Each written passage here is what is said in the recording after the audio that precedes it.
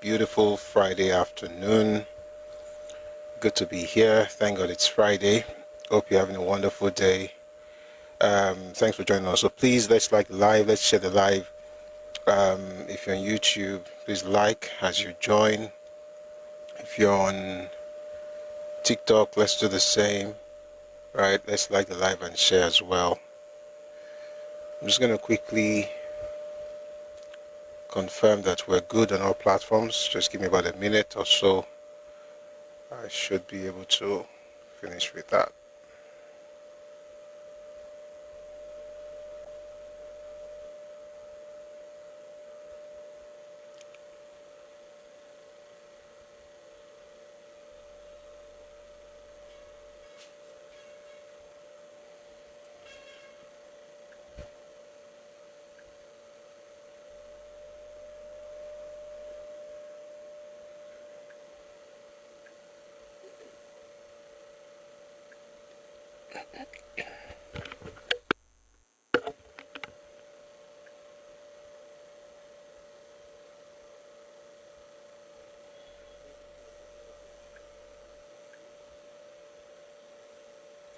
Thank you very much, Romeo Black.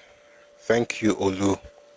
Thank you, everyone. Thank you very much for liking the live. And we're at 6.2k likes now on TikTok. Right. So please let's all do the same. These things help the live. All right. Okay. So just a few more things. Just that.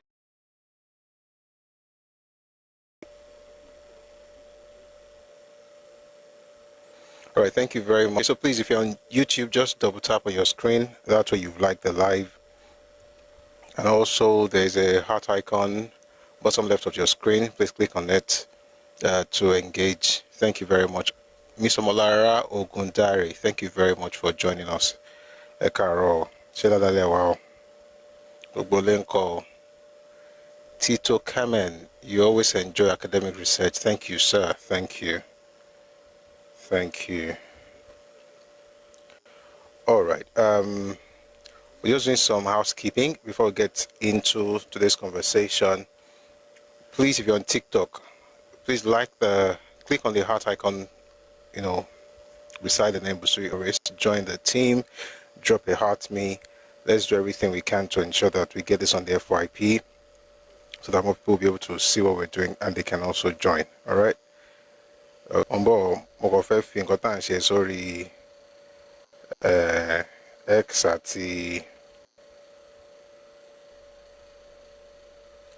àti green kìíní ẹ̀.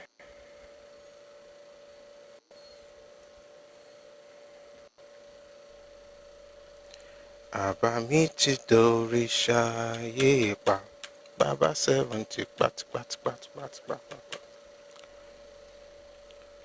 Just trying to make sure that we're good. I like to share this thing, but Bami mouth me kini, but we'll be fine. I think maybe I'm going to come back to it so I don't keep us waiting. But please let all of us share this stuff, okay? I'm going to wait for this stuff to recalibrate, and then I'll do it. Okay. Mbola wa nse. TikTok. Tilon share shawapa. Ogbolenko. Ajirebi.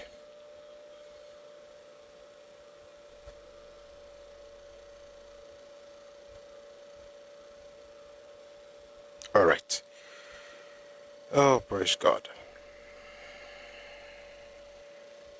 Praise God from whom all blessings flow. Praise Him, all His saints below. Praise Him, all His heavenly host. Praise Father, Son, and Holy Ghost.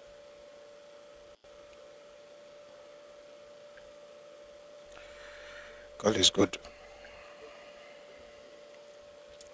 God is good. Bang, bang, bang.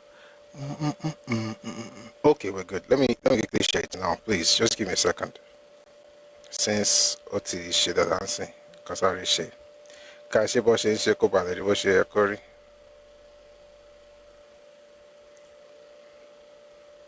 Though I may not understand all the plans you have for me, my life is in your hands. Through the eyes of faith,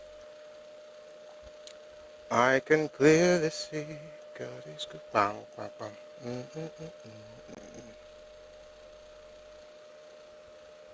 Put a song of praise in this heart of mine.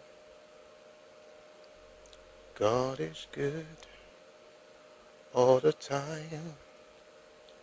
Through the eyes of faith, I can clearly see God is good. God is good all of the time. Though I may not understand all the plans you have for me, my life is in your hands. Through the eyes of faith, we can clearly see now. Perfect. So we're good. Good afternoon, everybody. Once again, thank you very much for joining us. And thank you for liking the live and for engaging. Let's keep doing so we can get our live on the FYP. And also, folks on YouTube will be able to discover it as well. So once we engage and we type and we like and do all those things, these things help us to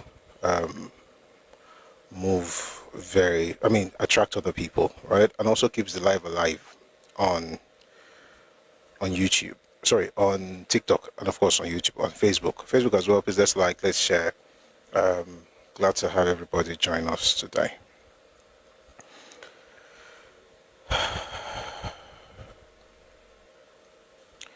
So, loads and lots of things to get into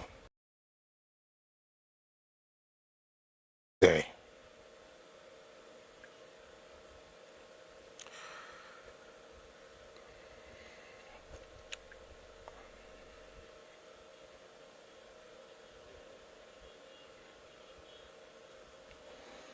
All right.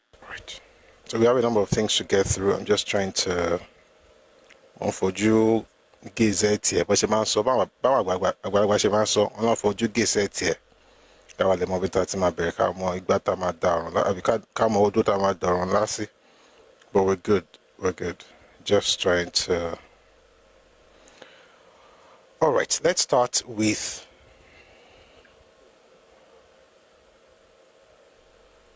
the issue of the passport. So if you're joining us for the first time, this is a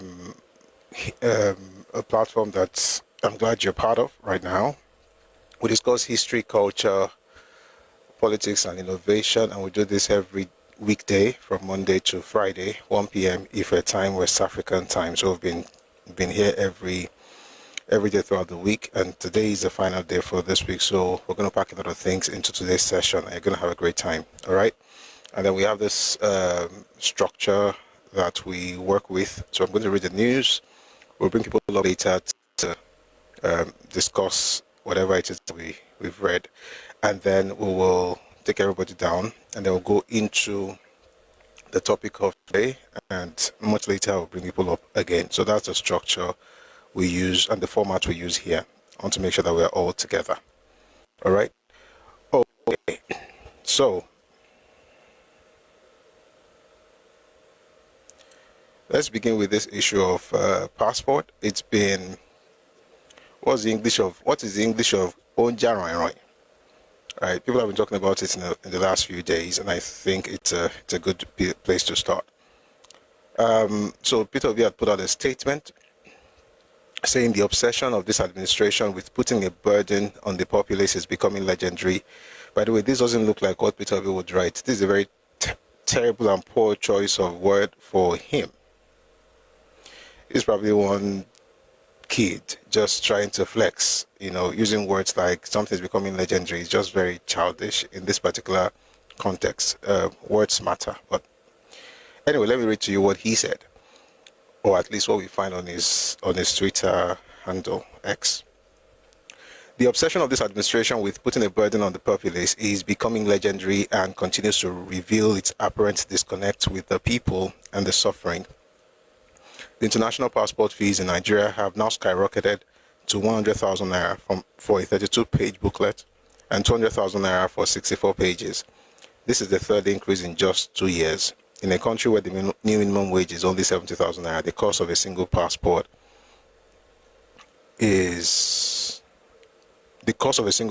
now exceeds a worker's monthly salary. Probably the only country in the world to achieve this feat. Not true, but let's keep reading. Instead of making life easier, this government keeps shifting the burden onto ordinary Nigerians. It is alarming that the price of the international passport is higher than what workers earn in a month. So again, I don't think this one is a politician. It's just somebody who wants to talk. I mean, to be honest, things are getting better. Things are tough, but things are getting better. That's one. Number two, to say that Nigeria's passport is the most expensive is also not. We have to compare apples and oranges, and I'll tell you what I mean. In fact, I don't have to tell you. I'm just going to read some responses. So the first thing that came at me is this issue of minimum wage. People speak as though minimum wage is the maximum wage, right? So, for instance, you hear, we're going to talk about it, by the way, maybe the next news. Imo State is increasing minimum wage, Enugu is doing the same thing. People start saying, oh, how can a family of 4 live on 104,000? I was like, they just increased it to 104. They're not even grateful. So how would a family of 4 live on 104,000 naira? The 104,000 naira is the minimum wage. That means that most people earn more than that. This doesn't in any way say there is no challenge. We don't have challenges at all, but it's also the arguments can be very funny. And to make matters worse, we don't even print it in Nigeria. But I'm going to just read some responses to this particular matter. So somebody says, again, minimum wage shouldn't be the basis of every economic argument in this country. Better arguments are, how much does it cost to print a passport? From my brief research, it says around $10 for a good quality 32 pages. At 100K, the government wants to charge us $65. What exactly make up this price difference? In Ghana, it costs $43 and $34 in SA. What change in service are we expecting? One of the reasons for the hike was inflation. Inflation was the excuse for 2024, which was understandable because the rapid naira devaluation then. But what changed between then and now? These are better arguments than always trying to use the poor as a shield. As though how many minimum wage earners actually take passport? But anyway, let me continue. How many people earning? Did I say this guy? They think what they think. How many people earning minimum wage had international passports before now? International passport is meant for international travel. Will you also advocate for a reduction in price of international flights? Because what else do you want them to do with the passport? There are cheaper sources of identification like the driver's license, voter's card, and NIN. So please, the middle class should stop disguising under the mask of minimum wage to fight for their own interests. If Obi really cared and not just doing this for optics, he or any of the people he influences could have filed a FOI request to NIS or the ministry or sent a petition. I personally believe the increase is unnecessary and tone deaf at this time, but it is not much of a problem for me to fight it. That is Duru Bond. And guess what? I agree with his stance. So I think this poverty argument sometimes gets tiring, but I think he actually dealt with it very well. You can be against something, but use something that if another person here you says it, they will actually believe you have common sense, not just like just any small thing. Minimum wage. Somebody also came up with a minimum wage argument. It says, never seen or heard any country where the cost of obtaining international passport is way above the monthly income minimum wage of citizen. Maybe Dr. Joe Abba can help some of us here understand why Nigeria is setting this precedence. And Dr. Joe Abba responds, the Nigerian passport is produced abroad. The producers don't ask you what the minimum wage in your country is when they give you a price. The proper question is $65 a fair price for an e-passport compared to what other countries charge for a similar passport? I understand that local production will start in the next 18 months. Although unrelated, I also hope that the country gets richer and can increase the minimum wage.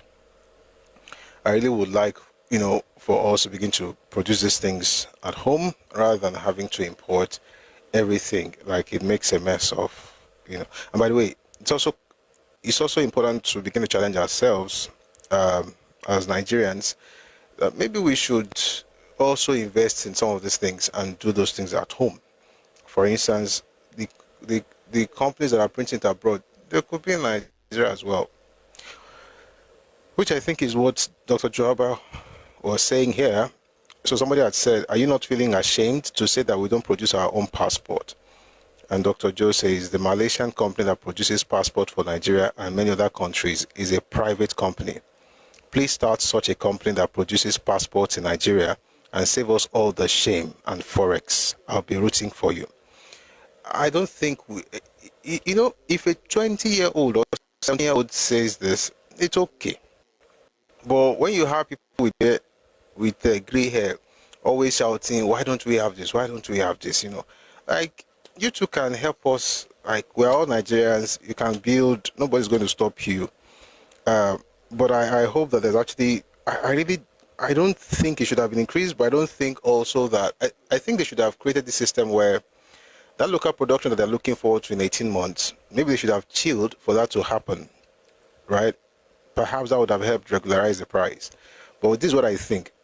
I think that they probably had ordered this thing before now, when the inflation was really high, and maybe that's what's affecting everything, but that's just my thoughts. If you'd like to speak more on that, when you come up, please feel free to add it to what you want to talk on. Before we go to this matter of minimum wage, Nigerians to pay $80 or its Naira equivalent custom duty for shipments to USA effective August 29, 2025. That's from Post. I really did not know that people were still using Post though, so I think that's a good thing if it's working now.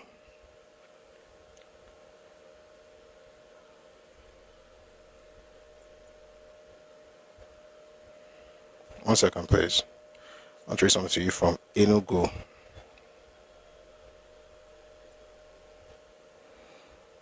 I can't find the news here now, but the Enugu State also increased minimum wage. The argument would have been, now passport we want job. Most of those who take passports don't ask that question. If not all.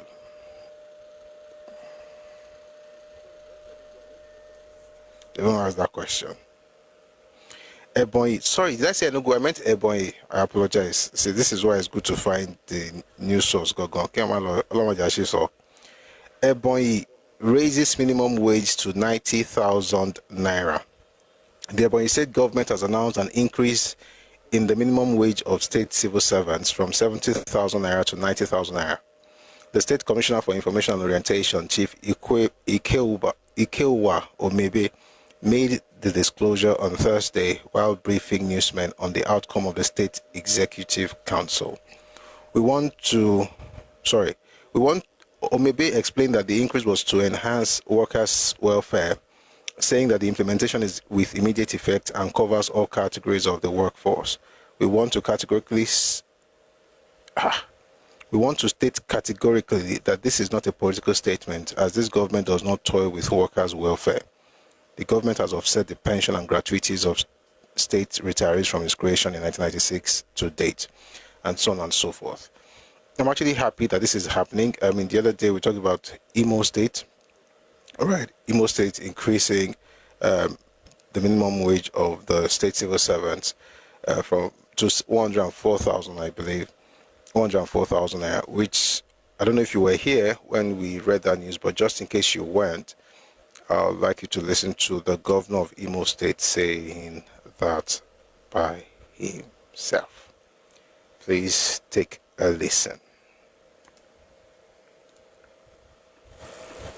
Will now be 104,000 and endpoint will be 431,000. In doing this, we made observations. When we say commerce, we know what the law means about commerce. So many of you that we are hiding under commerce that doesn't have the certificate of to qualify we have dropped your names to the right place you belong. The same thing with CONHES. All the consolidated salaries, those who are not qualified to be in those consolidated salary arrangements, who before this time went through back door into those areas, we have opened the main door for them to go outside. So now, for our senior citizens,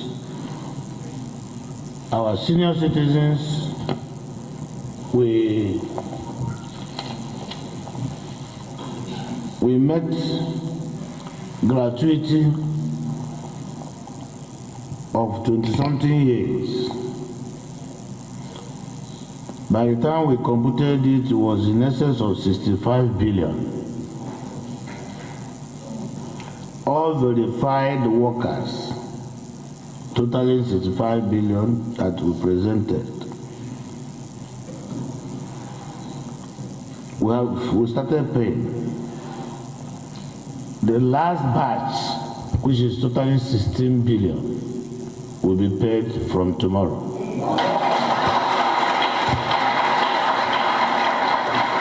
If we do that, it means that the issue of gratuity in Imo State is now settled. And going forward, all the pensioners will pass through the process of audit called I'm Alive. If you are now a pensioner, going forward, you have to go to the office of the general and obtain the protocol for I'm Alive with your bankers and central bank. All right, that's the Imo State Governor Uzodimma, Hope Uzodimma, talking about the increase minimum wage to 104,000 naira. That's quite good for the people. Another news from Anambra State this time. The Anambra State has banned the practice of writing assignments inside textbooks, describing it as wasteful and unsustainable. The ban was aimed at making textbooks reusable, especially for younger siblings of pupils who would need them. I think that's fantastic. And me, I think it's fantastic, and other states should follow suit, because buying the same textbooks every 1 or 2 years doesn't make too much sense to me. So that I hope other states can copy. It makes absolute sense. All right, moving on. The Lagos State chapter of Nigeria Labour Congress, NLC, has called for a new minimum wage of 150,000 naira for workers in the state, pointing to the cost of living and the recent wage adjustments in Imo and Ebonyi states. It's quite interesting. Somebody says, is he talking about workbook or textbook? My brother, these days, they write inside textbooks. And I know, because we've been doing it every year for a long time. At the primary school, at the secondary school, they do it for all the kids. Well, at least, generally, right, where we live. So, I think it makes sense, right? When I was younger, I could use a book and then my younger brother would use it. But this time, these days, everybody has to get his own. But I think it makes sense, to be honest, right? It's not, especially for those who may find it very challenging, it doesn't make sense to be buying textbooks, buy notebooks, not buy new textbooks every class. All right, having said that, this NLC thing in Lagos is actually quite funny.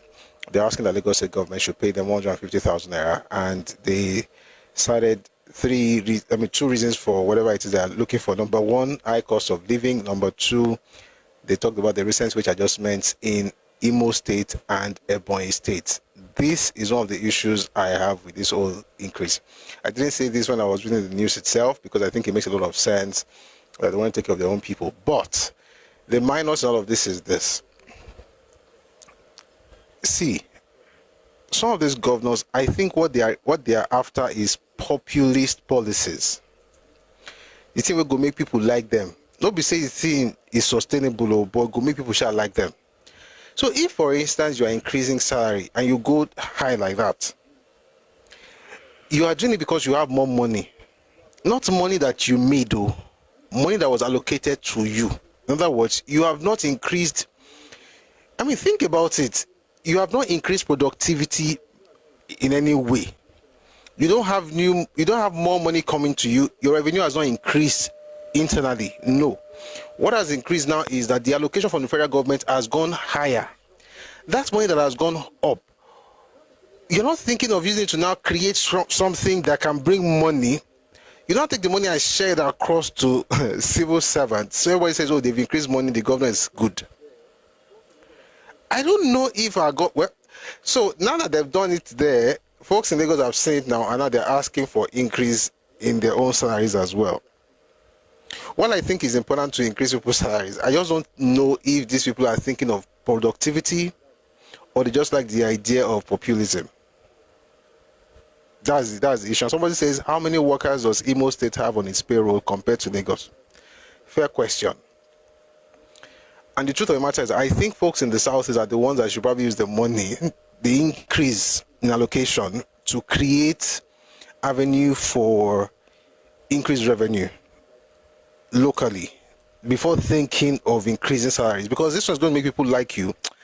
But, and you know the funny thing about human beings, let me tell you the funny thing about human beings, it may not be them roads, no bridges, no infrastructure. As long as they're paying their salary, they will be happy. I've seen it before. My mother used to work for the government. You just say, governor here down. Kilo there say, only back on. The governor used to pay salary 26th of the month, and then you hear things like the governor is good. So I'm like, what did he do? Say he's paying salary on the 26th. I was like, is he going to pay another one on the 30th? He said no, 26th. I mean, it's good, but it's paying like he should pay. In other words, they don't really care for is the road good, all those things are secondary, as long as the salary is being paid. I don't think that's the way to develop a state, in my opinion. But it's not bad that they're increasing salary. I just don't think it's,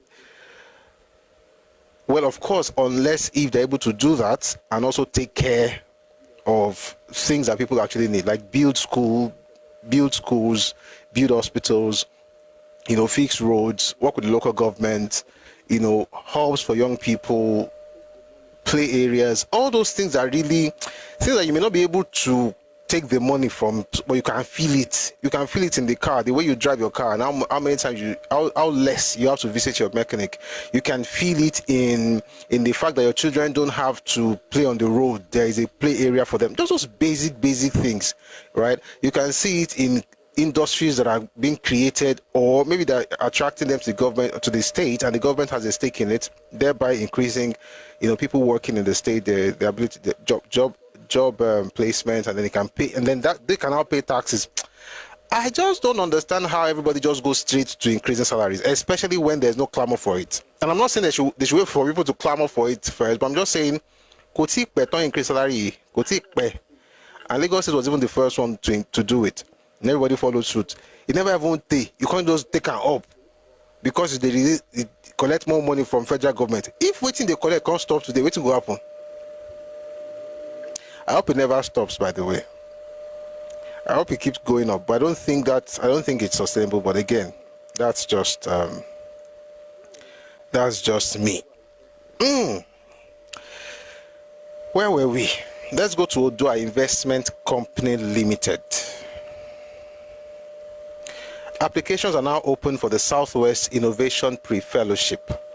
Sweet Official, our tech subsidiary, invites recent graduates to join an 8-week virtual program designed to shape the next generation of innovators and change makers. So if you would like to get more information about this, please go to Odua Investment Company Limited on X, right? And then you'll be able to, get more information about that. And by the way, let me also let me tell you one funny thing. So people have reached out to the company. In the comment section, you already see it, how it has to be for Yoruba people and things like that. Emma Logbe Omoba.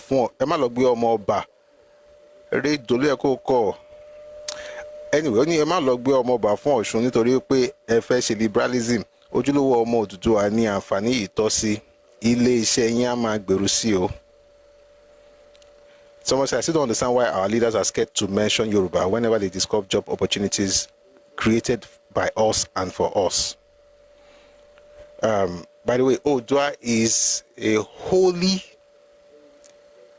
southwestern company owned by the old western region, now owned by the 6 southwest states. Okay, so the Oyo State, Osun State, Ogun State, Ondo State, Ekiti State, and Lagos State. Those 6 states own Odua Investment Limited. So it makes sense that young people are speaking of, like saying, Emma Loma everybody Jetta basic scholarship. They ensure that only people from the area got it, which is fair, but nobody should come and cry and say, in fact, somebody wrote here, it wouldn't where they gone. Now, people who are based in Southwest owns Odua Investment. We don't want this nonsense. It must be strictly for Yorubas. You can't keep throwing us under the bus. It's better you cancel it than to put Yoruba at disadvantage. So, this is what Odua Investment now put out there. We have gotten a lot of feedback regarding this program. Rest assured, this program is exclusive to Yoruba people. And I say, yes. And the link is here. You know what I'm going to do? Even if you are not Yoruba and use it, they will catch you. They will catch you. But beyond that, I mean, I think at some point that there are just some things that should be exclusive to a people because they are from that place. It's just common sense. So this is what I'm going to do. I'm going to use there's a LinkedIn link, right, that you can use if you want to join. So I'm going to put it in the Telegram channel. Redomi Global. So if you're interested, please click on that and then you can get more information on that matter. But I think it's important, especially for young graduates, you know, who are interested in tech.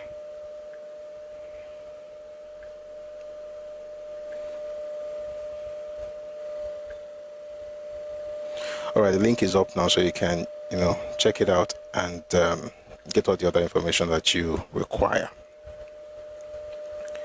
So that's very important. It is strictly for your people, and application period is 18th to 31st August. All right, moving on very quickly. The federal government has awarded Nafisa Abdullahi, the winner of the Teen Eagle Global Finals English competition, a sum of 200,000 naira. Right, okay. Good news for Nafisat.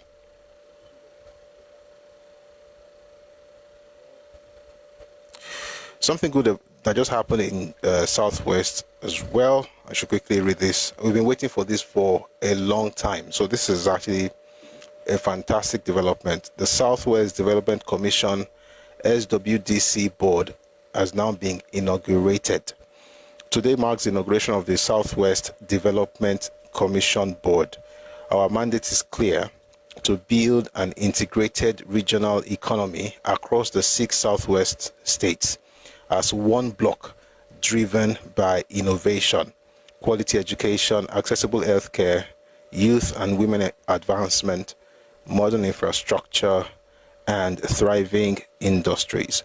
We are focused on delivering measurable impact and creating a globally competitive Southwest that contributes significantly to Nigeria's prosperity. Together with government, the private sector, partners, and our communities, we are ready to deliver. This we've been waiting for, and I am happy, I'm delighted, and I pray that they succeed.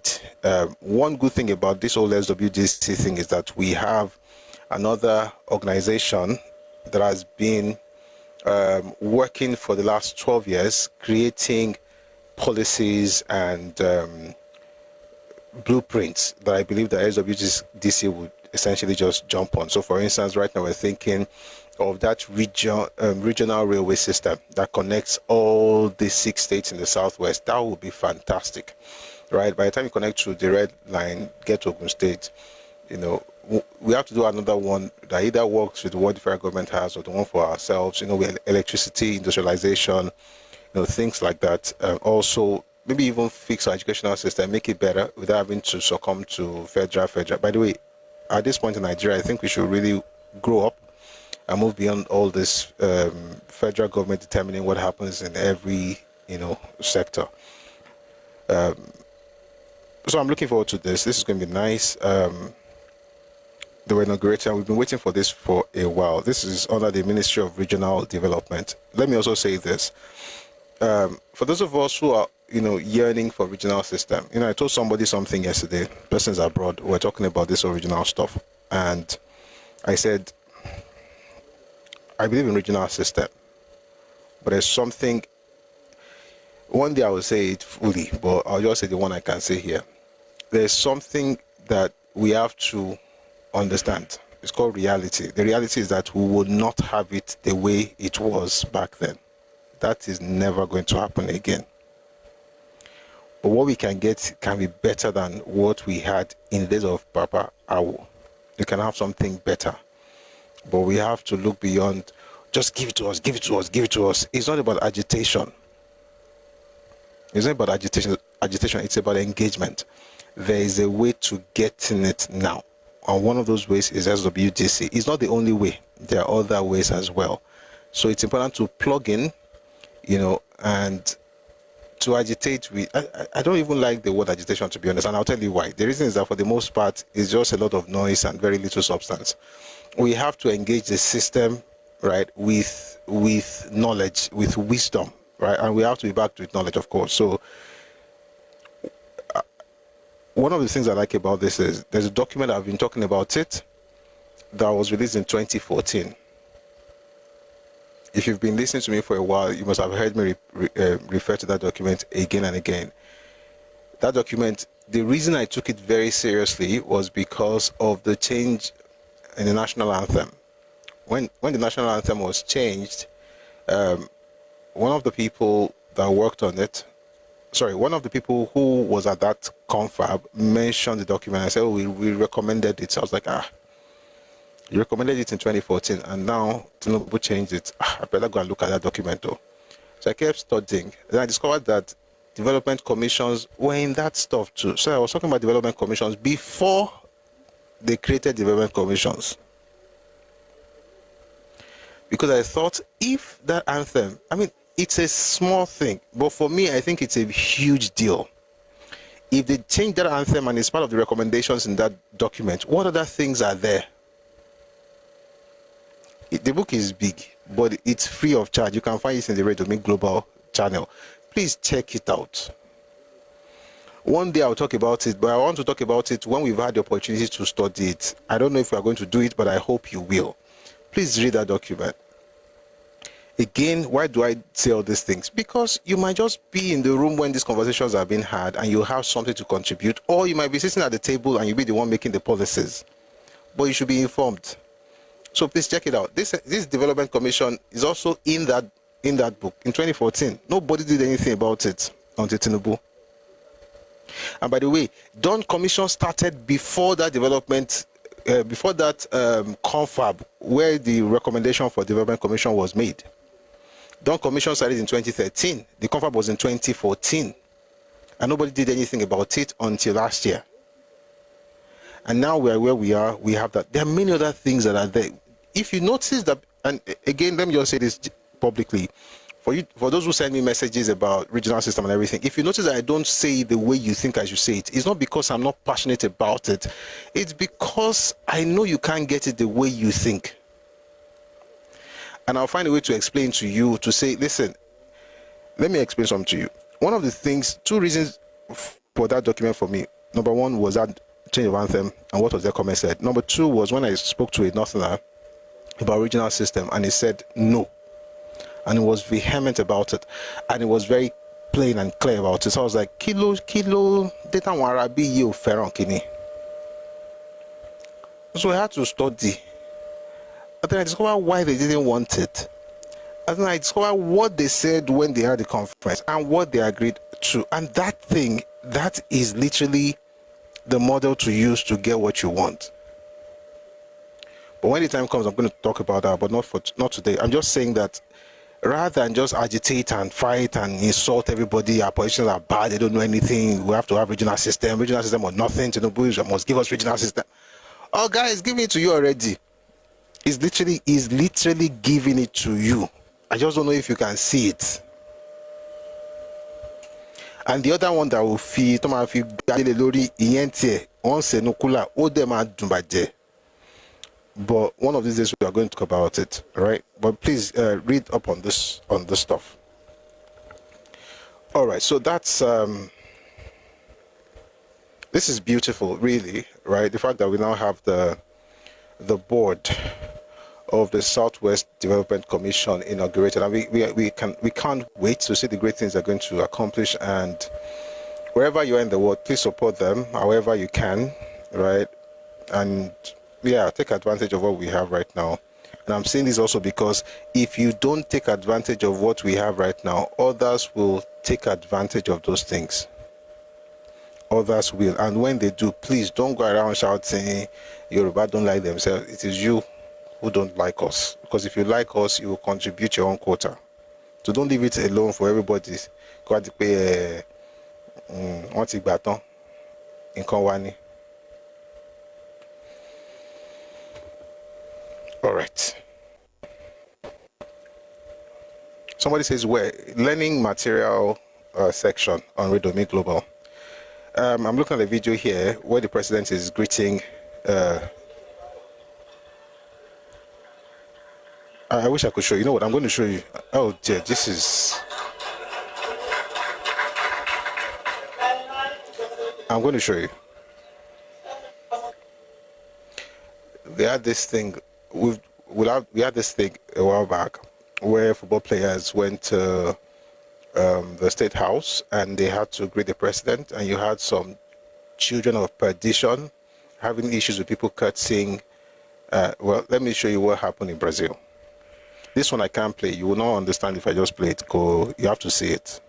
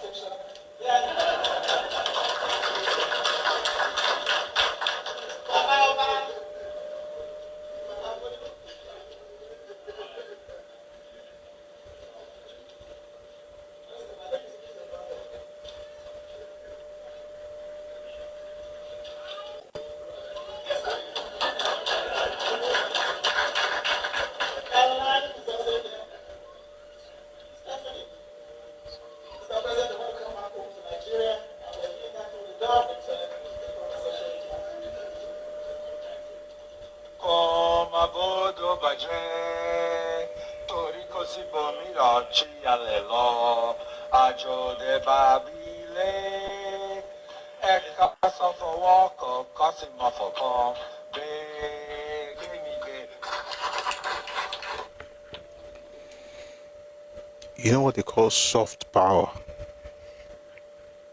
You know what they call soft power? That's soft power. So is that in Brazil? Yes, it's in Brazil. That's what you call soft power. And if you're Yoruba, remember this. It's soft power. You see it in music. You see it. This one is even deeper. Bama Soni Ojomi Ojore. All right, Peter Obi has sued the GI.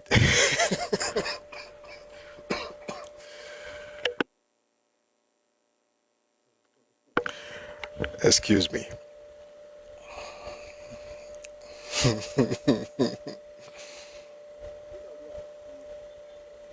Color Mashoa. Peter Obi has sued the Jade Oju, and in front of me here is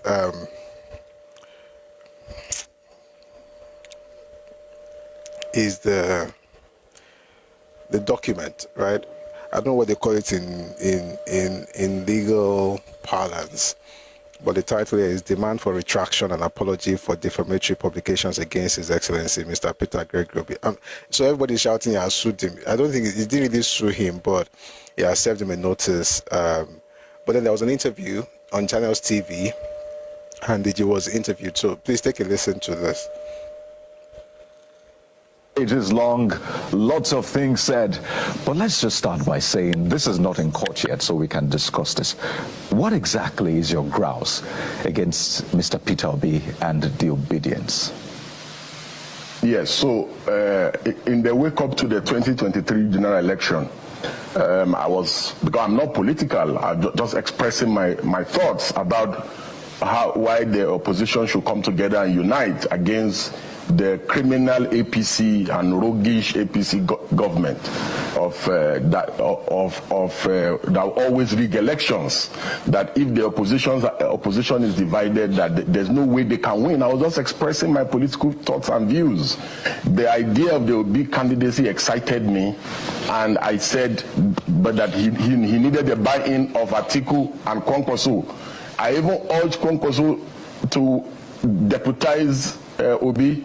I urged Atiku to step down for Peter Obi, and all that. So in the process of that analysis, just expressing my views, I also said the fact that Atiku has been running for president in perpetuity, that he cannot continue to run. I was just expressing my views as a Nigerian. So then Peter Obi all of a sudden started trying to reach out to me to meet me. But at that time I was out of the country. I think I was in Dubai or somewhere, so. But he was persistent in reaching out to me, and I was avoiding him. But I didn't want to see him because I didn't want it to look like, because I've expressed my views, which seems to be like almost in his favor, he now wants to see me and corner me to be one of his supporters. But I don't want to support any position because I'm not partisan. Because some people had already started even resigning from activism and joining him. So I didn't want to join his bandwagon, but I was excited by the idea of Peter Obi because, of course, Southeast has not produced a president in a very long time, except after post-independence anyway. So I was excited. So subsequently, I made some further views, and this time around, he was more persistent. So one of his aides, a journalist, reached out to me. So we subsequently met. And I said yes. He first recommended me for some of my views and all that, and said it would be exciting to work together. I said I'm not working with anybody. But I now made some observations about the things that he has been accused of doing in the past. Corruption. Sarah reporter reported a story where his staff was caught with money. He tried to explain it, but I was not satisfied. Then I also raised the issue about these issues of him using state resources in Anambra to invest in his family business.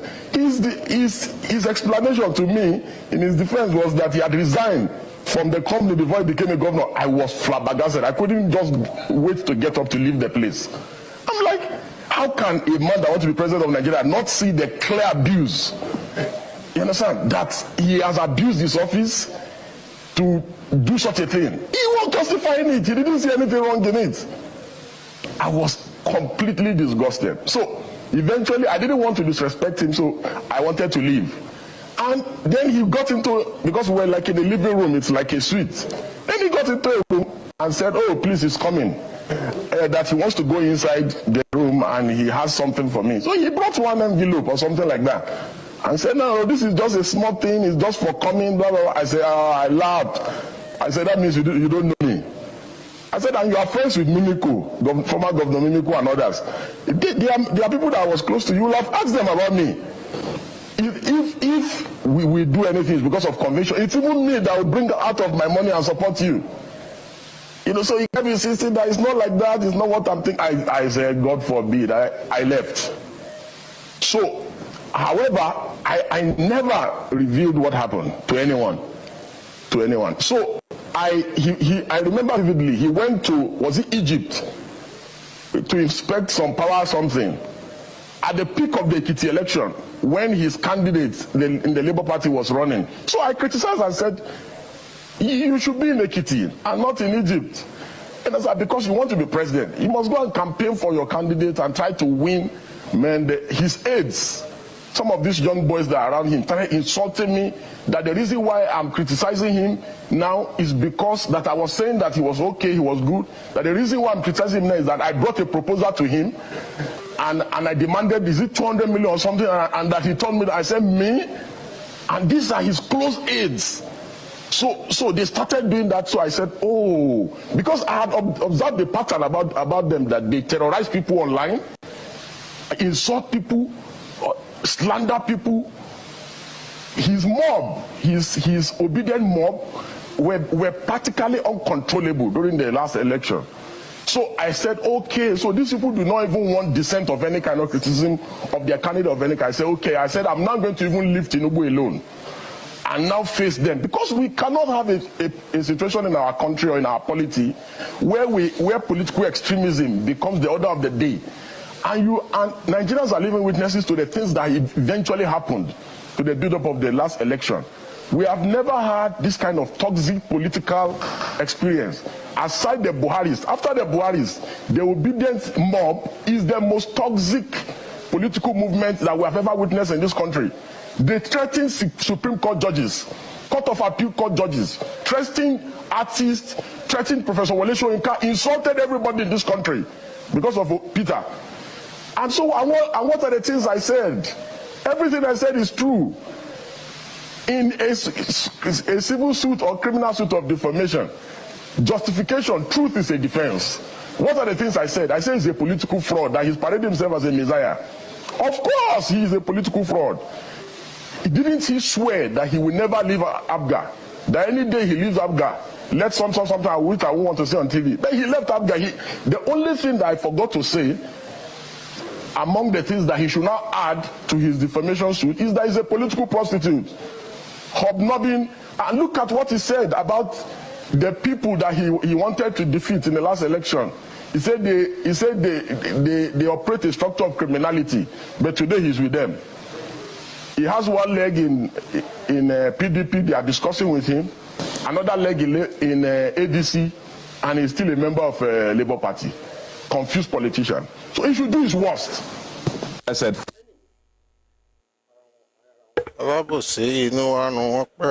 Anyway, around not just bara one far. Reason we contest me if I come out to that, but they'll be all right. They'll be fine. It's just quite interesting that this is what it has come to. And I'm just going to read something from Sahara Reporters. Rights activists and political commentator Dejade Oju has mocked former Labour Party presidential candidate Peter Obi after receiving a letter demanding a retraction of alleged defamatory statements. Former Anambra Governor Peter Obi had threatened to sue lawyer and activist Dejade Oju over the alleged defamation, escalating a dispute that began after the latter sued Mr. Obi's female aide, Sarah Ibrahim, for defaming his wife. Anyway, everything we don't talk part of that thing here. But he says, I just got this letter from Peter Obi, the religious bigot demanding a retraction from me. I laughed so hard. I can't wait to meet him in court finally. A fraud parading himself as a messiah.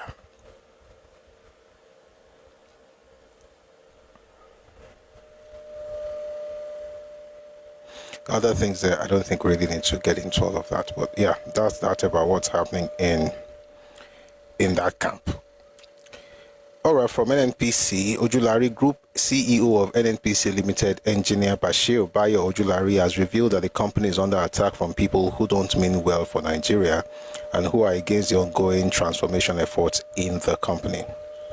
We are under attack. We will not budge to short-term pressure, as it will not be in the best interest of Nigerians. You cannot drive change with that price, and the transformation is tough, Ojulari explained. Excuse me. He reiterated his commitment to stay focused in driving the mandates given to the team by President Bola Ahmed Tinubu. Excuse me. While thanking the leadership of the union for its support, Ojulari assured them to stay calm and build resilience to stay focused during these trials. I am overwhelmed with the support from the union executives present here. The enemies of this company and Nigerians will not win, he added. All right, a few more things before we bring people up. Tinubu has approved lifetime salary for senior interior officers, say Tunji Ojo. Olubunmi Tunji, Minister of Interior, says President Bola Tinubu has approved lifetime salary for senior officers of agencies under the ministry. A statement on Thursday signed by P.O. Abraham, the ministry's head of corporate services, said Tunji Ojo announced the development on Thursday at the 2025 ministerial retreat. The minister said the new policy applies to officers retiring at the rank of deputy controller, or commandant general. In recognition of the welfare of senior officers, the minister announced that any officer retiring from the rank deputy controller, commandant general will now receive lifetime salary benefits, a policy graciously approved by President Bola Ahmed Tinubu. He added that the policy is one of the major reforms implemented under the Tinubu administration, alongside the clearance of a backlog of over 50,000 pending promotions in the past 2 years. We have placed capacity and performance at the center of officers' progression, while also prioritizing mental health and welfare. That's from Olubunmi Tunji Ojo, the Minister of Interior. If you'd like to be part of the conversation, please feel free to send your requests. We'll be bringing people up momentarily. Just give me a few seconds. I think there's a couple more things I want to talk about.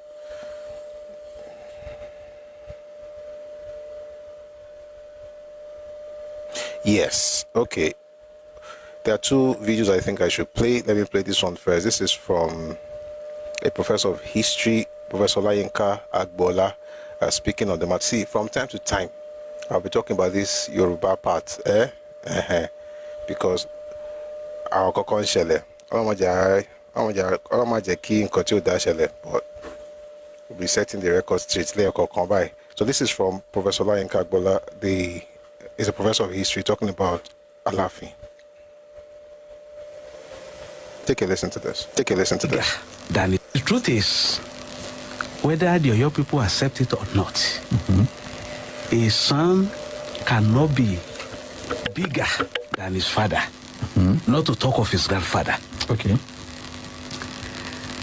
The claim that Oyo was an empire, that empire was destroyed since 1790. The Fulani warriors destroyed that Oyo Empire in 1790. And Oyo became wanderers with no homeland until they got to Agoja. And the Ashipa gave them land to dwell in and cultivate. As at that time, the military prowess that they had been transferred to Ibadan. Ibadan became the warlord, to the extent that Ibadan at a time determined who was going to be the Alaafin for you. So if you are claiming that military prowess that time, it is actually Ibadan that's supposed to be claiming that right now. So the power that Alaafin is claiming now, that power is gone since 1790. So over 200 the years Oni ago. is supposed to be the supreme. Oni is the supreme traditional ruler in Yoruba land. Dari Raji, I hope you are listening to that. I will make a story out of it. Anyway, our time is fast spent. We need to get out of this studio. Thank you very much, Professor. Let me quickly add something. Okay. Alaafin Adeyemi was the only Alaafin that contested the supremacy against the Oni. There is no record anywhere that any Alaafin had ever contested the supremacy with Oni. And even the contest was on the pages of newspaper. I remember in 1989 when Babangida was to come to Oyo State on an official visit, and the State Executive Council and the two traditional rulers were to meet to welcome Babangida at the Ibadan end of the toll gate. Colonel Sasani Oresanya was standing, Alaafin was next to him, and members of the State Executive Council. The Oni has not arrived. As Oni arrived, before he got down out of his limousine, you know what Alaafin did? Alaafin created a gap. He moved. He moved away from where Oresanya was standing, so that Oni will come and stand next to the to the governor. So that shows that even Alaafin Adeyemi, despite all the Bulabalo on the pages of newspaper, recognized the superiority of the Oni of Ife.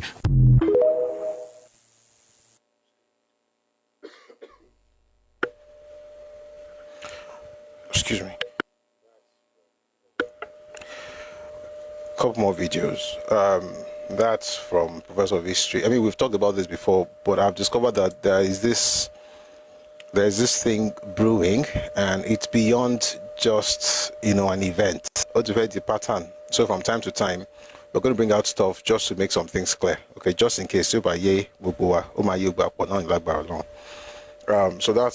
that's one. I played something from Ibadan the other time. I'm going to play it again. I want to play you something from Ogumosho on the matter of the House of Chiefs in Ibadan. Oh, sorry, in Oyo State. Before I play it, I remember saying this the other day, that so in the Western region, the permanent chairman of the House of Chiefs used to be the Oni of Ife. That was when we had Western region. All right, the House of Chiefs was instituted in the 40s, right? And then by 1963, the Midwest was created, right? So it was still the head of the kings or chiefs, you know, the monarchs in the Western region. Then in 1963, Midwest was created. 1967, Lagos State was created. Then 1976, Oyo, Ogun, and Ondo states were created. And so at the time, Ife and Oyo town, you know, were in Oyo State. All right, and there was no tussle. Nobody bothered anybody until 1980. In the 1980s, after Oba Okwadeshijade became the Oni, and of course, for the first time in history, Obademi began to say things that we never heard before. Some of the videos that people are playing right now, I know he probably wished he didn't make those videos. You know why? Because towards the end of his life, he started making some things right, and I'm glad that he did. But in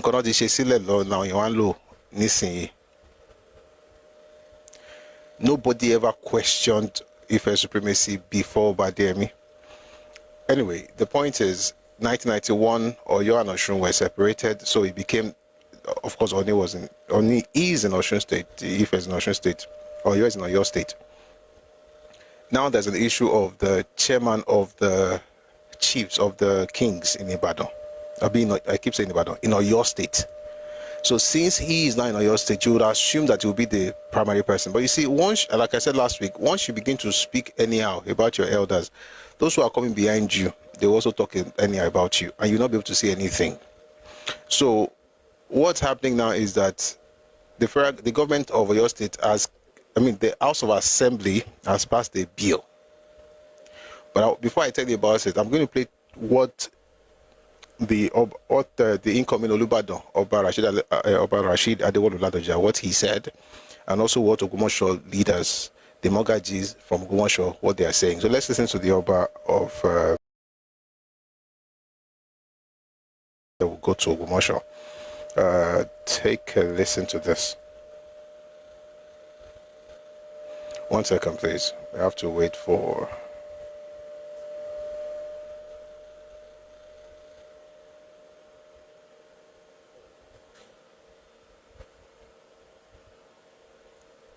All right, take a listen.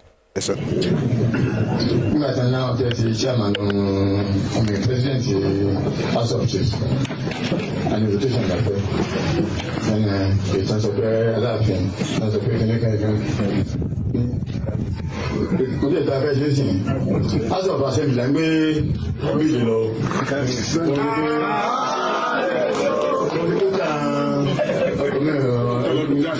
So don't be Baba music come back because like something. You are gonna pay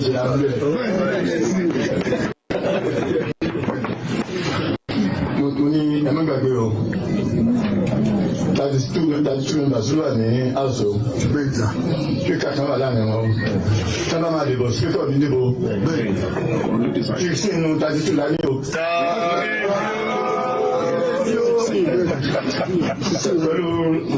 Support the House of Assembly fún wa. Tàbá ní bíbá nìkan dìbò ṣe gbèsè owó tó ti nù. Nítorí ẹ̀ sọ fún mi kan lọ sọ bọ́lá fi hàn pé tí Ìbàdàn bá fẹ́ máa jẹ permanent chairman ọlá máa jẹ o.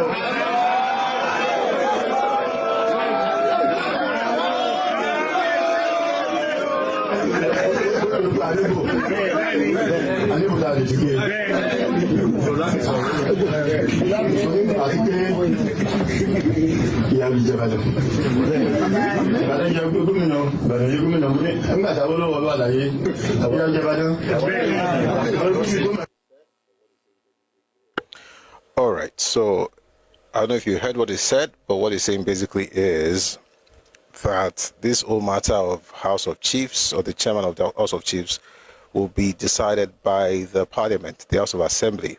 And he made it very clear. Oyo State has 33 representatives in the House of Assembly.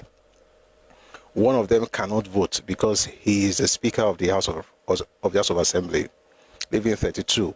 Of those 32, 16 are from Ibadan. And so he's saying that they have the capacity to even stay there if they want, since they have the number. So the only thing they are doing now is rotation.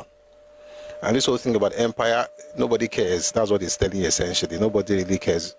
And this empire thing, again, like I said the other day, I will have a session on Oyo, but I don't want to have it right now. So I want to have the issue. I want to have a conversation about Oyo when there's no Ulabalu. So it doesn't look like one is throwing shots or anything. It will be history. I just read now on YouTube, somebody says I can't be fair because I'm Ife, and I'm only taking what will support my narrative. The truth of the matter is this: I don't really care for my narrative. I don't have any narrative in this. It's about history. Never has it happened, and never will it happen when Oyo will come close to Ife, let alone surpass it. It's not about narrative, it's just common sense.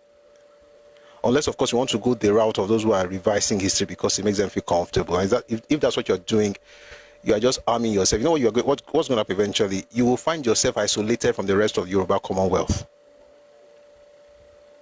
It will happen naturally. You'll be the emperor of that area that you're shouting. They'll leave you there. Let me play something from Ogumosho so you understand why I'm saying what I'm saying the way I'm saying it. Listen to this. I'll read a few things I think I should read because Kimbalo is a player saying, Mombo, Amogaji Tonje Mogaji Fun, Awon Idile Tonje Shong. You need not translate. I am speaking the way I want to speak. Please don't police my I beg. I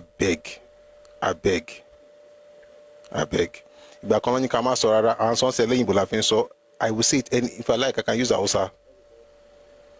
Bọ́ṣe bẹ̀rẹ̀ ti olúgbò náà nìyẹn tiẹ̀. Bọ́ṣe bẹ̀rẹ̀ a máa sọ ní gbogbo èdè tó máa fi yé gbogbo ayé àti àtàṣẹ́dì àti oyún everybody ló máa mọ̀. Nobody cannot be acting anyhow. Now, here's the point. Again, this is just setting the record straight. If I really wanted to be doing Glasgow's, all these books that are shouting, somebody said that they have a treaty. It was with them that the British signed treaty. Well, I'll read that one later. Today, I'll read that one. I won't go into the history, but I'll read that particular thing. Because, again, and you know the funny thing about life, somebody will say something. We don't question it. Kabesi said, Oyinbo signed treaty with us, and then it means the signed treaty with all of Yoruba land. Therefore, he's the one that is all of us. We don't question it. You've never asked, where's the treaty? They said there was a court judgment, there was Supreme Court judgment. We don't question it. Where is the court ruling? It does not exist. It doesn't exist. But guess what? We don't like one le paro now. One le paro. One year you can put anything there. I'm not going to mention a roko kini in word of disrespect kini, but I'll read that document, the treaty that was signed by Awonyibo. I'll read it today. But before we get there, let's first listen to the Ogbomoso people. Àwọn Mogaji Ìdílé tó ń jẹ Ṣọ̀ún nílùú Ògbómọ̀ṣọ́, wọ́n fi tàn balẹ̀, wọ́n sì dúpẹ́ lọ́wọ́ gómìnà Ṣèyí Mákindé fún ìgbésẹ̀ tí wọ́n gbé lórí ọ̀rọ̀ lọ́balọ́ba ní ìpínlẹ̀ Ọ̀yọ́. Bó ṣe kọ síbẹ̀ bó ṣe ń ka ẹ̀. Mo fẹ́ kẹ́ gbọ́ nǹkan tí àwọn Mogaji ọ̀hún sọ. Ẹ tẹ́tí sílẹ̀. Kán sì máa ṣọ́ ní apá ìbùwọ̀ oòrùn títí tí wọ́n sì fi ó wà ní ìmú láyọ̀ ẹ̀ka àsán sí ìjọba ìpínlẹ̀ Ọ̀yọ́ a kí yín púpọ̀ ẹ dákun ẹ bá wa dárúkọ yín fáwọn ará ilé tó ń wò wá. èmi ni ọmọ ọba ọláwùyí oyèláyọ̀ ìtàbí mágàjí ìdílé abúmọ̀kù tọ̀ tí ń jẹsọ̀. tí jẹsọ. àwa àdílé tàdókòlẹ̀ ìdílé gbágun ni alhaji sikiru oyèlámì gbágun ẹni tó mẹ́lápàlà fẹ́ ó ní Stephen ìlúfóyè láyọ̀dé ìdílé ọdún àrùn. a dúpẹ́ púpọ̀ lọ́wọ́ ìjọba ní tí wọ́n ṣe fún wa wọ́n gbọ́ ìgbé wa wọ́n fẹ́ kí Ọ̀yọ́ State ó dàrú ni torí pé bàbá wa tó gbèsè wọ́n ti jẹ alága lọ́balọ́ba yìí ewa ti rí tí wọ́n tún wá sọ pé ìtàn bẹ́ẹ̀ ńlẹ̀ Ọ̀yọ́ empire ti wó Ọ̀yọ́ empire ti wó Olúgbọ́n ọ̀nà Ìdọ̀fìn àlọ́wà nílùú wọn ní Ṣakí àwọn Àrẹ̀sà wọ́n ń bẹ Ìbàdàn wọ́n ń bẹ Ìlọrin wọ́n ń bẹ l'Ógbómọ̀ṣọ́ Olúgbọ́n tẹ wí yìí baálẹ̀ Òkèlè wọ́n fà lọ ń di pangoro níwájú ilé bá ní Òkèlè nífẹ̀ẹ́ lọ́nà tàdà ábẹ̀ lọ́wà the first Olúgbọ́n l'Ógbómọ̀ṣọ́ Olúgbòde ni tó náà kọ́ ìtàn bẹ́lẹ̀ nígbà tí Ọ̀yọ́ kì í tú tán Prince Àtìbà ọwọ́ tó Ògbómọ̀ṣọ́ ilé àtọ̀yọ̀ tẹ̀ nísàlẹ̀ àfọ̀n ńlọdẹ sí àwọn ìdílé mọ́kànlá ni wọ́n lọ́mọ tẹ̀mẹ́ l'Ógbómọ̀ṣọ́ yìí máa ka díẹ̀ fún yín ìdílé Adésí mbẹ́mbẹ́ ìdílé Sẹ̀kẹ̀ngbẹ̀dẹ̀ mbẹ́mbẹ́ ìdílé Ọ̀ṣọ́mọba mbẹ́mbẹ́ ìdílé Ọ̀gbọ̀ mbẹ́mbẹ́ wọn lọ́mọ wọn bẹ l'Ógbómọ̀ṣọ́ yìí ìdílé Àdìsólúkọ̀tún nítara mbẹ́mbẹ́ tó náà kọ́ ni pé ìtàn bẹ dáadáa àwa la sì fi Prince Àtìbà sí Àgọ́dọ̀já níbẹ̀ yẹn àgọ́ ọ̀já lọ́wọ́ a ní kí Ìbàdàn àt'Ógbómọ̀ṣọ́ kí wọ́n máa sọ tó náà kọ́ àwa ní tán tó tẹ̀lé wa táà fi ń béèrè ẹ̀tọ́ wa a ti dúpẹ́ lọ́wọ́ ìjọba ní tí wọ́n ṣe yìí pẹ̀lú àwọn mọ́gàjí Ìbàdàn àti àwọn àjòyè Ìbàdàn adúpẹ́ Ọlọ́run ìjọba Ọ̀yọ́ kò ní dàrú lálẹ́ àwa náà lọ́nà ìjọba jẹ́ a kí gómìnà wa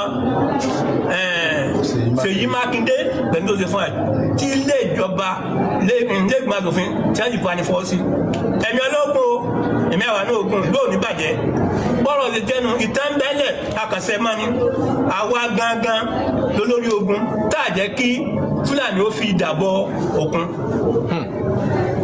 Ààrẹ Ọ̀nà Kakanfò ní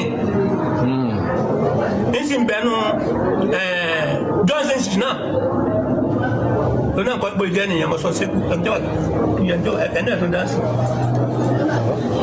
bàbá wa. a ní gba àkókò ṣùgbọ́n níbi tí inú wa dùn dé pẹ̀lú ìgbésẹ̀ náà tí gómìnà gbé ó jẹ́ ayọ̀ fún wa Ọlọ́run Olódùmarè ní dá ọpọlọ wọn máa ṣe gbogbo àlàáfíà tí wọ́n sì ń wá nípínlẹ̀ Ọ̀yọ́ Ọlọ́run ní jẹ́ kó tà wá lọ́wọ́ náà àríbá ti ṣe o àárọ̀ náà yọ pẹ̀lú àmọ́ ẹ ṣe. inú wa dùn pẹ̀lú tí gómìnà ṣe a sì gbàládùra pé ibi gíga tí ń ná gà sí Ọlọ́run jọ tẹ̀ lọ́wọ́ nítorí wípé ní kẹ́ni sèmí gómìnà wa olórí wa ní ìpínlẹ̀ Ọ̀yọ́ ó ti ṣe irun ribiribi fún wa báyìí nítorí pé ó mú ìtàn lélẹ̀ fún ọjọ́ iwájú ni ẹ ti gbọ́ nípa bí Ọ̀yọ́ ṣe wà ní orí ilẹ̀ Ògbómọ̀ṣọ́ torí ilé Ọ̀já Ògbómọ̀ṣọ́ ló wà àgọ́ Ọ̀já ni ó di Ọ̀yọ́ ní ìsìn tí a bá wá tó ń tírèsì sí lọ Aládìkún orí ilẹ̀ Ògbómọ̀ṣọ́ ló wà Ògbómọ̀ṣọ́ ni wọ́n gba adé fún Aláàfin nígbà tó débí nítorí pé tí wọ́n bá kìlọ̀ kìbọ̀ wọ́n ìpè ládé Aláàfin ọ̀ládé adé aládìkún la gbàfà láàfin. Ó fi hàn wípé Ògbómọ̀ṣọ́ ló fún Aláàfin ládé. Inú wa sì dùn pẹ̀lú wípé history kò sọnù. Ògbómọ̀ṣọ́ látijọ́ wọ́n ti dá Ògbómọ̀ṣọ́ lẹ̀ ibi tó wà náà lọ wà yìí. Látijọ́ wọ́n ti dá Ìbàdàn lẹ̀ ibi tó wà náà lọ wà. Ṣùgbọ́n ó níbi wọ́n dá Ọ̀yọ́ sí kó tó di pé ó wá bí kó tó wá di wípé a fi síbẹ̀ hàn láàrin àwa méjèèjì Ìbàdàn àti Ògbómọ̀ṣọ́. Ṣùgbọ́n ìjọba ìpínlẹ̀ Ọ̀yọ́ wọ́n sì dáadáa inú wa sì dùn sí. Bó ti ẹ̀rẹ̀ jẹ́ wípé kò sí tí tẹ́ ẹ̀dá lọ́rùn àfikún Ọlọ́run má pa gómìnà wa fún wa nísìn. A fẹ́ kó máa ṣe dáadáa báyìí síwájú ìpínlẹ̀ Ọ̀yọ́ ò ní bàjẹ́ o, ilé gbogbo wo ò ní bàjẹ́, ìlú wo ò ní bàjẹ́, orílẹ̀-èdè wa yóò máa dùn. Lórúkọ yín àti gbogbo ìdílé márààrún, àwọn ìdílé mélòó ni ò sí ń bí báyìí? Ìdílé méjì péré ló. Ẹnìkan aránṣẹ́ ni. Ẹránṣẹ́. Ẹnìkan àgbàtẹ̀. Ọ̀dà. Ìmìláwì làgbàtẹ̀. Lórúkọ yín àti gbogbo wọn. Àti gbogbo ìdílé márààrún. Lóko àtàsọ yìí àti lóko ìdílé márùn-ún. Tàdúpẹ́ lọ́dọ̀ ìjọba. Ọlọ́jẹ́ mi ogun ìjọba náà ò ní bàjẹ́. Àmín. Ìbò jẹ́. Tọ́ ohun náà lẹ ti gbọ́ lẹ́nu.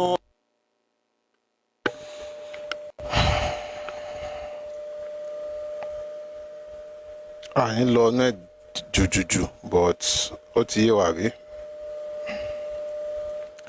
èèyàn kan kọ́ sí ìbẹ̀rẹ̀ lẹ́ẹ̀kan pé so Ògbómọ̀ṣọ́ ló ní oyè rárá o. Ó kàn jẹ́ pé ẹni tó jẹ́ ọmọ Ògbómọ̀ṣọ́ ti jẹ oyè Ààrẹ Ọ̀nà Kakanfò rí. Kì í ṣe pé bẹ́ẹ̀ Ògbómọ̀ṣọ́ ló ní oyè Ààrẹ Ọ̀nà Kakanfò bí Òjó Abúmbàkú Ògbómọ̀ṣọ́ ni, right? So kì í ṣe pé bẹ́ẹ̀ Ògbómọ̀ṣọ́ ló ní oyè yẹn. And somebody also asked about Mogaji. Sincerely, I don't know the root of that word. Some people have said it has something to do with Hausa word. I don't know. But it's a word that we've been using for a very long time. Magaji. But they also use Magaji. I don't know who copied who, and it's possible we may have copied it from them. I don't know. It's just like Seriki. Seriki is from Zaki. All right, Saki is not a Yoruba word. It's from them. I don't know about one Saraki or Sarakin. So we may have borrowed it from them as well. But I played that video because I just think it's important to begin to put some things out there. All right. But again, I'm also trying to. Yes, Ààrẹ Ọ̀nà Kakanfò was also. Esel Akintola was also from Ògbómọ̀ṣọ́. Yes. Thank you for putting up his name. Yes, he was also from Ògbómọ̀ṣọ́. But there have been a number of Ààrẹ Ọ̀nà Kakanfò from Ògbómọ̀ṣọ́. Anyway, the point is that people need to calm down. This rewriting of history, shouting empire thing is just ridiculous. Okay, this is not even where the empire used to be. As a matter of fact, this is the second place they are coming after the empire was Tukad. If there's any English word like that, make it up. Go figure. After it Tukad, they went to Igbo. After they went to Igbo, they went to Ògbómọ̀ṣọ́. It was the Ògbómọ̀ṣọ́ people that don't give them the Agoja. And there's another story about how the word Alaf even came to be. But it's not today. The one I just want to talk about for now is this whole thing about the British gave some people number. I said it some time ago. If your history as an ancient people begins with the British, you are most likely being ingenious. Sorry, not ingenious. What's the word I'm looking for? There's a word I'm looking for. It's not ingenious. Ingenious is too disingenuous. You are being disingenuous. If your history is beginning with the British, for a people who have been around for a while, there is no way on earth you want to discuss your history and you are beginning with the British who came yesterday. And like I said the other day, as far as Yoruba history is concerned, 1800s, right, is yesterday. If you look at how long we've been around. But you know what? Even that document that everybody is always claiming, what is inside that document? Let me read it out. The treaty that was signed in 1888. I have it right here.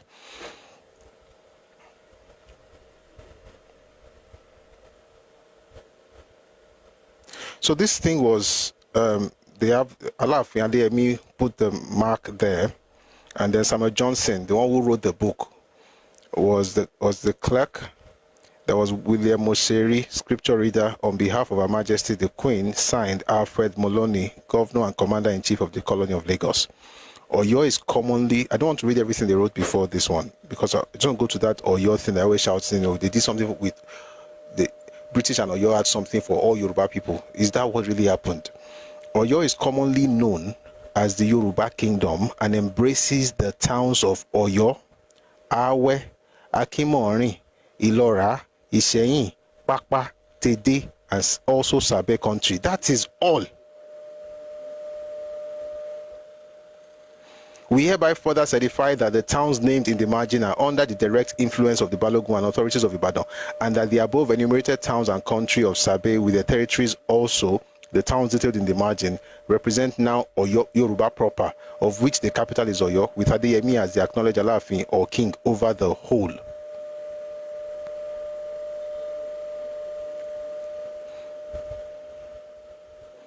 There's another one. We, the king, chiefs, and elders, and people of the kingdom of Ife, hereby declare that henceforth there shall be peace and friendship between the subjects of Her Majesty, the Queen of England, and those under her protection, and the king, authorities, and people of the kingdom of Ife. Now, in this thing, Oko should break down jurisdiction. Ibadan jurisdiction is Ibadan to Olowa. 1 mile off the river Ono is the boundary now on the south between Ibadan and Jebode. We may go on farming throughout as far as we like to Ijebu. The boundary between Egba and Ibadan is a farm village. Mumbo, chief towns. No, this one has to do with the other towns. What the other towns, the chief towns under Ibadan jurisdiction. The point is that all this Yoruba proper that they talked about, which they call Yoruba Kingdom, embraces the towns of Oyo, Awe, Akimori, Ilora, Iseyin, Papa, Tede, and Sabe. That is it. And they call those people Yoruba proper. That's what they call themselves. Samuel Johnson was also one of those people. Everybody was trying to be big boy. But the point is that never was there any treaty signed on behalf of all of us in Yoruba land. With Alaafin. Alaafin could not have. He couldn't. And when the time comes, hopefully something else will happen. Because I say every market day, there's always one funny controversy. That thing that they said about salary structure, one day I'm going to talk about it. Well, let's just do it for today. What I want to say is that the treaty is here, and not once did they say that they were signing on behalf of all Yoruba people.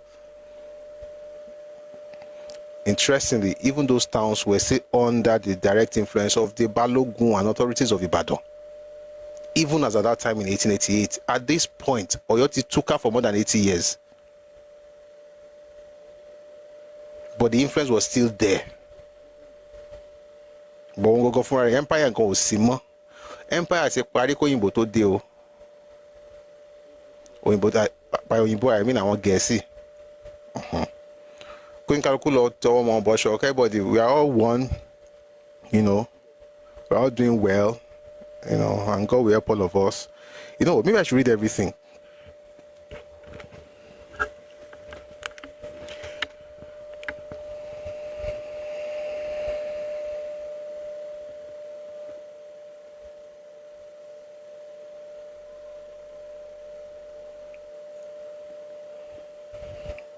Time more from the point I want to make I've already made. The whatever in Kotobanja calm down. At this point, right, we need railways, right? We need a regional interstate railway in Southwest. We need tech hubs to spring up in different parts, right? We need industries. We need 24-hour power supply. We have to, attract investors in the power sector. We have more important things to do. But we will also not mind setting the record straight. But folks should get serious with things that really matter, rather than all this thing of, we're busy, it's unnecessary. All right. Let's have people come up and they will quickly hear their thoughts before we go on with today's session.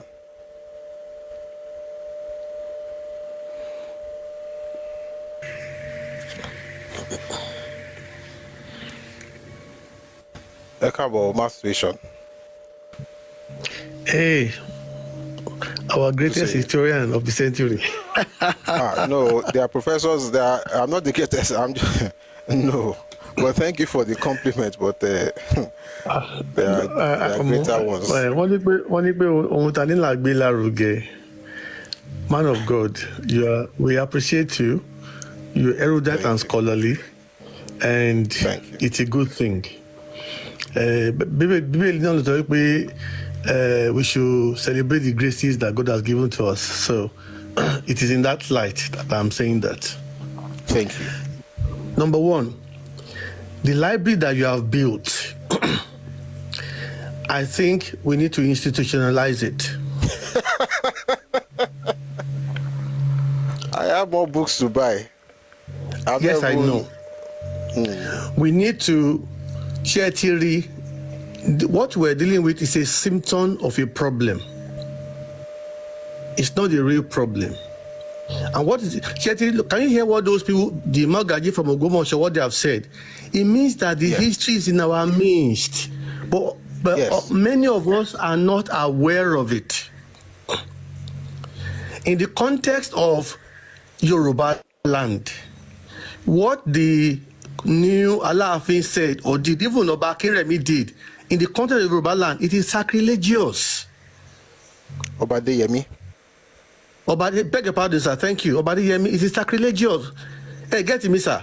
And we need to start educating our people to the event of 1903. We need to start telling our movie makers, just like they did Bashoruga. You should have a meeting with the likes of Mr. Folayon and the likes, Kemi Adetiba, and don't share high-end movies. We should get them to come and sit and hear these stories. And as story makers, they know how to turn them into modern day movies of high, is it Mr. Shita, what's his name, that had another movie studio recently. So that they can hear these stories. That is it. Let me just quickly say this, that so I think the other day we had this conversation on the films and stuff, and I remember saying to us, I think that was when Consortium, I don't know if Consortium is there, was talking about having a stage production on things like this. So it's Jimmy Gogo, a writer get cinema la man say, a man call, we a man direct. Ṣùgbọ́n Ibrahim Chala the direct consent, I want to be until a year. Ṣùgbọ́n èèyàn náà ló máa gbé owó ara rẹ̀ lọ yà ń bẹ̀. Ibi tá ti lè yà wà ń bẹ̀ lọ́dọ̀ wọn, ó wà lọ́dọ̀ Kúnlé Afọláyan náà, ṣùgbọ́n táti kò bá tó kò tẹ̀ ní pẹ́ àwa la máa mú sọ pé a fẹ́ lọ yà níbi báyìí, àwọn kòkè ẹ wá yà lọ́dọ̀ wa o. So scripting is, I mean, I've worked on some stories. I write and direct, that's what I'm trying to say, but the collaboration that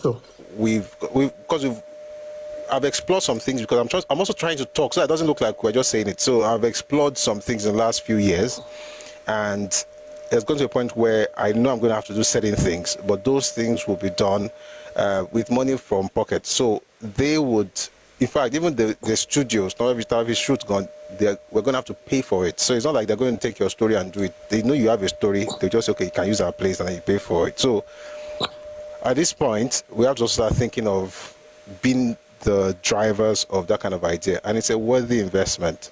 The movie industry right now pays.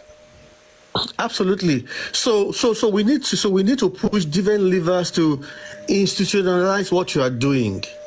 Reason being, so we need to have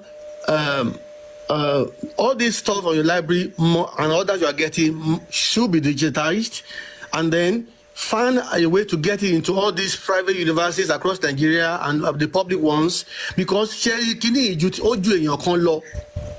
and what we are seeing, secondly, the Yoruba nation, the Omo Odua, we need to see colonialism as an aberration in our story.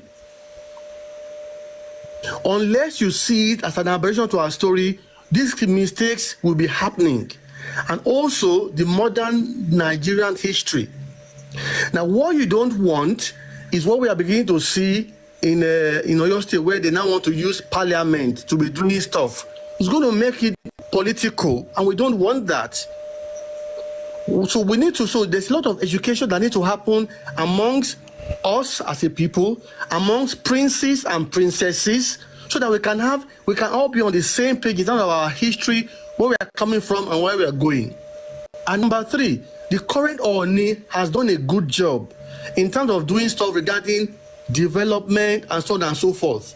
Our obas, our baales across Yoruba land need to begin to be very strategic in economic development.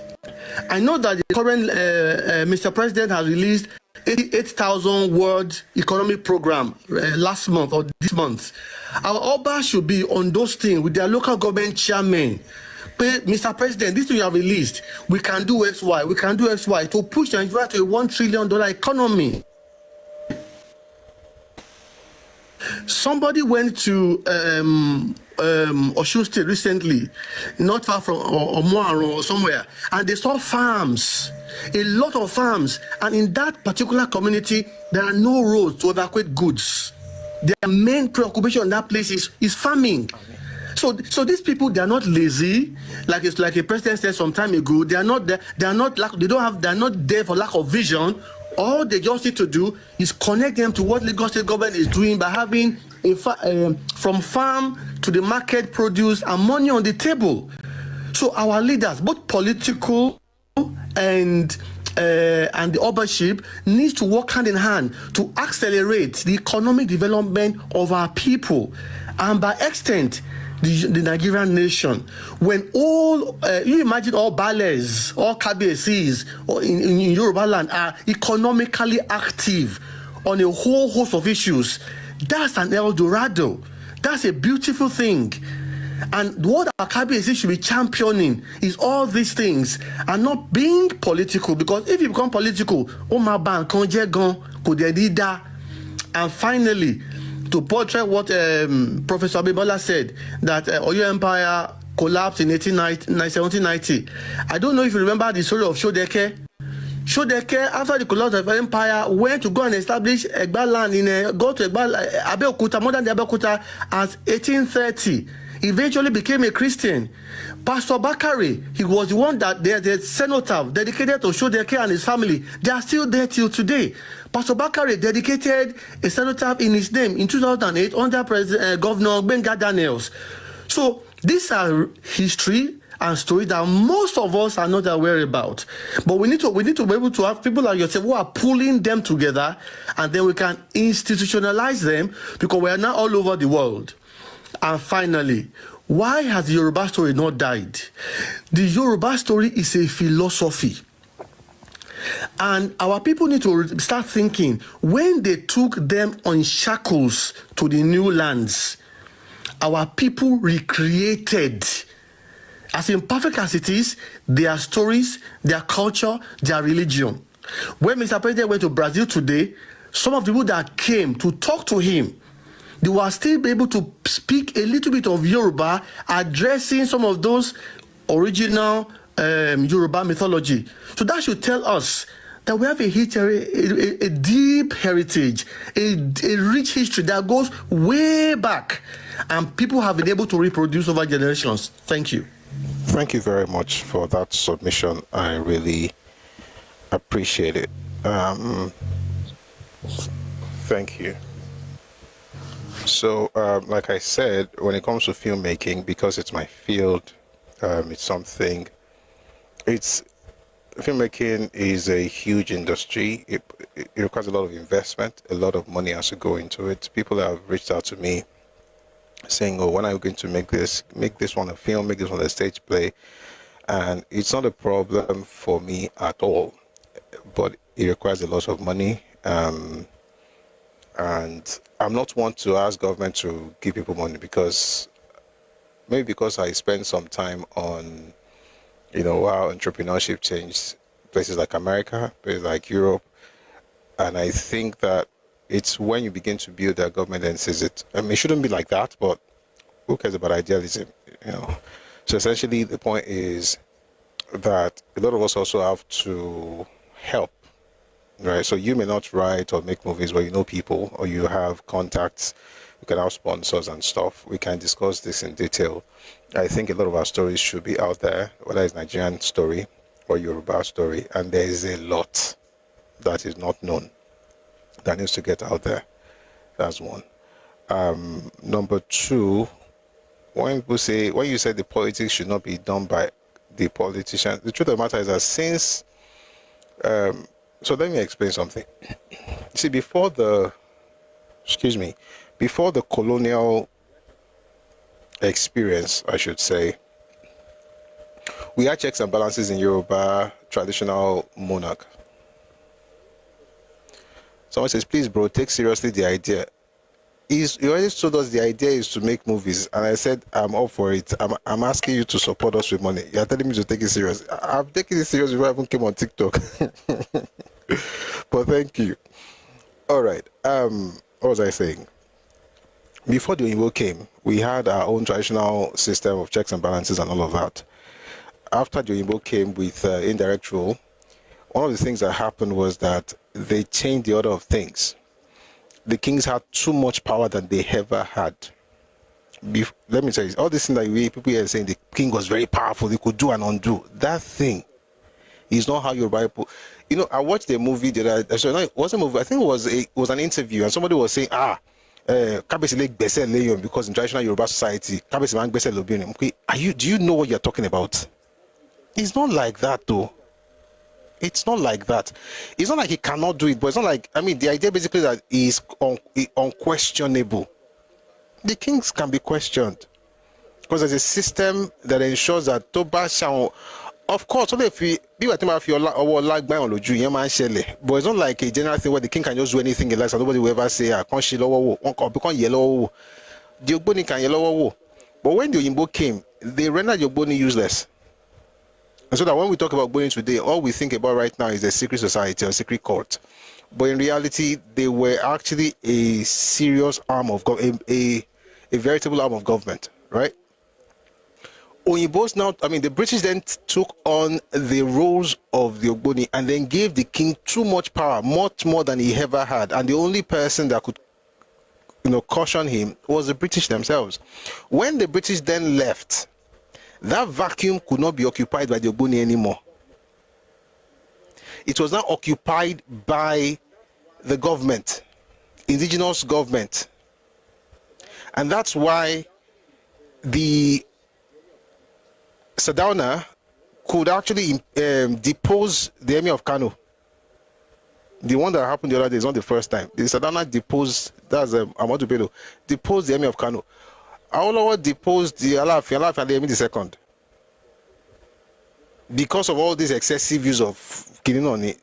But I think we've talked about it before. The point I'm trying to make is that the only person or the only body that can check them is the government. But if you see the way the government also relates with them, they don't do it like the British now. They're always they defer to them because they also want to respect the culture and the tradition. But and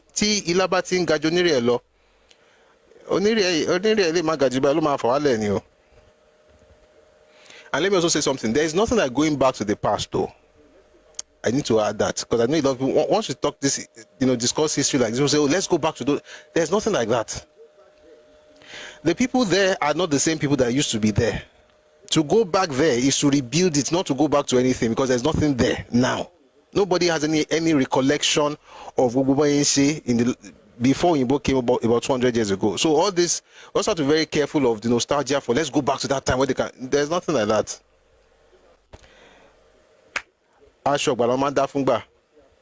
We just have to balance things and say, okay, this is where we are right now, but we still have to respect this. But for instance, Latijo, we didn't have a house of chiefs. The old house of chiefs you're always talking about, it started in the 1940s. Do I want to have it right now? Yes. Is it because it existed in time immemorial? No. There was never a time before the 1940s where the Oni will sit down and all the kings of Yoruba will sit down, and every time they're always having meetings for every month. No. Why did you do that? Because we evolved. So we also have to be very careful of how we handle history. It's not so much about going back to the past, which as far as I'm concerned is devolving. We have to evolve. Okay, this is where we are right now. This is what Japan also had to do. The imperial majesty that was divine and everything, they had to change some things. Of course, America had its own role. But the point I'm trying to make is that we have to evolve.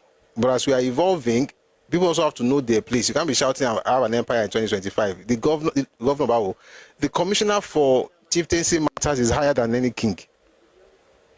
In fact, the local government chairman is higher than any king. It's the reality of where we are right now. I mean, I used to say, oh, we need to have House of Chiefs, more involvement for kings. But when I see what's happening right now, I said, I'm not even pushing for that kind of thing. The government knows how to spot the king that is serious. I'm telling you, they know how to do it. Anyway, let me read something to you. Oyo Assembly passes Council of Oba bill. This was in July, but maybe it wasn't so out there. But let me read about this bill quickly. The Oyo State House of Assembly on Tuesday passed the Oyo State Council of Obas and Chiefs Further Amendment Bill 2025.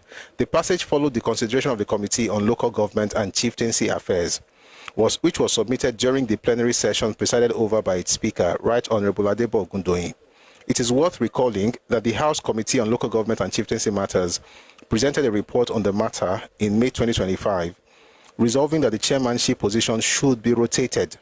The committee, in its report, proposed that the permanent chairmanship clause in the bill be replaced with a rotational chairmanship and struck out the permanent presiding officer role initially vested in the Alaafin.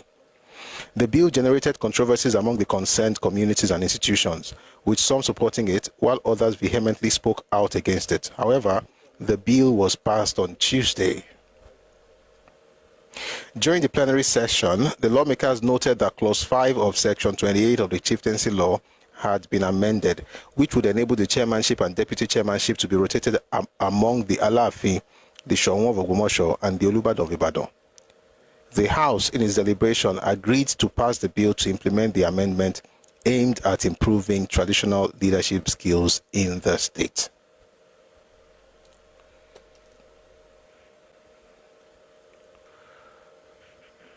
Don't try to change the order of things by force. If you do, those who are coming from behind you, they are going to also do things.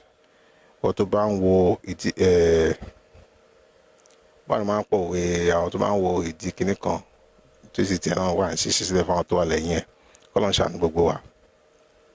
so they are rotating it now in Oyo State.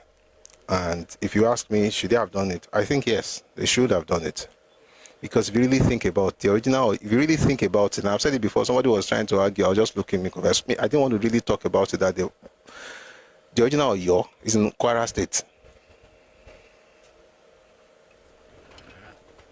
The second Oyo is not this one, is Igbo. This one is the third one, and it's not even, it didn't come there directly. It went first to Ogumosho. And the house, turned Desilo Ogumosho, Oshiwambe.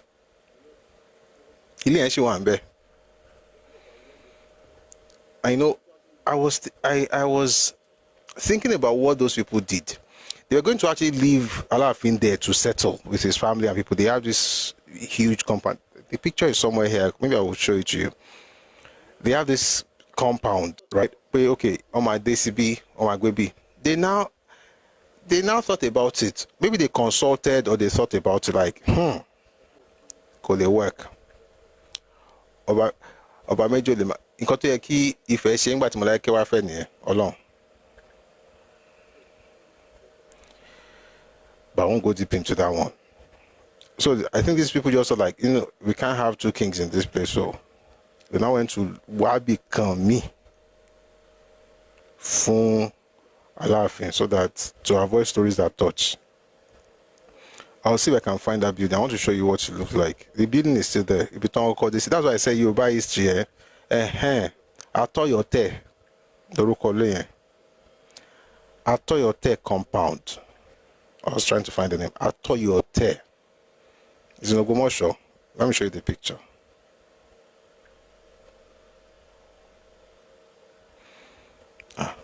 Picture not that by. Number.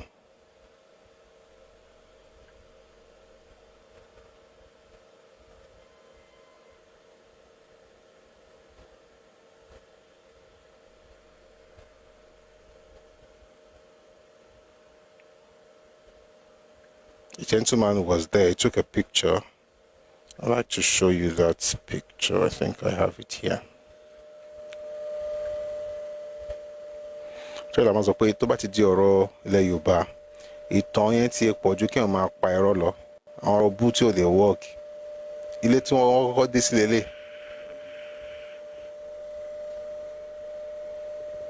Ṣé ti rí? Atoyote compound. Ó wà l'Ógbómọ̀ṣọ́.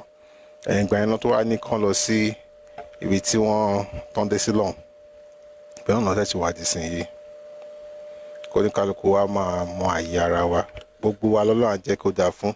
Ilẹ̀ Yorùbá ò ní bàjẹ́. Ṣùgbọ́n a ò ní fi òótọ́ lẹ̀ ká gbèsè yẹn ò ní rọ.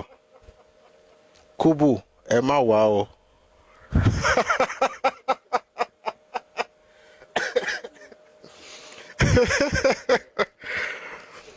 Kúbù on YouTube wrote, ẹ má wá o. Mọdákẹ́kẹ́ wà ń bí o. Mọdákẹ́kẹ́ àkọ̀ráyè. I'm glad you are here, Jared. Kosogun Kosote. Let's have the next speaker. Kosogumo, Kosotemo, we are all good. Ilẹ̀ Yorùbá ò ní bàjẹ́. Gbogbo ìlú oníkálukú wa kò sí tó máa bàjẹ́ nú ẹ̀. Ṣùgbọ́n kò ní dá kí wọ́n máa tútọ̀ pa pé báyìí ogúndógójì èrò wájà kò bójú mu. Let's have the other speaker who will be the final speaker for this morning session. Kubu, I see you. Emma worry, you can't go wa. Olóyè Ìṣàbà, nǹkan tẹ́ kọ́ àbí tó kọ́ tó yìnbọn tí ẹ mọ̀ bẹ́ẹ̀ ọmọ ike ló kàn ká àbágbàlagbà. It depends on what that thing actually means. That's what will make me know whether you're ọmọ ike or àgbàlagbà. Hello without H. Good afternoon. You'll be our final speaker. We have to move on to today's story.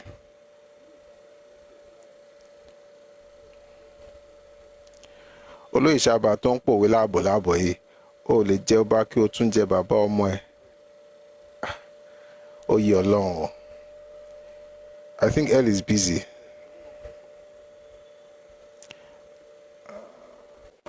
All right, so one more person and then we'll be done.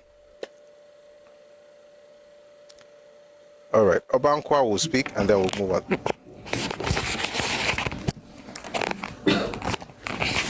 Hello, Obankwa. Yeah, good afternoon, Prof. Good afternoon, Chief. How are you today? Very well. A lot of noise in the background, though. Can you do something about it? Okay. It's noisy. How about now? Is it better now? Yeah, it's okay. Okay. Well, by and large, I've listened in, on and off.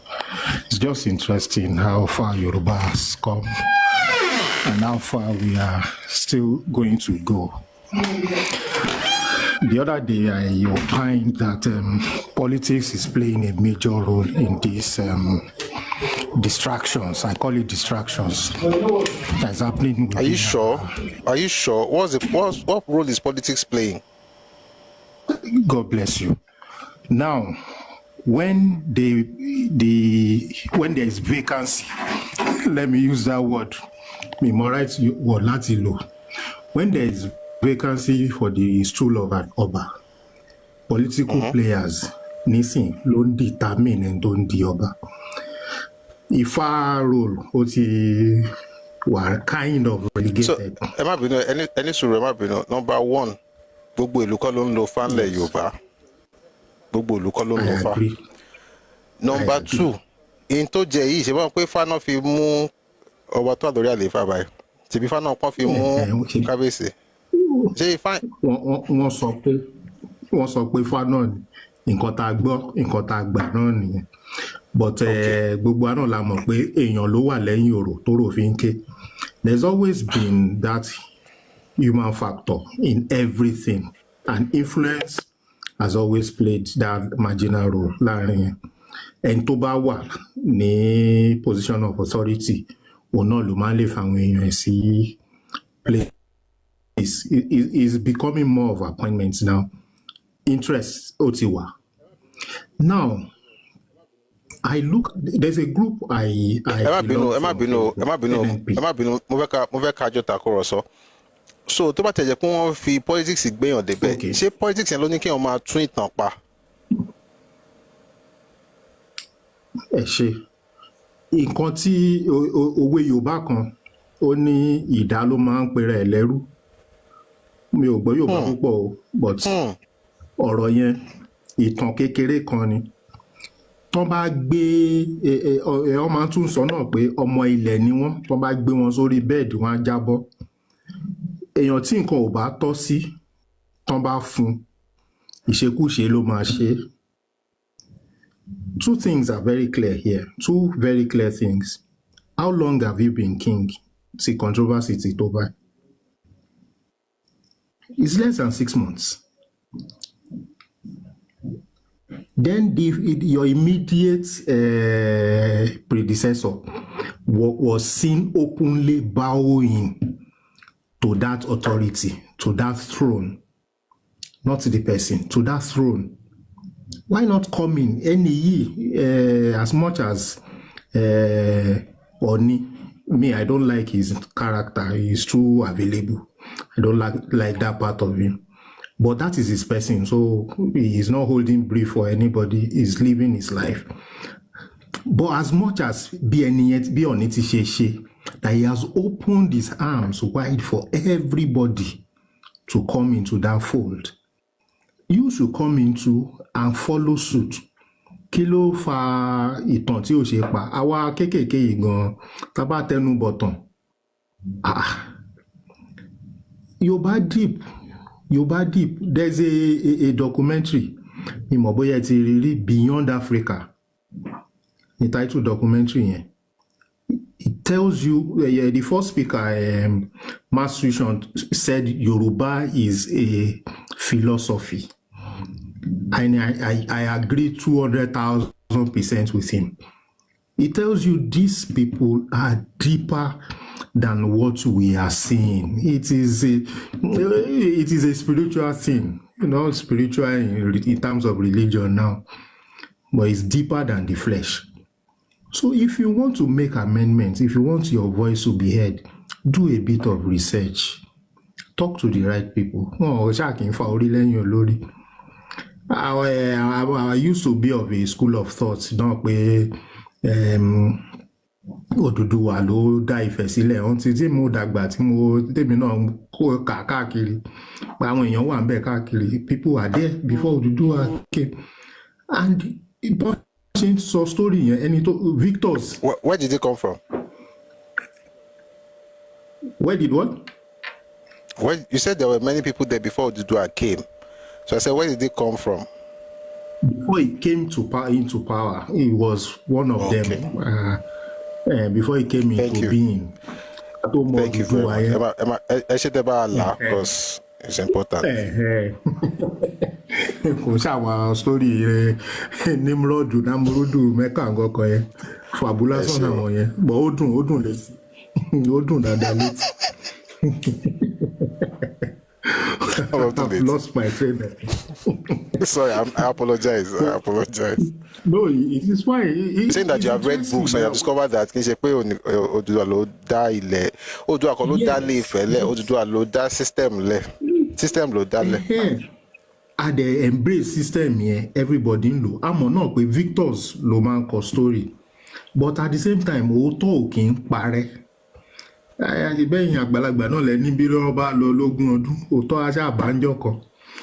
ṣé àwa àgbàlagbà bí? ẹ̀yin àgbàlagbà ọmọdé ìlàwọ̀ kílàwọ̀ mọ̀. tẹ bá tọ́ mi tọ́ yẹ kí tẹ bá tọ́ mi tán ó yé mi wọ́n sọ bẹ́ẹ̀.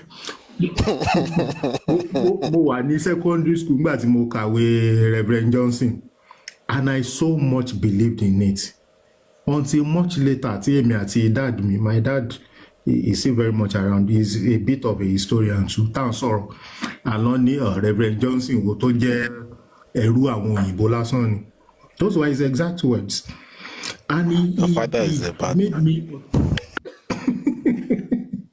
he made me understand that one of the real ills that was done to us by colonialism is the fact that when they came and extended their goodies, in quotes, to the existing authorities of those days, àwọn yẹn wò pé mi ò need it. So wá fi bóyá slave wọn kan sí àbí tí ó gbọ́ràn náà àwọn ọmọ wọn pé ókè lọ bá àwọn òyìnbó àwọn Gẹ̀ẹ́sì yẹn kan tán bá ṣe lọ́rùn má bá àwọn ṣe àbí ọmọ concubine kan lọ darapọ̀ mọ́ wọn. After 2-3 years táwọn yẹn ti wà pẹ̀lú òyìnbó and they started speaking a bit of their language, they became favorites with those colonialists. And then ìgbà táwọn yẹn máa bẹ̀rẹ̀ sí yan officers, they started choosing these people who are nobodies in the larger society, but all of a sudden, torí òyìnbó and their relationship, they became some kind of person. Ibẹ̀ náà ti bẹ̀rẹ̀ sí bastardize tradition, religion, history, and everything. And Ọlọ́run tó dẹ̀ tún máa bá wa náà ṣe, wọ́n tún pa history rẹ̀ nù curriculum wa ní schools. So the problems are, it's hydra-headed. But we thank God for people like you and like minds. I was going to mention this Facebook group, Timo belongs to NNP, Nigerian Nostalgia Project. And mo fẹ́ lè ní mi ò rí group where history is real until I met, until I joined that group. These are children and grandchildren of history makers. There's hardly a notable name in this country whose son or daughter is not a part of that group. So tó bá ná àwọn kan tí bàbá wọn wá sí Caribbean ní 1947, ó bímọ kan síbẹ̀ ó disappear, àwọn kan morúkọ ẹ̀ ọmọ agboolé ẹ̀. Before you do 2-3 days, wá ènìyàn rí either dead or alive. I don't know if you understand how deep that is. So what we need now as a people is to have a compendium, start to finish, end to end, in one place of our history. And like the first speaker said, it's bigger than one person. Ọlọ́run á kún wa lọ́wọ́ láti ṣe. But my dear brother, it is bigger, not just in name, but economically too. This is a project of 30-40 years. That has to be kept alive, whichever way we find ourselves to be part of it. I'll gladly help in any way. See me no whatever I can do. But please, let's start. Let's start. Otin wole, but irú àwọn kan báyìí sin records tí ń wà. Let's start maybe from there should be an approach, and it has to be scientific so that it can be long lasting.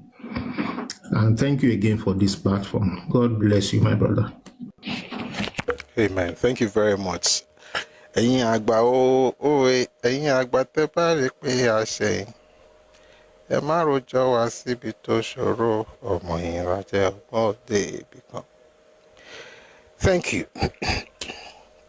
Thank you for coming up and thank you for sharing your thoughts. And we'll get there. We'll get there. We'll get there. These are great ideas. We'll get there. I think it was December last year. I had a session where I talked about the things that we're going to do. And I put those things on. I said in the next 2 to 5 years. One of those things was to have, is one of the things that you've mentioned. We'll get there. We'll get there. There has to also be like this. There's a level of growth that we'll get to in order to access anything. I think we are at that level right now. So as time goes on, I'll let us know. But even right now, we're trying to even push the content on social media. The more we are, the easier it gets, right? If you want to do a project and you require 10 naira and you have 2 people, they have to look for 5 naira each. But if you have 20 people, they're going to look for 50 kobo each, right? So it makes it, and then if you have 50 people, 20 kobo, on and on like that. So it becomes easier to move together. So let's help anyhow we can. We push the content to attract more people. We're able to get more money to do more things. There's a lot to be done, and we will get it done, like by our law. So thank you very much for being here. I really do appreciate you very, very much. All right.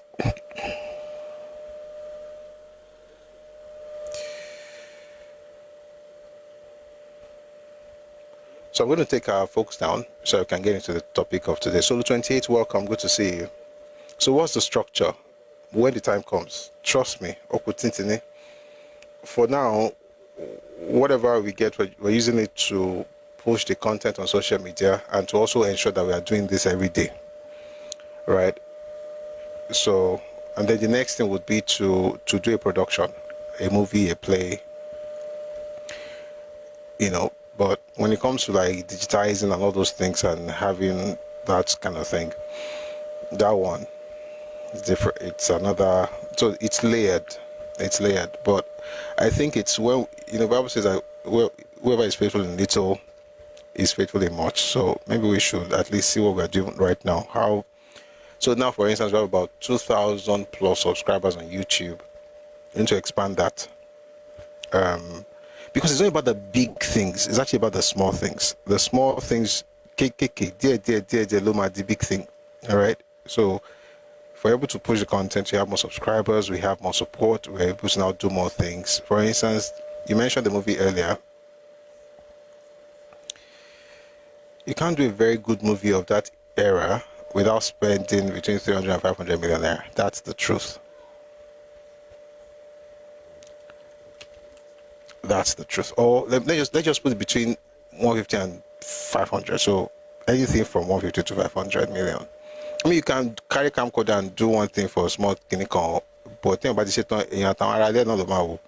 but if you're looking commercial stuff, that's how big it gets. But of course, it's so those are the things, right? But before that, we'll push the content on YouTube and then we'll move into production. That's what I have in mind. And then the other thing about, a place, we'd like to have a place where people can gather and read, an online community where we can, but also we have to be very careful about the books as well. You can't just digitize people's books. There are copyright issues there as well. But you can have a library. People can walk in, right? You can have situations where kids are taught, right? And a good way to teach them also is movies. So it's like chicken and egg. So first, we're here on TikTok, on YouTube, on Facebook. What about making a cartoon? I'm open to all of these things, but these things cost a lot of money. It will be better and collaborate with Netflix. Netflix does not collaborate with anybody again. As far as money is concerned, you have to make it and bring it to Netflix. Netflix doesn't give people money anymore. It used to be a while back that they will greenlight your project, they will commission you, but they don't do that anymore. You have to look for your money, make your movie, then you take it to Netflix, and then they will, you cannot have a conversation, or you can even talk to them before you do it, but now you go raise your money. The industry is a lot different now than it was 2 years ago. Yes, cartoon, animation, or anime, all these things, right?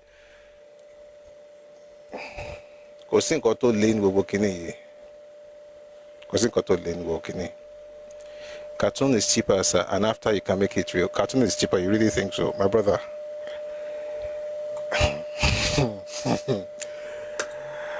I was at the Comic-Con 18 or 19. Gentleman did a movie, Malaika, what 15 minutes.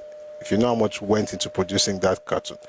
I mean, I don't know if you're talking about 2D or maybe it's 2D.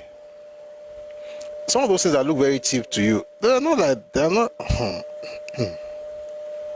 But don't worry, they will come out. Like, these things are going to come out, with time. They will come out. But I'm just using this opportunity to also say that, I mean, as far as the creative side is concerned, I'm game, right? As far as creative side is concerned, I'm game, but we also need the financial side. And that could come in any way or in any form. And it could be sponsorships, it could be, making the movie as investment, things like that. Those things are possible. And by the way, now there's a lot of interest in our stories, Nigerian story and stuff. And someone told me about AI the other day, and I was like, AI has not really gotten to the point where people think it has gotten to. Not yet. Not yet. It's very difficult, for instance, to have consistency in character. There are some that are doing it right now, but consistency in character and form. So the character is exactly the way they were in the last scene, not taller, not shorter, not bigger, not slimmer. And, there are many things. And even that one, to be honest, that level of Guinea is also not free. Whether you want to use runway, maybe you miss with Miss Johnny, do some work with Leonardo, all those things, by the time there is also, we'll get there. But I can assure you that everything you have said, I am for it 100%. But please also, yes, VO3, yes. I mean, I've tried some of these things, I've seen some of the limitations, but we will use them. But if we want to tell a real story, I'm talking about short clips. Of course, I saw schedule con. But we're talking about Kashi movie tools here, because the only thing is like you can use it instead of using CGIs, right? They are going somewhere. They're not there yet, but they're going somewhere. Somebody says anime is cheap. Okay, who will voice it after scripting and making movies? All these things are possible. Let me just say it. All these things are possible. And I'm not, let me put it this way. I am not, how do I say it though? Money is not an issue. Money is not an issue. I'm not saying that, it's expensive, we can't do it. That's not the point. I'm just saying it costs a bit. Please support us. That's what I'm saying. In video, no. I use all these tools you're mentioning, VO, in video. It will get there. The technology will get there, but it's not there yet. For those who probably don't use it, you might be like, it's very fantastic, and it is fantastic, but it's not there yet. It's not there. If it's there, if talk about it, and seeing all the money that people are spending on animations, they won't be spending it. And animations cost a lot. Somebody say it's there. It's not. It's not. But don't worry. Even if it's there, you still have to spend money. The point I'm trying to say is that fantastic ideas. I've been working on this thing for a while. We have so many things that we've written and we're still working on. But please support us. If money is not the issue, then let's do it now. What I mean by that is that, maybe I didn't phrase it properly. What I meant was that, so somebody said it's expensive or it's expensive. The issue is not that it is expensive. I know what I want to say. I have to find a way to explain it. I'm not afraid of what you want to do.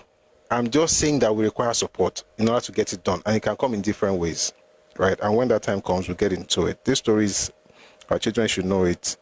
And I'm at Debe. I see a lot of people, by the way, people are doing different things on social media. But if you want to make that kind of mark, you can't do what everybody's doing, or else. Some of those things I've done before, using AI. Look, what people are doing right now, by the way, AI, and I used it for one poetry team. This was years ago when AI was just coming out. So, the book is on seller.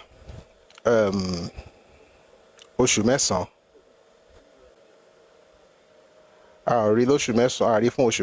So I use AI to do those things, and it was really good. but they can't go commercial.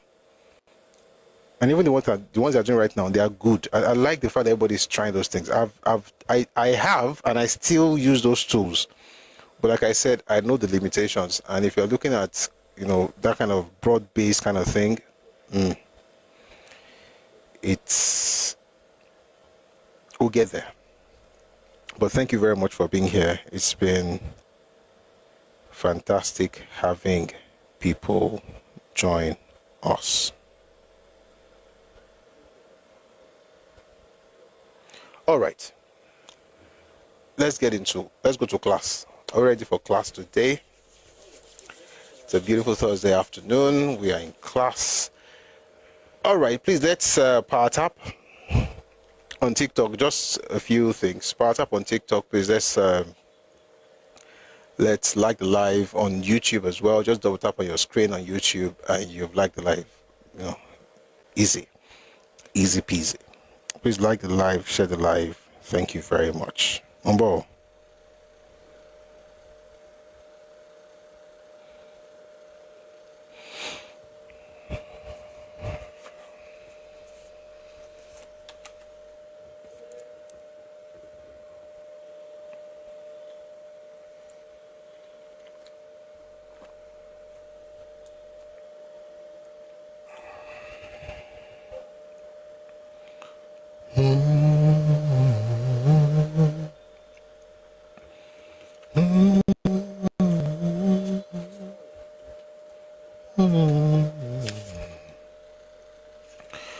All right, where were we? Okay. So we've been talking about OWL, and today we're discussing OWL, Zeke, and state creation. And I promise that today we're going to look into the Willink Commission report of 1958 that was repeatedly referred to in this particular chapter of the book. Again, this primary source for the session is OWL, the autobiography of Chief Obafemi Awolowo. If you want a copy, please visit Redomi Books on Telegram. You'll be able to, find that particular material and they can get it across to you. All right.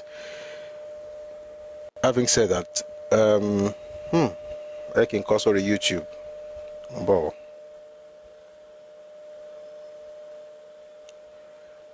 Jesus, you're a wonder.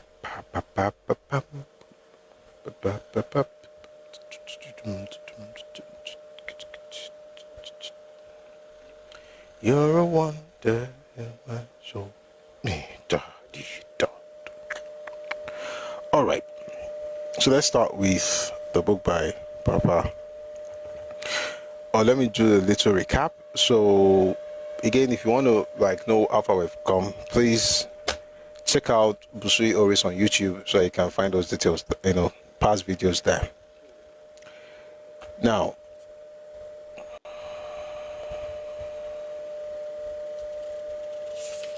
so far we've been talking about the state creation and the things that OWL, Zeke, and the Northerners that was represented by the Sardauna did. We talked about, for instance, how Zeke wanted to have 6 states in Nigeria.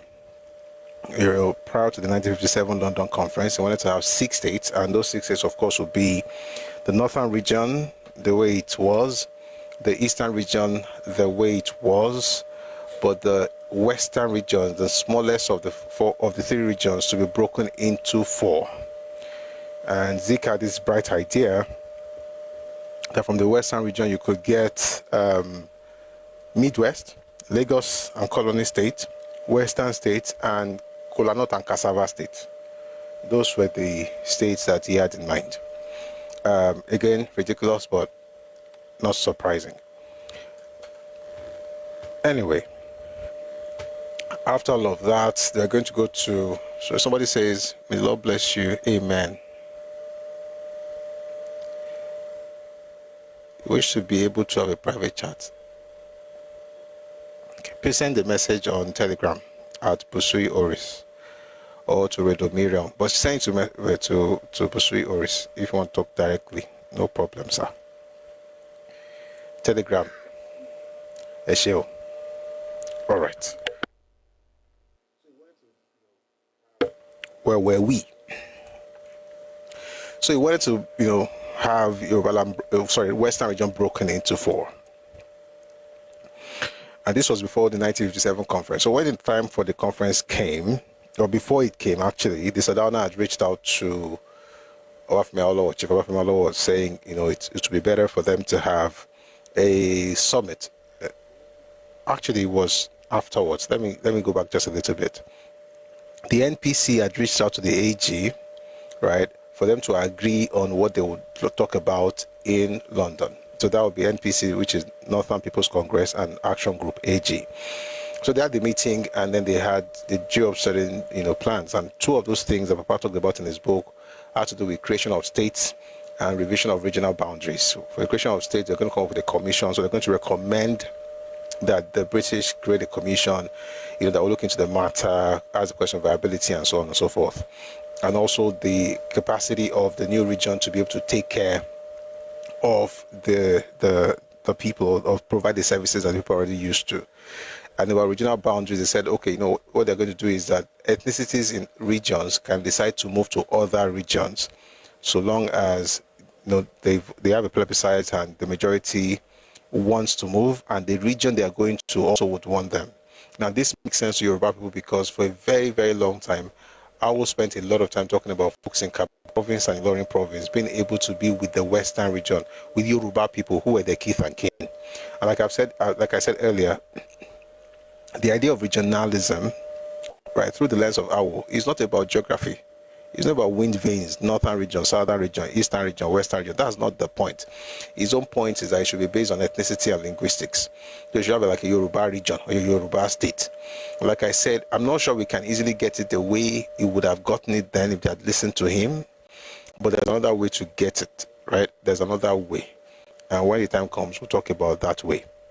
But the important thing is that Awo wanted, both the AG and the NPC agreed on these matters. After the agreement, of course, the meeting was held in Okorodu, at the house of Alhaji Eso Gbadamosi.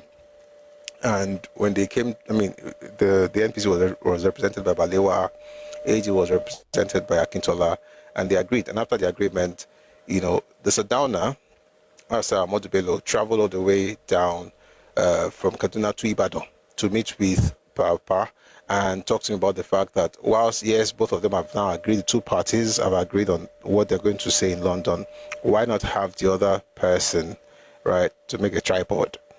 They brought in Dagburu, sorry about that, but now waiting to be that. Zik. So they brought in Zik into the mix. So they're going to have a summit meeting in Lagos, right? And when they had that meeting, interestingly, they also had certain things that they agreed to do, but everybody thought everything was fine. Anybody. Just a very... Anyway, the summit meeting met on 16th and 17th April 1957, and the day before, the Premier's advisors met. That's folks representing the NPC, the AG, and the NCNC. So for the NCNC, we had Mbadiwe and Chief Kola Balogun. For Action Group, we had Akintola, and for NPC, we had Makaman Bida and Abubakar Tafawa Balewa. Now they had a meeting, came up with 4 resolutions, and also came up with the idea they're going to have a memorandum before the meeting. I'm just doing a recap, so please stay with me. They're going to have a memorandum that they would all sign when they go to London. Anyway, they got to London, and for some reason, they had another meeting in London. Right, they had another meeting in London, and everybody thought that everything was fine. They were going to do some fantastic things in the UK and say, oh, this was wonderful for Nigeria, and change Nigeria's story. By the way, like I also said, someone had asked, I asked the question myself, to be honest. I was like, if the 2 of them were, if Awo and Ahmadu Bello were already good with the decisions made at that meeting in Ikorodu, why did they need to have Zik? After all, 2 over 3, 2 out of 3, that would be the majority. That would be a majority, right? But then benefit of hindsight, if you were here, we talked about what happened in 1954 when Awo brought up the idea of secession being included as a clause in Nigeria's constitution. Ahmadu Bello supported him. Zik was against him. And the Oyinbo supported Zik. So it didn't matter that two were more than one, right? So I think, in my own opinion, I mean, one way of looking at it, I shouldn't say that it's not the only way. It could also be a tactics. But one way of looking at it is that if the three of them had a united front, then the British would not be able to create a wedge. They would just have to agree with what they had to say. Well, that was going on very well until this happened.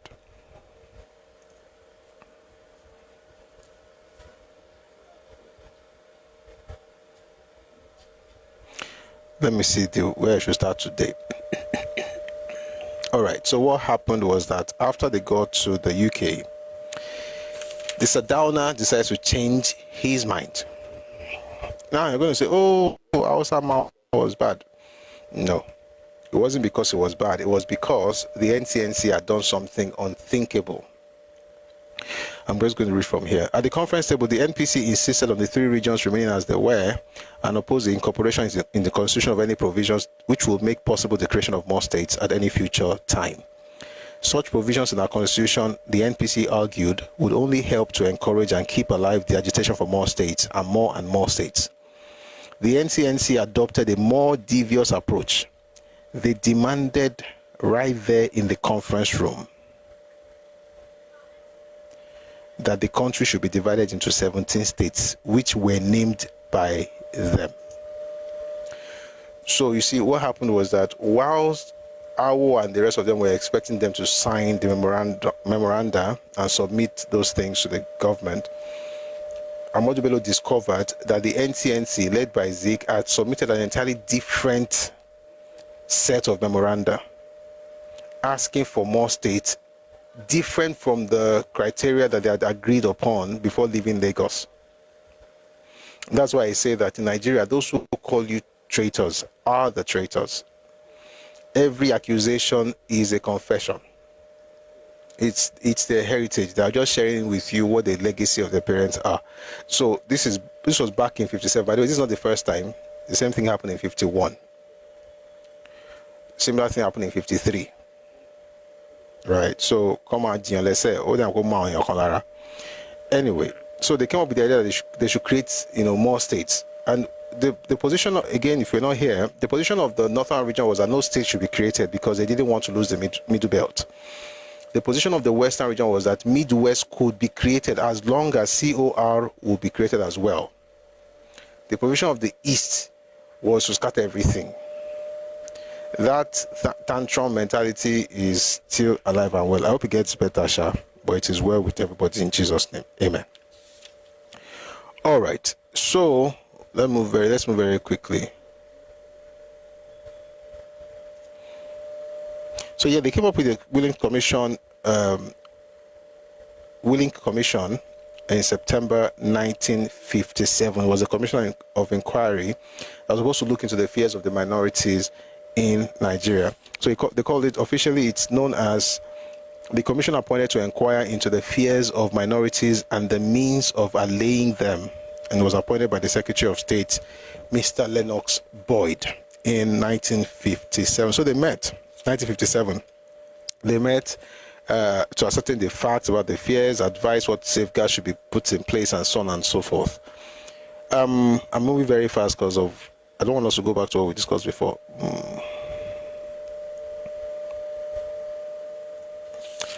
Yeah, I remember now. I said that today we're going to look at the commission itself. So I think we should just do it now. We'll come back to Papa's book later. So let's get into the commission report. This document is a huge, something big, but we'll just take small. Let's start with the western region. Then we'll read some things about the eastern region. And if time permits, we'll go to the north as well. I'm saying those two because the title on this stuff is Awo, Zik, and State Creation.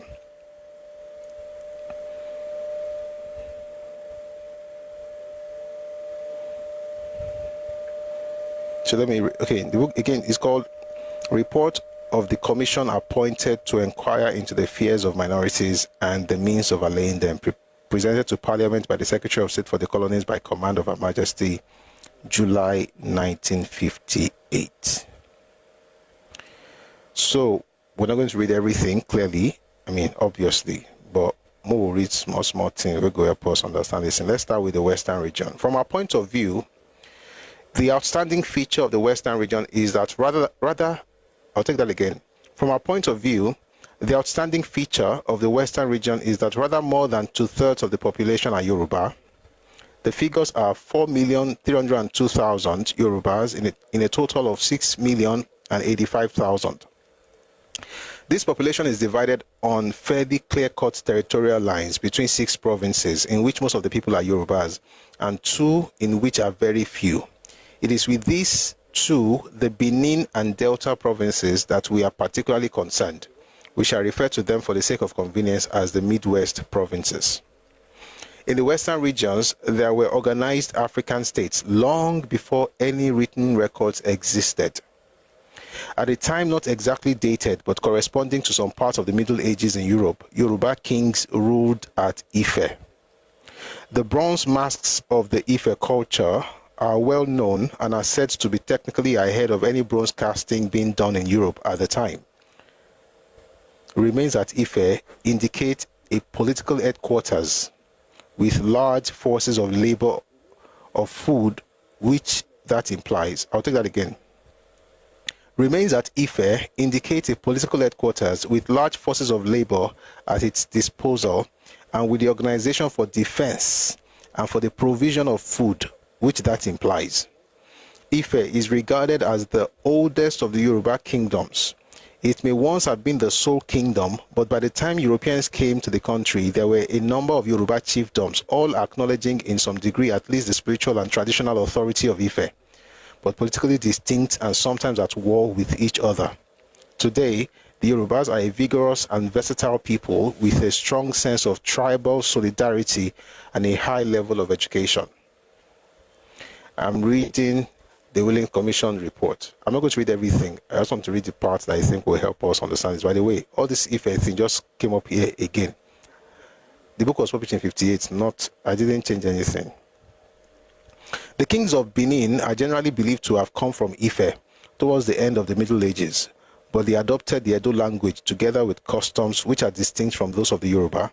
In particular, the concept of kingship in Benin is different.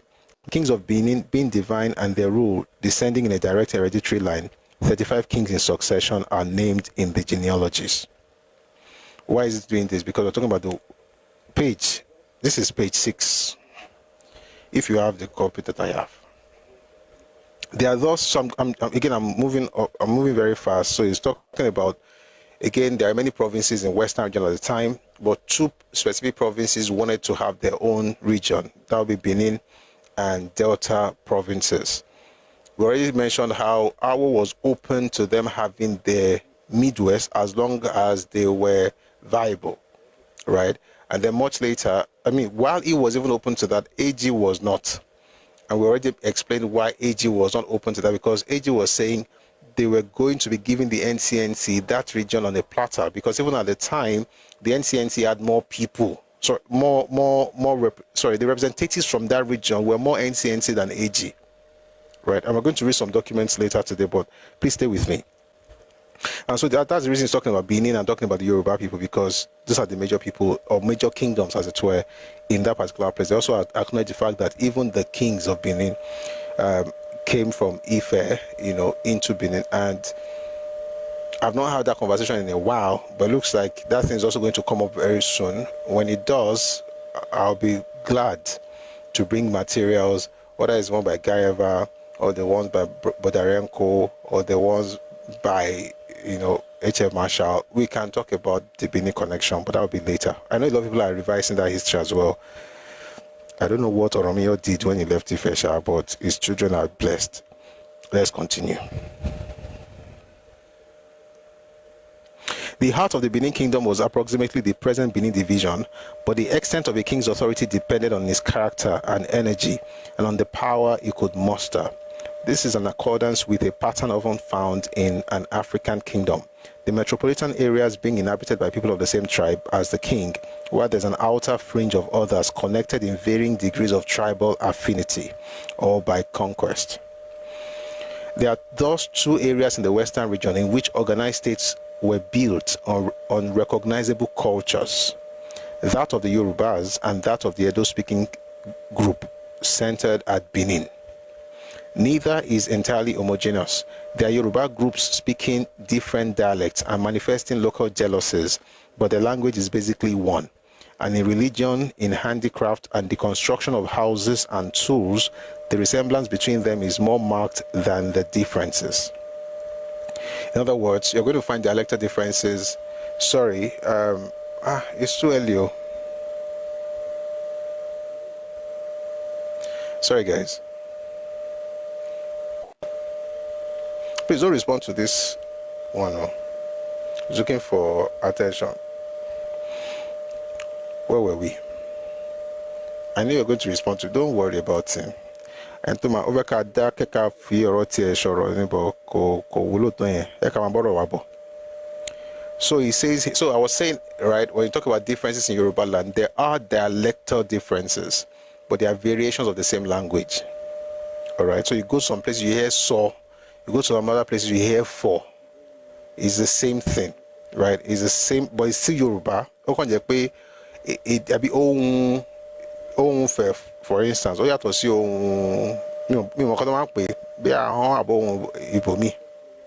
but it's still the same Yoruba language.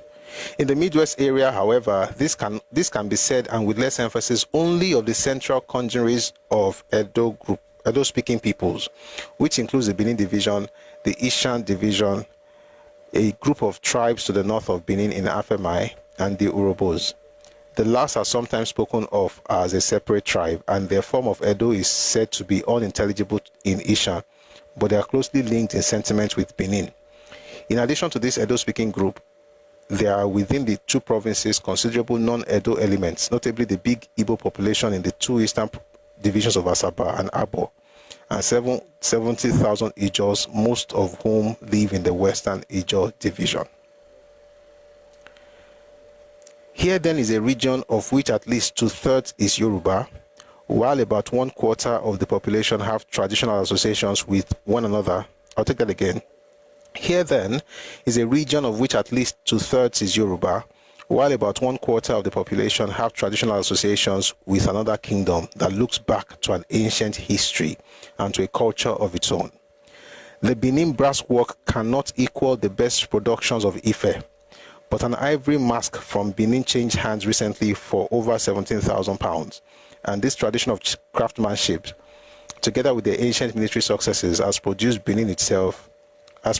in Benin itself a spirit of pride in the past and of resentment at the idea of subordination of another people. Against this background must be seen the impact of missionary influence and of modern education which reached the Yorubas long before Benin. All right, we're going to go to another paragraph.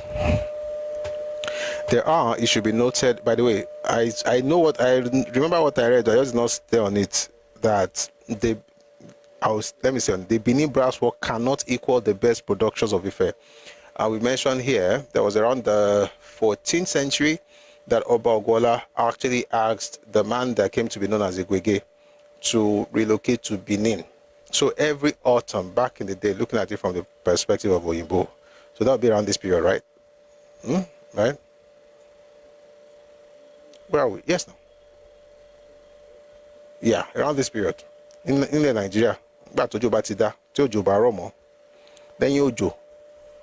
you have this thing where craftsmen will take their wares to Benin and display those things for the king, because for the most part, when it comes to artistic expression, the primary patrons were usually kings and chiefs in some cases, but mostly kings. So people will move their stuff from place to place across Yoruba kingdoms, including Benin, because of the connection with Yoruba land. And so in the 14th century, Prince Ogola sent a message, actually. We have the reports here, by the way. There's a book by, I remember the first name now, Amos. There's a Tribal Eye. There's another one by David Attenborough, right, that details these things, right? How they had to send a message to the Oni, requesting, craftsmen in Benin, and how, those people were sent to Benin to teach, and their families are still there today, although now they are changing history. But one of the things I like about revisionists is that they always forget that the time that they are changing history, all the books they published before they woke up to their lies, those books they were not burnt. For some weird reasons, their parents decided to say the truth, but they decided to change it. But everybody will be okay, hopefully. Where was I? So the whole thing about bronze casting, went from Ife to Benin, and it's actually a very beautiful thing to see how Benin has, done well with it. But according to this document, the Benin brass work cannot equal the best productions of Ife. However, an ivory mask from Benin changed hands recently for over 17,000 pounds. Recently will be around 1950s. There are, it should be noted, tensions within the Midwest area, as well as between the Midwest and the Yorubas. Apart from the tribal differences, even within the Edo-speaking group, there are both centrifugal and centripetal forces.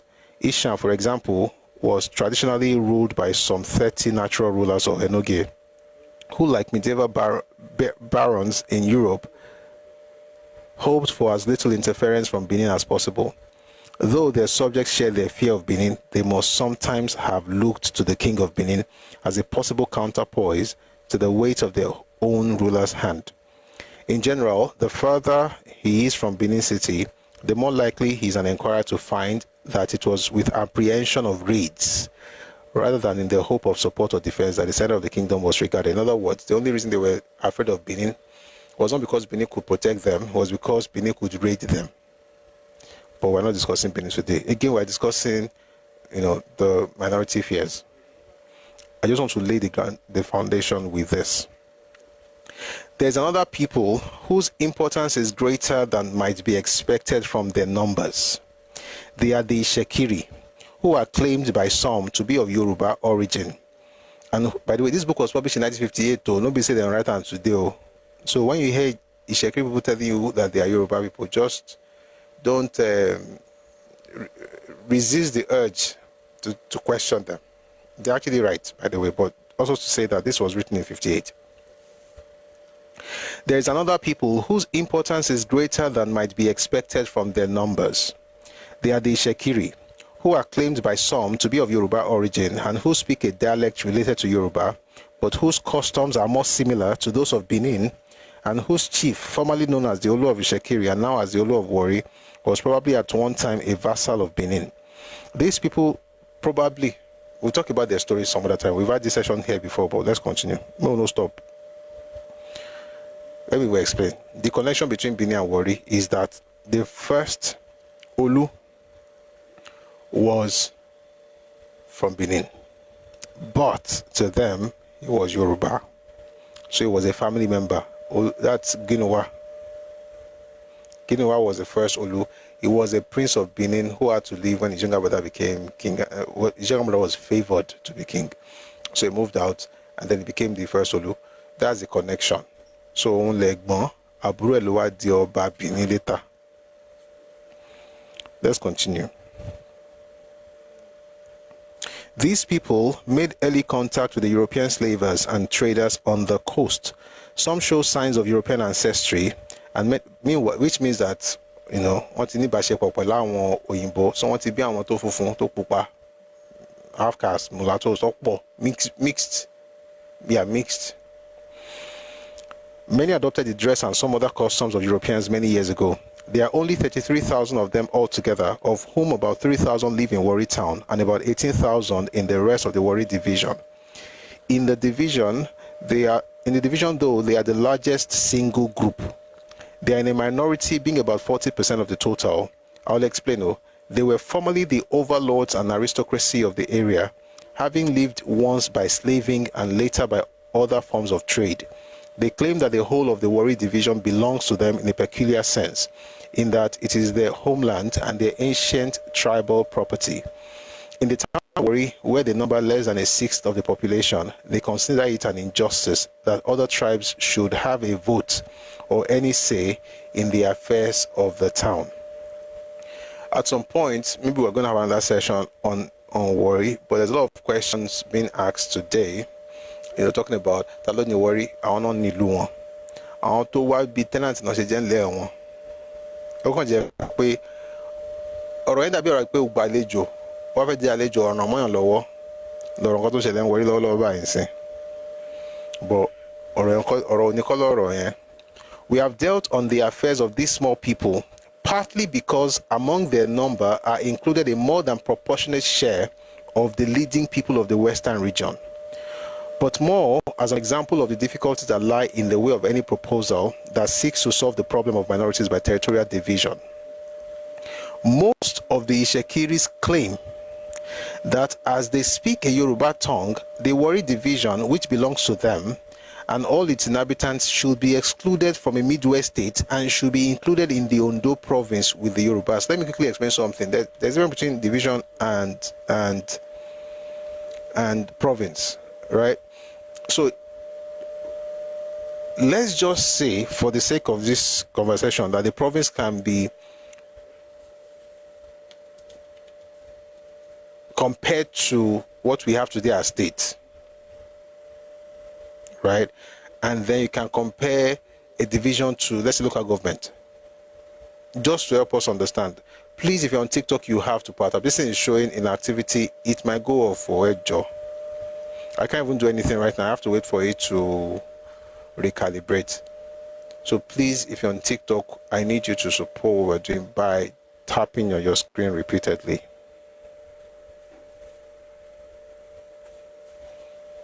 Thank you. Thank you. We're on 50.6K. Let's try and get this thing to 100K. And thank you for the roses, T-Dan89. Thank you. Thank you very much. So please, guys, let's power tap. We've got to do this so that we can keep this thing going, all right? Thank you. Let's continue. So he says here, most of the Shekiris claim that, hence I was saying that division can be compared or comparable to local government.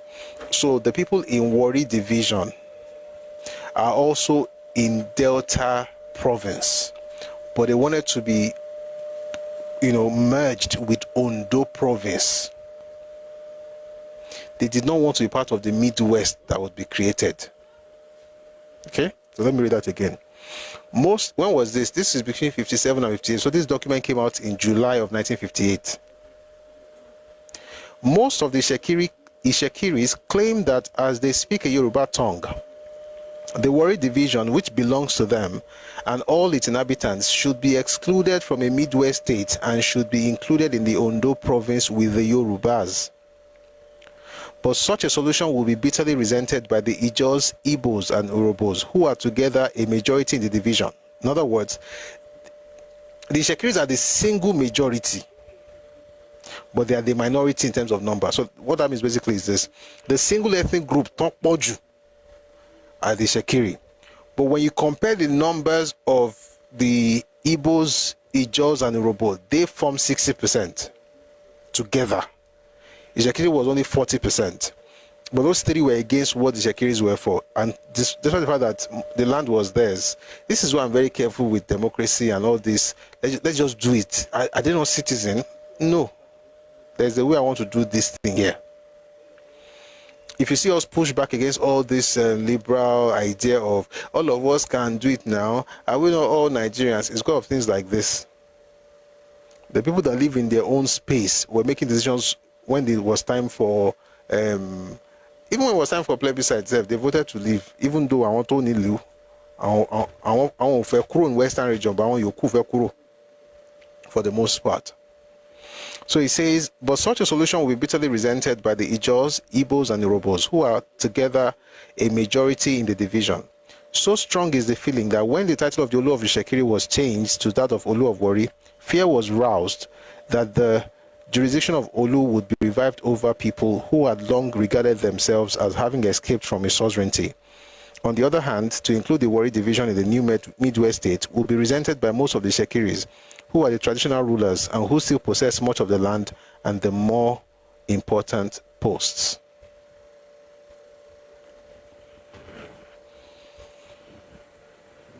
Sorry, guys.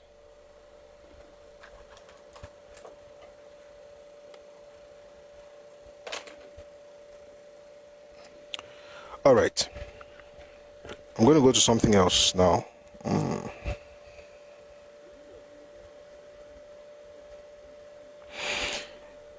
Benin was independent until 1897, when a British expedition entered the town. Since then, there has been much change and experiment as to the most convenient grouping of the area with others for administrative purposes. Let's jump straight down because of time. But the approach of independence gave rise, as has been explained in Chapter 1, to increasing tribal fears and jealousy, and to the birth of tribal and local organizations. Among these, the Oyo State Union, a cultural body, was the first. No, it was actually the BBO. Its formation was followed by inauguration of an associated party, the NCNC, and that was a little mistake.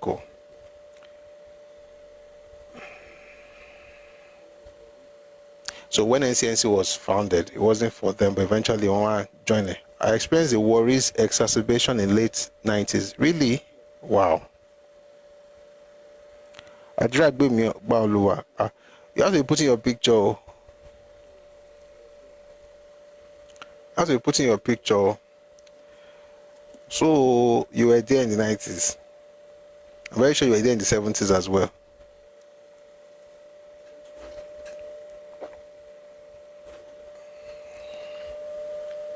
But thank you for also, putting that out there.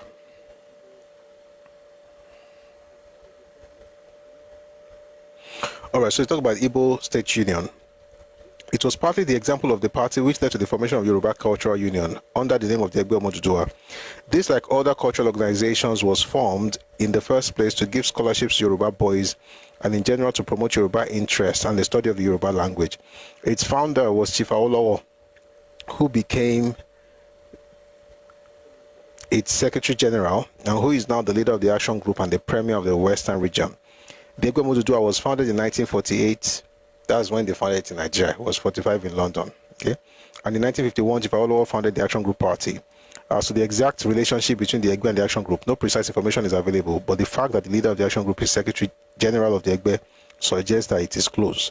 The Egbe Omoduduwa means literally the union of the sons of Oduduwa, who was the mythical ancestor of the Yoruba people.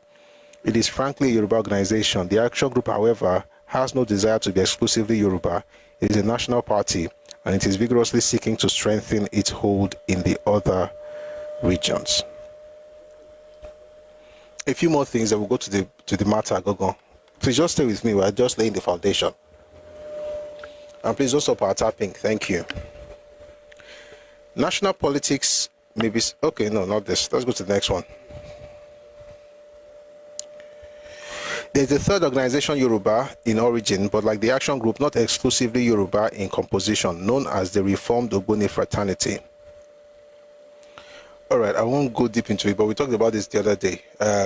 Reformed Ogboni is just like Freemasonry. It says here, it's a society comparable with Freemasonry and said to be compatible with the profession of Christianity. About 10 years ago, this fraternity became strong in the Benin area, particularly in Benin Division and Benin City, where it attracted the support of many of the middle classes. Let me quickly explain again. ROF is different from Ogboni, right? They essentially were the answer, or the Yoruba version of Freemasonry, but it was not exclusive to Yoruba people. It was for all. And so different people joined, especially the middle class. Some of them were not even Yoruba. It became very popular in Benin and in Benin province. It also became popular in Onitsha later on, right? Like I said the other day, Zik himself was a member of ROF, right? It was an organization a lot of them joined. Why is this important? You're going to discover very soon. All these things will come together because it was one of the reasons for the fears that the minorities had. The Benin thought that everybody had to become ROF in order to get ahead in politics. Meanwhile, it had nothing to do with Yoruba politics. Maybe among themselves, they favored themselves, but it was not a Yoruba organization so much as it because it was open to all unlike the original Ogboni, which was not even open to every Yoruba person, let alone all. You couldn't just wake up and join Ogboni, right? You have to be like a Parakoyi. There's a particular level you have to be in society to be part of them. It's, you know, like I said the other time, Ogboni is not just a cult. I mean, at the time, originally, you can't say, want to join a society. It was a society of sort, but it was also governmental in composition and in purpose, right? So it was part of the, it's like you can't wake up and join us of assembly. You have to go through a process. That's exactly how it is. You can't just join the judiciary. You have to go through a particular process. That's how Ogboni too was at the time. But ROF was open, and it was created by Christians, right? As a matter of fact, the person who created it was a Christian minister, Archdeacon Ogunbi, and the idea essentially was just have, like, again, very soon we're going to have a session on the evolution of Christianity in Yoruba land. That particular period in Yoruba history was a time where intellectuals who were Christians were trying to redefine their cultural acceptance of European norms by saying that we are going to be Christians, but we want to be Yoruba. We don't want to have to conform to European standards of anything, of dressing, of talking, of eating, of writing, of singing, of preaching, even of organizations that we join. So while some people were working on music, some people were working in book writing, some people were working in liturgy, ensuring that they were using Yoruba to preach, which was unheard of. Some people were introducing drums, people were changing all kinds of things, and one of the things that Ogunbi decided to do was to create what the Freemasonry was all about. Let's have it also, but it is our own. Now, this is not to say it's good or bad. I'm not a member. I'm just explaining to you the philosophy behind. So there was an era. It was an era in a particular. It was a particular era in Yoruba land, in our evolution of Christianity, where we just went full head on, like Christian, no, but culturally Yoruba, which is one of the blessings of Yoruba people. You can be a Christian and not be European. And it's also something that I think we have to talk about going forward. Of course, it can't be the same way. It can't be, I don't care for ROF. You don't be saying the same make anybody join any group. I'm just saying that cultural awareness that you have, you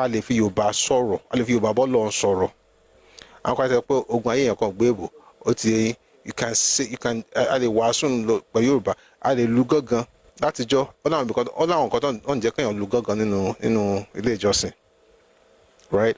Those things were introduced by these people. They were trying to change the order of things, right? And that's what ROF essentially was. And a lot of people joined, and of course, one of the things they did was to help themselves. It was like a brotherhood. They helped themselves. So it was natural to see everybody making progress. And then if you're not a member of that group, you're not having like, oh my God,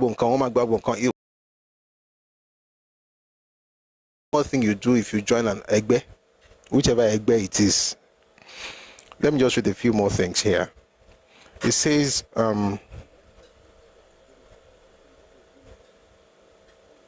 the widespread influence of the Ogboni fraternity. Again, it's not the Ogboni fraternity, it's the reformed Ogboni fraternity. Thank you, Adura Migba, like Ikoyi club member, something like that, but deeper. Deeper because, I mean, this one, interesting, they used to sing, like I said earlier, they used to sing hymns. I still saw a video recently where they were singing Anglican hymns in ROF. It was your consent message on YouTube. Freemason. For instance, Ghana, there was a Freemason conference they had recently, and it was similar. Or similar to how they also were doing this stuff. I think when we get to that point when I want to discuss your Christianity and Yoruba, like you will respect believed in the late 18th and early 19th centuries. They domesticated Christianity in Yoruba land. And by the time it got to the 1920s, it went up with the incursion, I should say, of Moses Orimolade. The game just changed. And that's why I tell people, don't judge Yoruba Christianity based on Pentecostalism. Pentecostalism is a part of it, but it's not all there is to it. Okay, I have a book, was the PhD thesis on CNS. Omobori that's the name of the person. Dr. Omobori. And when the time comes, we'll talk about it. I have a number of books on CNS and the evolution. It just makes you feel like, man, these people were brilliant. They were brilliant. They could hold on to their culture and still practice Christianity. And I said something the other day. Let me quickly say it again. It is not syncretism. So somebody came the other day and said, oh, that means they were syncretizing. And maybe that person thought that was what he meant, but that's not what they were doing. So syncretism is what you're going to find in South America. So in Brazil, in Cuba, you'll find syncretism, right? You'll find Candomblé or Santeria, where Catholicism has been successfully mixed with Orisha worship. That's syncretism. That's two different religious faiths or two different belief systems being combined to form a new one. That's syncretism. What they did in Yoruba land was not syncretism. What they did was to have the same religious faith, but have their own cultural expressions. E.g., instead of having only Duru in church, want to have Iyalu, want to have Ilu. Ilu was foreign to the CMS mission. Our CMS to was seeking on Lulu. Matic be organ sibe on Mate Duru. Kotan was on Ikwe. We have no problems with the piano or with the organ, but we'd like to have Agbamole. And that's why if you notice, one of the things that also that CNS had back in the day was music. A lot of dancing. Why? That is us. I was born in CNS, by the way. I was born in Sacred CNS, and I'm very proud of it. I've not been a member I'm a member as if you cannot stop being a member. I'm just not as active as I used to be when I was a lot younger. I stopped going there more than 20 years ago, but I still almost 30 years ago in Motokurumbe. But I go there from time to time. At least we go for a family harvest. And back in the day, you dance. Then I hear the word of God. Then you dance. The thing about it is, it's like what we used to do. Nita, Katugba Jesu. We don't have to stop doing it now that we are Christians. So essentially, that's what they did, and we'll have more conversations on that matter. Let me not change the topic, but that's the wisdom of the elders of the I should say church fathers, Yoruba church fathers. Aladura ni yesa. Bẹ́ẹ̀ni aladura ni wọ́n bí mi sí. Aṣọ funfun la máa ń wọ̀. Wọ́n sì máa ń ṣe ìkórè. Wọ́n máa ṣe tọdún láìpẹ́. So I have to be there. But when the time comes, I'm going to explain the beauty of it and what we can learn today from those people. Also, in the 30s, you have people like Babalola coming on board. In the 40s, you had people like Oshofa, coming on board. Those things. I don't want to know. Some of them are in the OIC now, Organization of OAIC, Organization of African Instituted Churches. When I was younger, my father was the secretary of the church committee. But OAIC, keep them, OAIC. But at least now we know what it is. Somebody says on YouTube, there are Akewi angels in heaven with talking drums that they used to sing and dance in Yoruba too. I don't know. I've not seen them. But I won't be surprised. Bible says people will come from all tongues and tribes and praise God. Yoruba is a tongue. So I will not be surprised that that's in heaven. All right, let's go on. We're going to tie all these things together very soon. So I'm drop it. I'm going to go like that.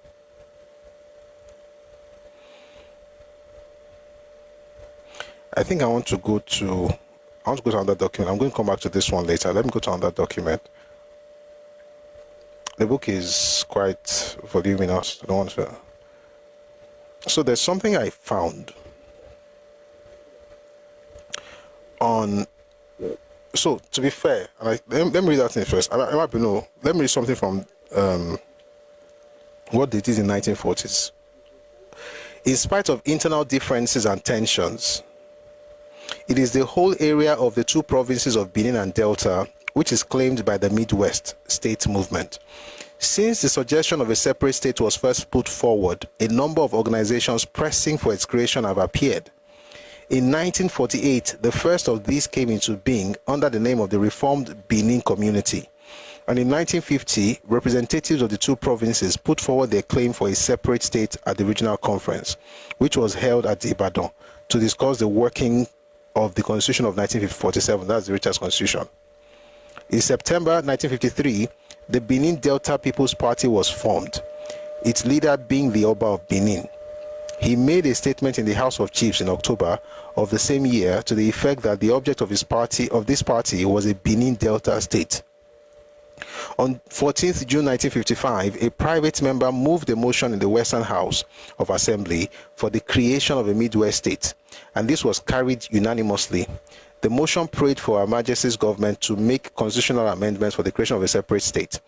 During the same month, the Oba of Benin accepted office in the Action Group government as a minister without portfolio, making a public statement that the appointment would be used in the best interest of his people. The Oba thus ceased to be connected with the opposition and the Otu Edo party, which had been associated with the NCNC. It did not by this act formally abandon its support for the Midwest state, since the Action Group government were not already committed to since the Action Group government were already committed to support the movement in some form. There's a book I read this morning. I talked about how Awolowo opposed the creation of the Midwest state. Let me say something. If you're from the Midwest, if you think like this, there's no way you will make progress, because you're literally lying. These are elders, so even from the 1958 document, they are saying that even at this point, I mean, we talked about the evolution. I'll tell you what happened in 52. Mombo, Amaso. But 52, 55, 57. By 57, Action Group was already supporting the creation of the Midwest. The only condition they had was that as you are creating Midwest, you must also create COR, and later on you must also create Middle Belt. It was not that they were against what was happening. No, crude oil was not even the issue. Crude oil was in Oloibiri, that was in 56. 52 was even something funny. I'll read it. You hear it very soon. It was a statement made by Alake at the parliament that caused a lot of wahala. And it's not supposed to be a problem unless you have inferiority complex. We're going to get to that very soon. So he says here, so they made Oba of Benin a minister without portfolio, and they said that the Action Group was already committed to supporting the Midwest. Sorry, let me read that again. So it made him a minister without portfolio, making a public statement that the appointment would be used in the best interest of his people. The Oba thus ceased to be connected with the opposition and the Otu Edo party, which had been associated with the NCNC. He did not by this act formally abandon his support for the Midwest states, since the Action Group government were already committed to support for the movement in some form. He did, however, cease from now on actively to campaign for the movement. In May 1956, the name of the Benin Delta People's Party was changed to the Midwest State Movement, and its leadership was assumed by Mr. Dennis Osadebe. Please remember that name. At that time, leader of the opposition in the Regional Assembly. In May and June of 1957, the Constitutional Conference met in London. Faced with claims for no less than 15 states, the conference decided to invite the Secretary of State to appoint a commission of inquiry. Let me just ask you a simple question. Who came up with this 15 state thing? It wasn't even 15, I think it was about 14 actually. But the person, very quickly, without to answer, the group that brought this whole idea was actually the NCNC. Before they went to the UK, the agreement was that they're going to have 6 states, 3 already existing and 3 new states. That was the agreement. They got there and the NCNC wanted 14. Are we sure 14 going to be 17? She wanted one ridiculous number like that. Like, I think it was 17. And it's 17, yes. They wanted 17 states there and then.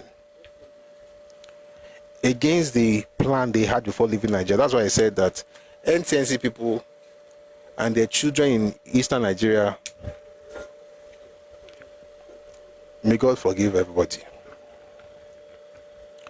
All right, having read that, I'll now read what I wanted to read to you.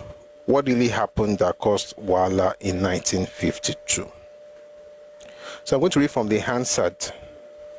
That's the debates on the floor of the parliament in the Western region.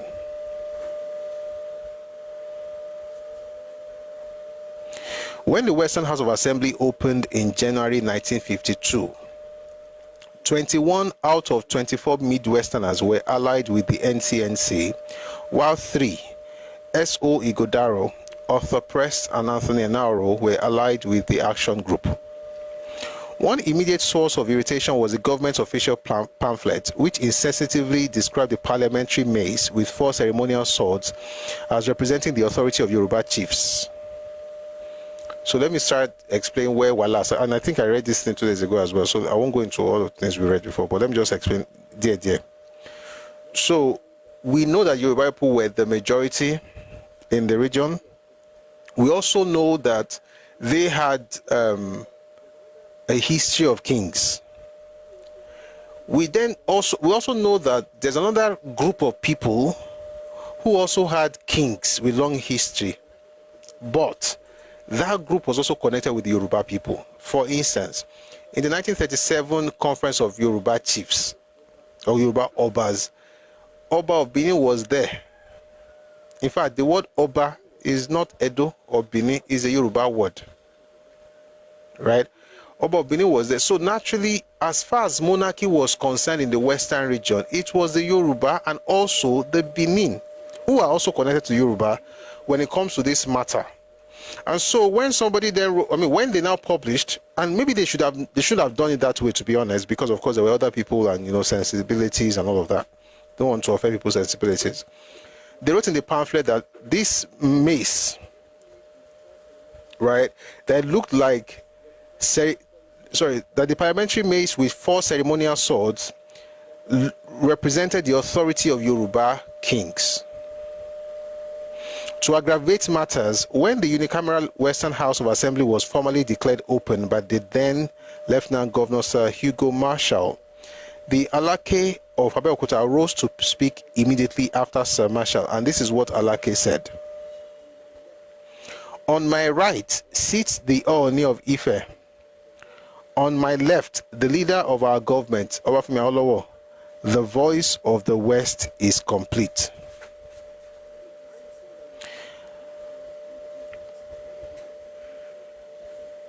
I think that makes sense, and I'll explain why, by the way. But let me read to you what the other people said.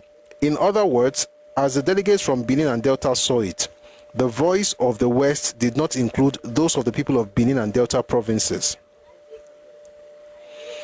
I said earlier that one of the problems, let me say it this way, one of the problems we are having right now, one of the problems we are having, I speak very fast, one of the problems we are having, in monarchy and everything in Yoruba land, mostly is political and also has to do with ego and inferiority complex, or ego which is rooted in inferiority complex. And I'll tell you why. This is 1952. You had the House of Chiefs, and the permanent chairman was the Ooni of Ife. It wasn't the House of Chiefs for Yoruba people, it was House of Chiefs for Western region. So if you had a chief, a king, any leader, traditional leader, permanent chairman was Ooni. On the other hand, you had the parliament, the House of Assembly, and the leader of government business at the time, the leader of government business at the time was Chief Obafemi Awolowo. So as far as representation went, you had the House of Chiefs and the House of Parliament, and the person says, on my right hand is the Ooni of Ife, on my left is the leader of government, the voice of the West is complete. Why would you have a problem with that? Again, see, you have to be very careful with people who have bruised egos, to be honest. Maybe they should have been more careful, but then you also wonder, but that's House of Chiefs, that's House of Assembly, that is the voice of the West. Maybe they should have done, but this was the beginning of real issues in Western region. Everything that came after this, in terms of this is why we wanted our region, came much, I mean, but let's continue. In other words, as the delegates from Benin and in fact, let me go back a bit. On my right, this is from Alake of Abel speaking after Sir Hugo Marshall.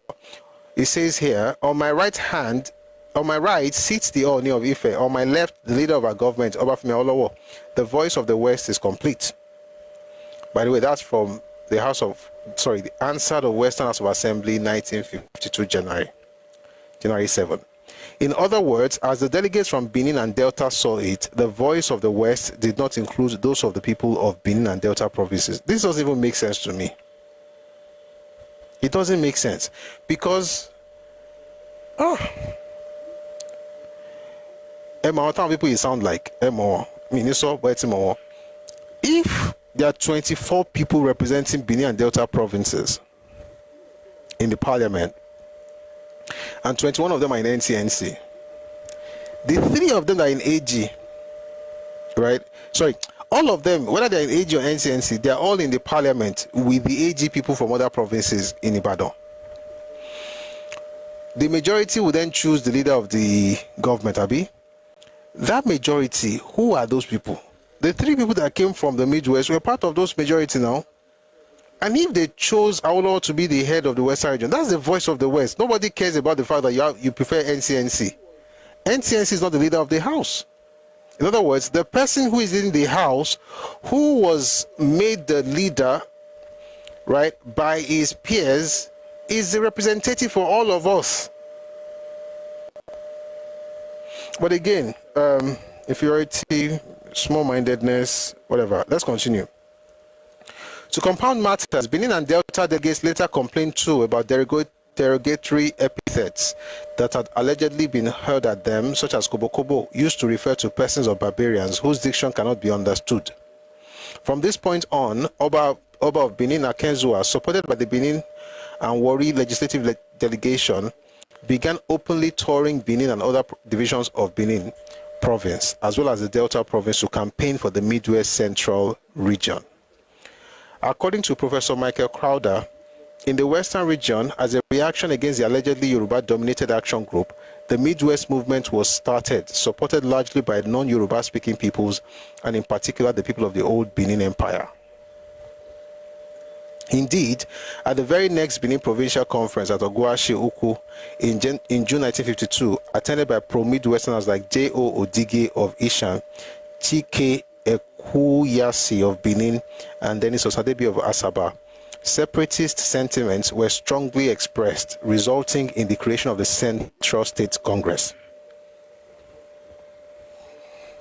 One of the criticisms of the Western Region government was the alleged decision to spend £225,000 in Awolowo's home province of Ijebu with a population of 33,000, as compared with £169,000 in Benin province with a population of 624,000. Subsequently, a subgroup known as Committee of the Midwest Organization emerged under R.O. Odita. Let me pause to say something.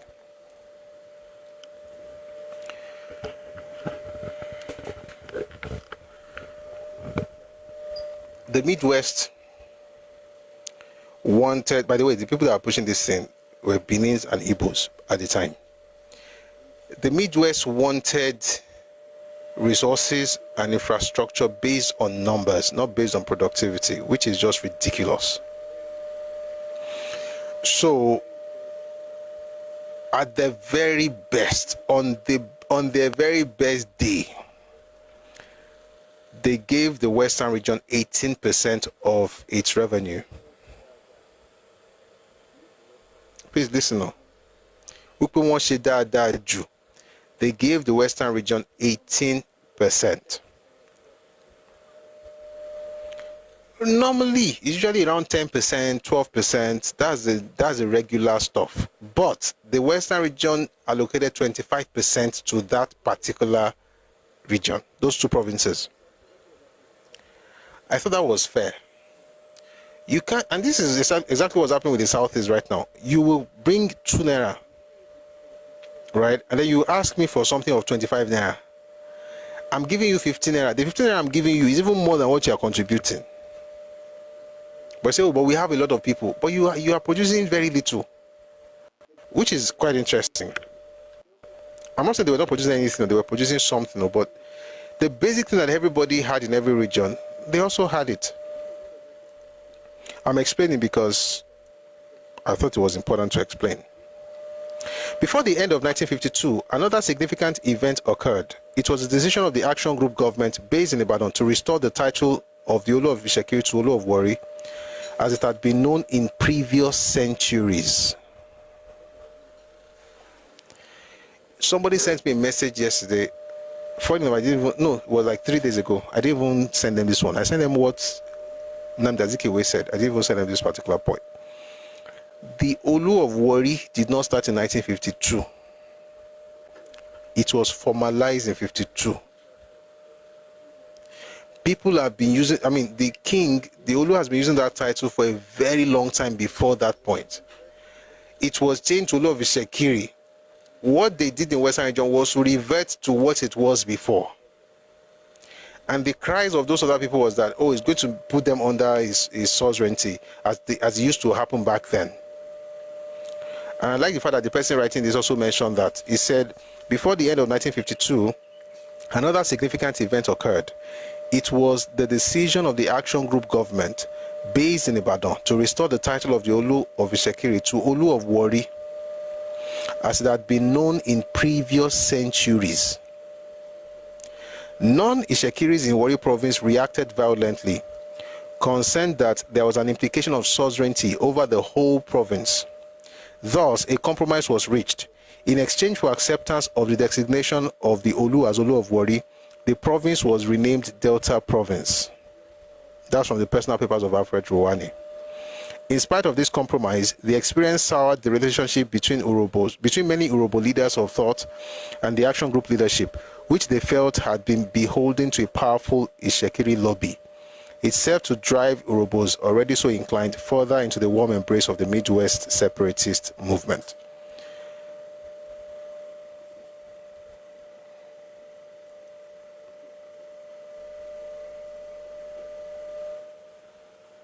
This may sound a bit boring, but please stay with me. When the time comes, I will stop reading and I will explain. But I'm sure these things are not, I mean, they are self-explanatory.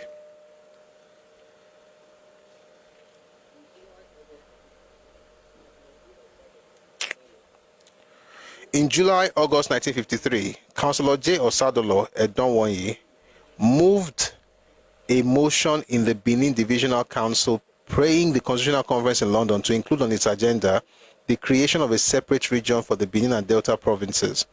However, overshadowed by a bitter fight between Obafemi Awolowo of the Western region and Nnamdi Azikiwe of the Eastern region over accession of Lagos on one hand and Southern Cameroon on the other, creation of new states was overruled at the London Constitutional Conference. When he returned from London, Chief Omo Osage briefed Oba Kenzua II, who then made arrangements to host a conference of traditional and political leaders of the Benin and Delta provinces on September 18, 1953 in Benin City. Anthony Naoro, Eso Igodaro, Arthur Prest, and the Olu of Warri boycotted this well-attended meeting. In his address, Oba Kenzua II said, among other things, that Midwesterners were seeking freedom not only from the white. Sorry, guys. Oh, Badge, thank you. Not only from the white. Let me take that again.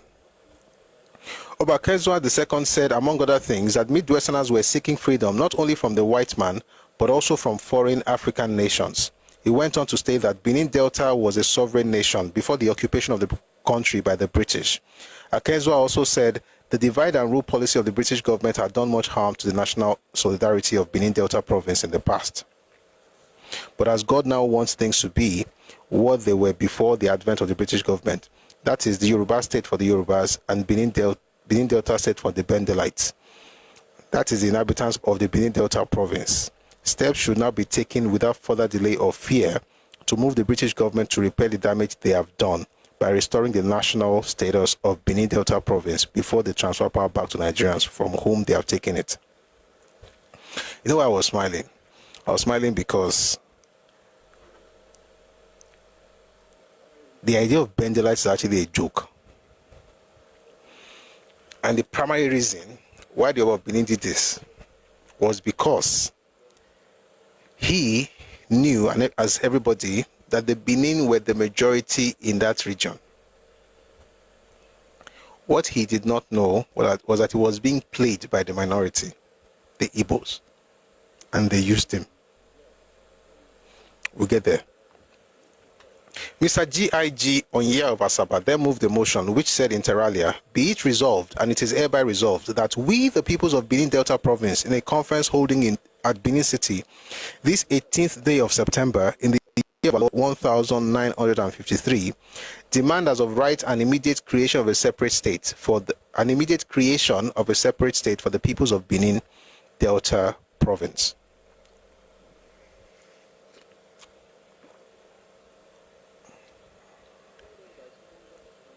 What was Osadebe Premier? We'll talk about that.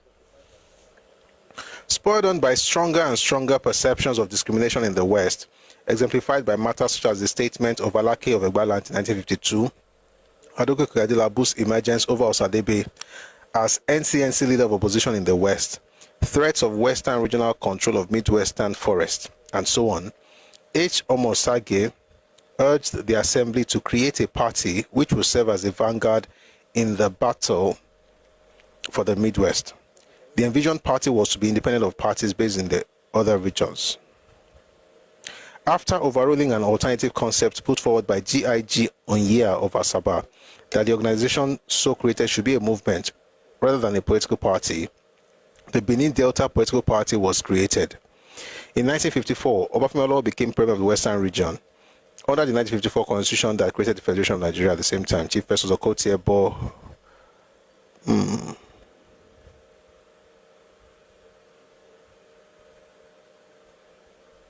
let me just finish that part. Professor Okotiebo of Warri, representing the NCNC, became the regional minister of labor and welfare. Dennis Osadebe emerged as NCNC opposition leader in the West, while V.I. Ahmad Dasun became NCNC chief whip. Meanwhile, the BDPP relied increasingly on the local NCNC operational infrastructure, even while forswearing any party links in public. All right. Number one.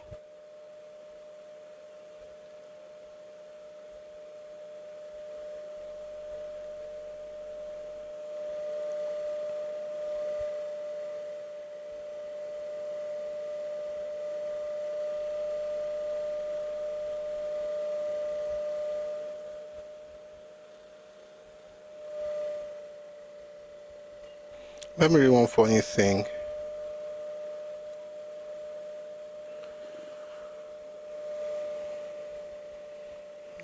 Nature. I think it's very.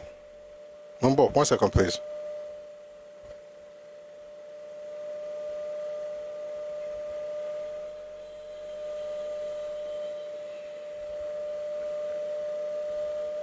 Trying to find another page. Like I said, I'm picking the things that will work. By the way, what I just read now, let me try and find it. Let me go back to the beginning of the book so I can tell you the name of the book. I'm reading the perspective of the Southeasterners. This is Benin and the Midwest Referendum by Nwamagbe A. Omoigwe. Nwamagbe Omoigwe. Benin and the Midwest Referendum.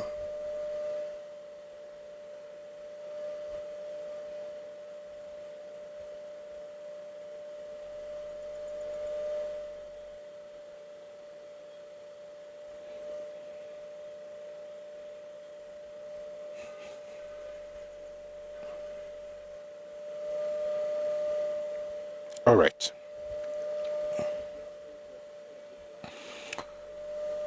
Do you see the similarity? Do you know that Chile, if you ask one question, I tell you I'm going to answer later, and you just keep asking many questions. Do you think I'll be able to answer any of the questions you're asking? Write it down somewhere. When it's time for the question, you can ask. You're just asking one question, 2 questions, 3 questions, 4. And when you finish now, down, as if you already know the answer that you want for yourself.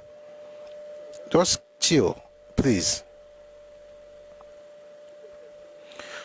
So let's go back to some of the challenges they had back in the day. Detailed testimony. This is from Isaac Asemota, the last Edo political titan, Chief Humphrey Omo Osage.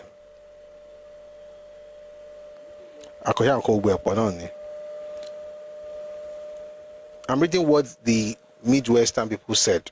Then I'll now tell you what happened, and then we'll move to the Eastern region. This will probably take us the next few minutes. I don't want to spend too much time on this. Detailed testimony was heard from a broad range of witnesses. Okay, the position of the MSM was based on fear of colonization by the Yoruba.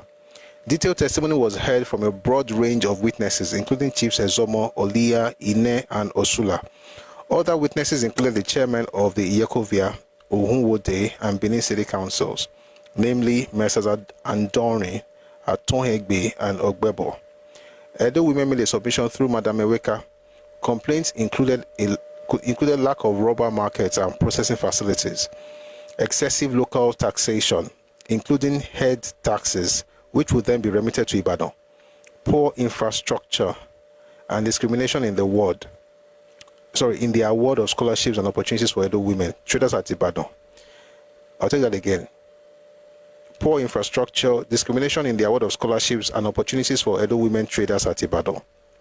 More recently, Mr. Isaac Asemota recalled that while Benin City stayed in the dark with no electricity, running water, good roads, separate and unequal schools, and grossly inadequate health clinics, there in Ibadan, Edo tax monies were being squandered in the construction of Cocoa House, Mapo Hall, and the commercial broadcasting service radio station, whose frequency we couldn't even pick up in Benin City. The best we could hope for was rediffusion radio, which had a very low frequency and could not be heard more than 2 miles away from the broadcasting booth. Let me explain something. Again, these people had first world problem. First world problem. Like I said earlier, on the best days for Midwest, they contributed 18%. Most times it was between 10 and 12, 15. 12, but 18%. And if you also notice what they're saying, they're not saying that there's infrastructure in Ife, in Gbangan, in Odeomu, right? Or in Apapa, in Ikeja, Apapa, which was part of Western region, or in Badagry. They keep mentioning Ibadan. Oh, there's electricity in Ibadan, but it's not in Benin. Again, number one, you're not paying serious taxes. But even if you were, the infrastructure in the capital would definitely be better, at least for even till now. Like right now in Edo State, the best city is Benin. It's not because Benin pays more taxes, it's because Benin is the capital. The capital naturally will attract, would have more development. It's just what it is. Abuja, for instance, is the best developed place in Nigeria. And I think maybe in reality, it probably shouldn't be like that. But if you have the center of government where everybody will go, if you want to have meetings, if you want to do everything, is that not where you're going to first build before you build others? Of course, you're going to build others, but you want to build that one. Just common sense. Thank you for that. It's the center of attraction. It's the main place. So if, for instance, AG was building, there's electricity in Ibadan, and there's powerful radio station in Ife, and they've done something fantastic at Edoabon in all Yoruba areas, but they don't do anything, or they didn't do anything in Benin City, then it will make sense.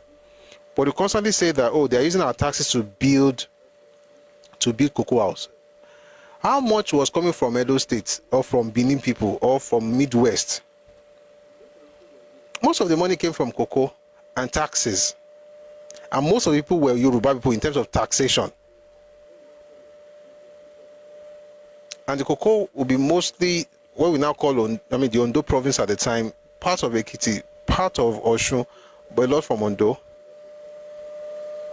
So it's what people say. By the way, that rhetoric is also the rhetoric that Zik has used. Zik used a lot in the 1940s. So we are paying taxes without anything. They're using our taxes to build other places. Then you now ask them, how much did you really pay? Then talked about, inadequate health clinics. See, one of the things you notice is that in fact, let me read to you what Papa said about the schools they put together, that they had in Urobo land. Again, remember that there were 24. There were 24 representatives from the Midwest. Only 3 were in action group. Only 3. So if you want to be vindictive, you just be like, who cares? How many people even come from your side? You never have representatives. But no, the region still allocated substantial amount of money to those people. Let me read something to you about what I was said about Urobo.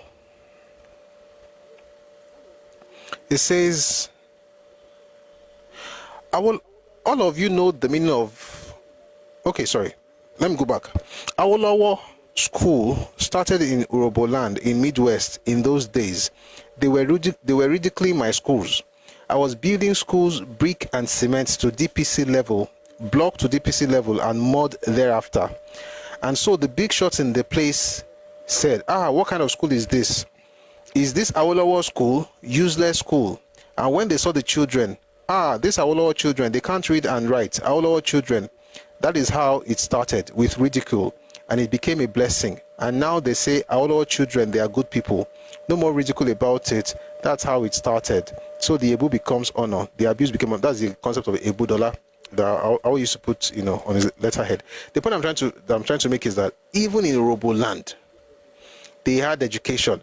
What Awolowo and Action Group owed everybody in Western region was what they promised in their manifesto. And what did they promise? Free education. So the question is this: was there free education in Ibadan? I didn't have free education in Urobo land. No. Even though Urobo people did not vote for him. Even though the Igbos of the Midwest did not vote for him or for Action Group. Even though a lot of the Benin province guys did not vote for him. There were only 3: Arthur Press, Anthony Nauro, there's another person, I'll see if I can remember his name, that were in Action Group. So what does that tell you? It tells you that a lot of the things that they said, which, made this, a lot of people say all the kind of things that they say. It's just, I want to see if I can find that name. It's just, like I always say, first world problem. Because when we get to what happened in the Eastern region, you can then decide.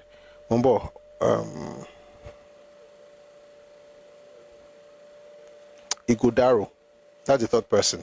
Anthony Nauro, Igodaro, and Arthur Press. Those were the only 3 people that were in Action Group of all the 24 representatives from the Midwest. Yet, whatever was going on in Ondo province was going on in Delta province and Benin province. Not because they were giving all that, but because there was a promise. It's a debt. There was a promise of free education, free health care that was given to all in West. What they said that I agree with is the fact that when you looked around back then, everywhere was Yoruba. Chile, I'm going to have to mute you. There was nothing called Yoruba region at the time. I don't know what you are even typing. You just type sometimes. Somebody says, Azikwe may have sown seeds of discord behind. Absolutely. Azikwe worked with Oba of Benin on this matter.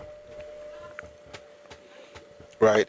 So what I think was legitimate is the fact that Yoruba people were everywhere because they were in the majority. So you saw them, the way Action Group was put together, it looked like they will be there in perpetuity. But another thing is this: you were not even involved in Action Group, so how do you expect that you're going to even win anything? Interestingly, the person who moved the motion for Nigeria's independence in 1953 was not a Yoruba man, but was an Action Group. And that person was Anthony Nauro. It was an Ishan man. Or they call them Isan. So some people say Isan, some people say Ishan. It's from Oyo State. It's from the minority group, but it was an Action Group. So if you were not part of that group, how will you even be able to even go get ahead amongst them? So again, I think the fact that we even have that example gives us this. 1 second. The fact that we have that example gives us this assurance that things would have been better if other people were involved.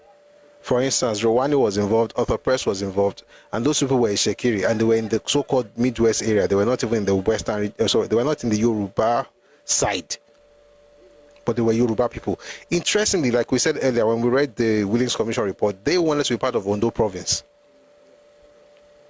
And interestingly, there was contiguity between, it was contiguous, that area and Benin, and Ondo province was contiguous, but then politics happened. So that was, I mean, those were some of the things that they came up with. It's quite long, what the man talked about. That was where they come from. But the point is, remember that from from our perspective, when they came up with the idea of having their own state, the Papa himself was okay with it the first time. The people, the group that was against it was Action Group, and for good reason, because they didn't want to, they were the smallest in terms of influence, right? Western region was the smallest. And so to now allow people to cut it into two without doing the same thing for other groups would amount to you just making yourself small for no reason at all. But the NCNC wanted it, and eventually they got it. If you're on TikTok, please power tap. If you're on YouTube, please like and share. Thank you very much. All right.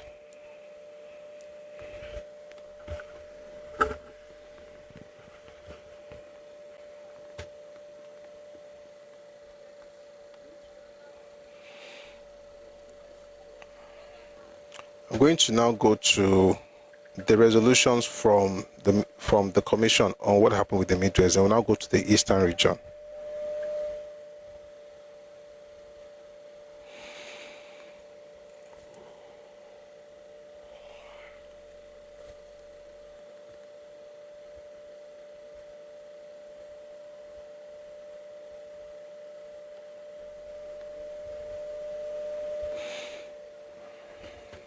So they say here, in the two previous chapters, I'm back to the Willink Commission report. In the two previous chapters, we have considered the general background in the Western region, and more specifically, the fears and grievances put to us on behalf of minorities. Except to a limited degree in the case of the Ijaws, the representatives of the minorities who came before us saw in a separate state the remedy for the dangers they feared. Most, when questioned, replied emphatically that nothing else but a separate state would serve their purpose. It is therefore proposals for a separate state that we consider in this chapter. Okay.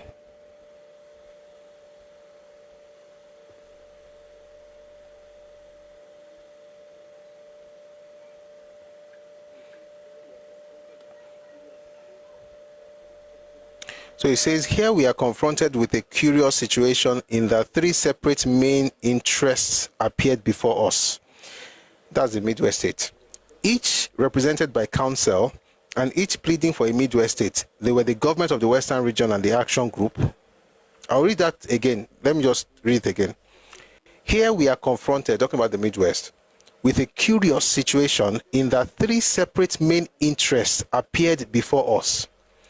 Each represented by council and each pleading for a Midwest state.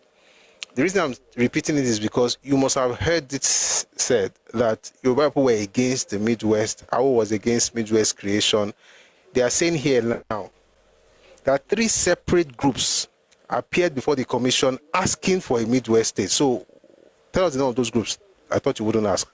They were the government of the Western region and the Action Group, who were separately represented, although their interests were not always to distinguish, and thirdly, the Midwest State movement. All these interests advocated the creation of a Midwest state, though with differing degrees of warmth and with different definitions of its area.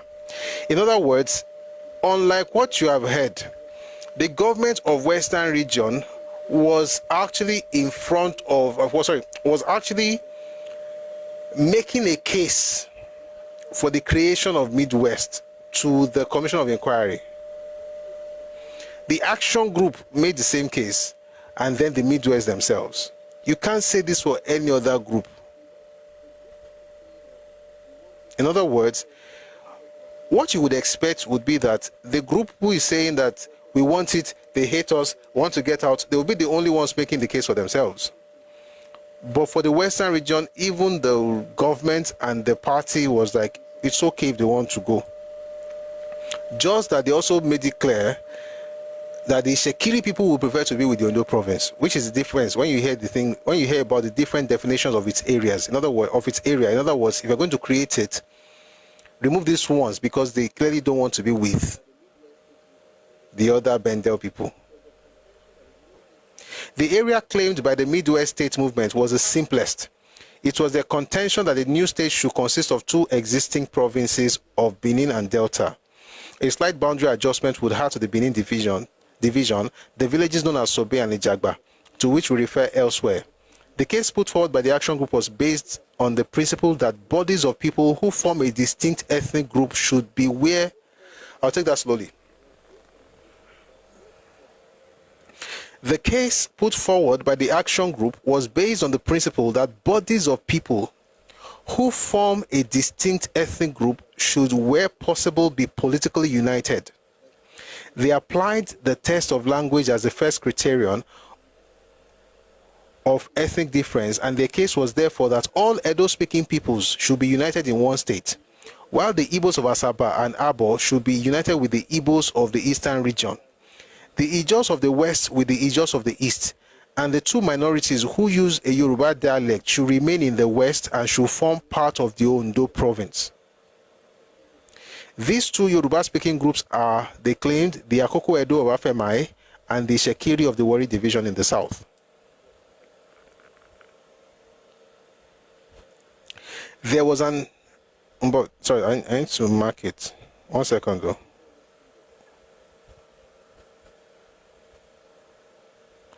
So when you hear this thing about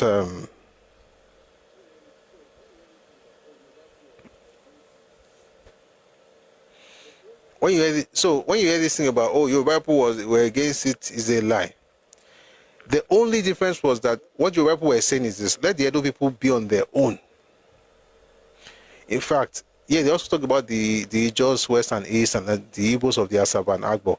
But they're specific about the Yorubas in Ishekiri and Akoko Edo, because they were close to Ondo province. Is Ishekiri land still contiguous with Ondo State?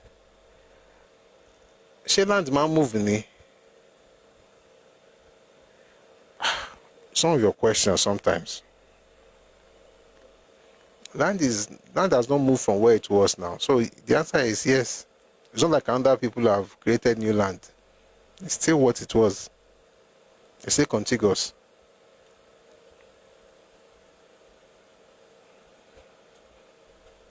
All right. But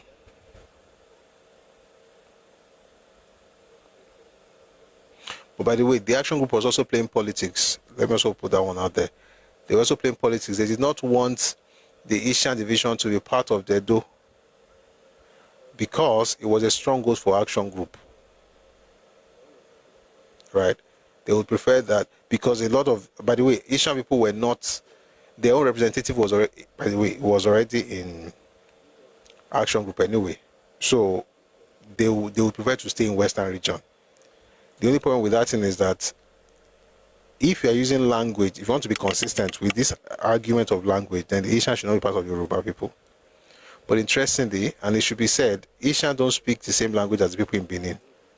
They speak different languages. But we call all of them Edo today.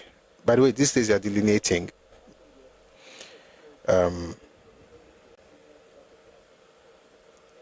Apart from this obscurity, the position of the government was similar to that of the action group. The obscurity, of course, is what I mentioned earlier. They wanted Ishan to remain, even though they are saying that people should go based on linguistics. And of course, the reason for that is because they had Isha. But they also speak Yoruba too as a second language. Yes, but they're not Yoruba people. That one was a political move. That one is about interest. It's not about... I'm saying it's not about principle. It's about interest. You get? There's a principle, then there's the interest. So the principle is ethno-linguistics. the interest is politics. These people, they said they are with us, so let's keep them. So that's the only thing the action group did that was different.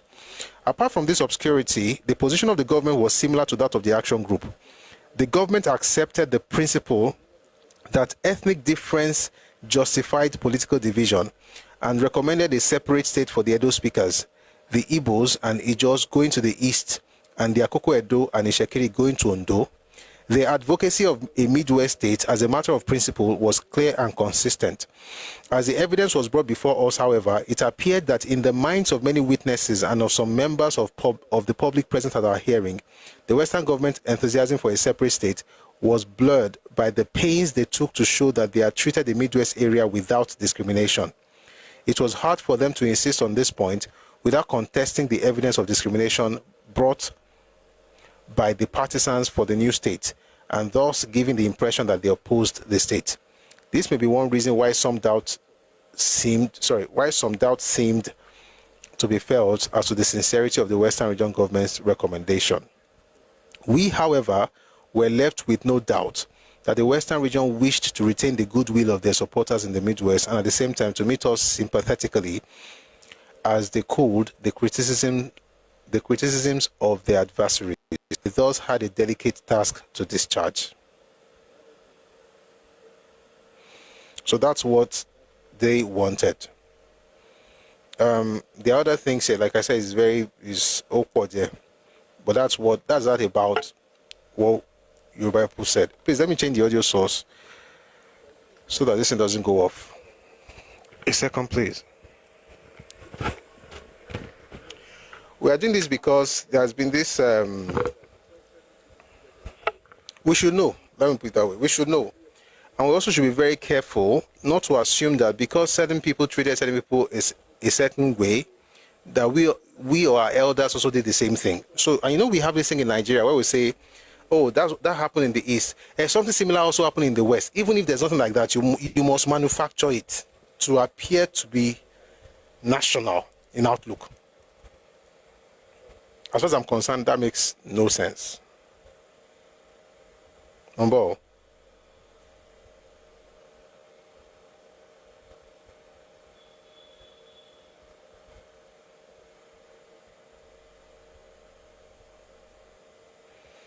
Ẹ jẹ́ ká padà wọlé.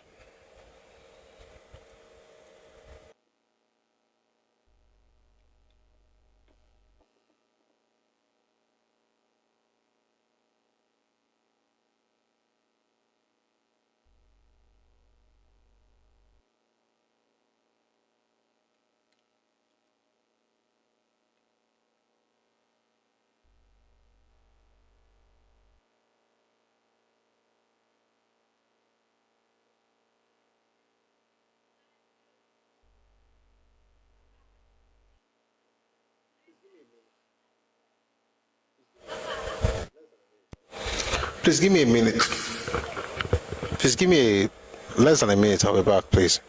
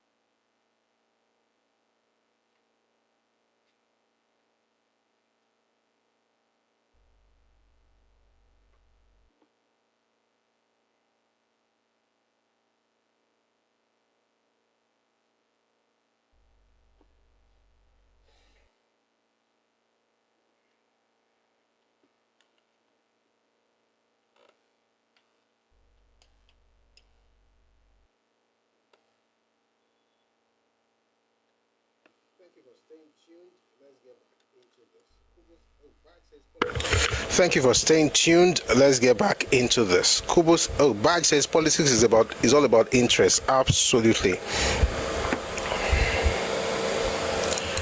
Yeah, so that's why they played the game the way they did. So we've said all of that about Western region. I want to finish this Eastern region thing today. Excuse me.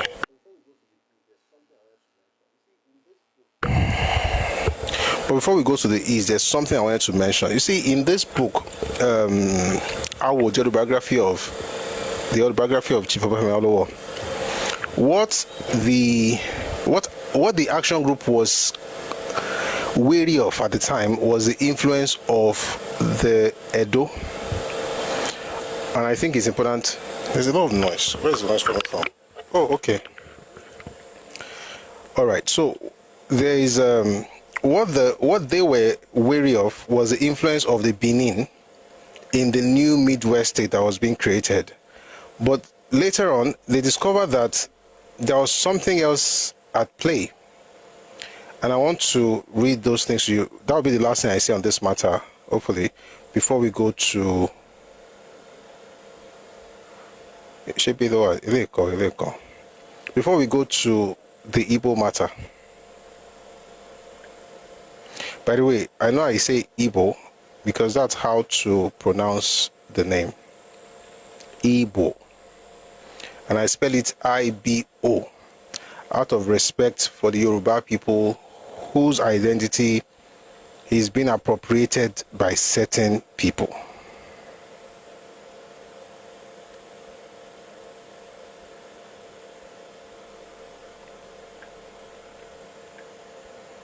Also talk about Northerners with the middle belt. Say in the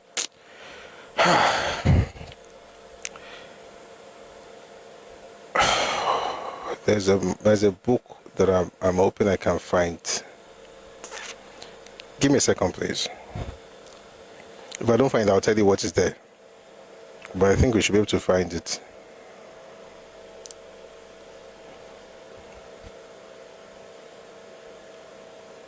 Please just power tap. If you're on TikTok, please power tap. If you're on YouTube and on Facebook, please like and share. Thank you very much.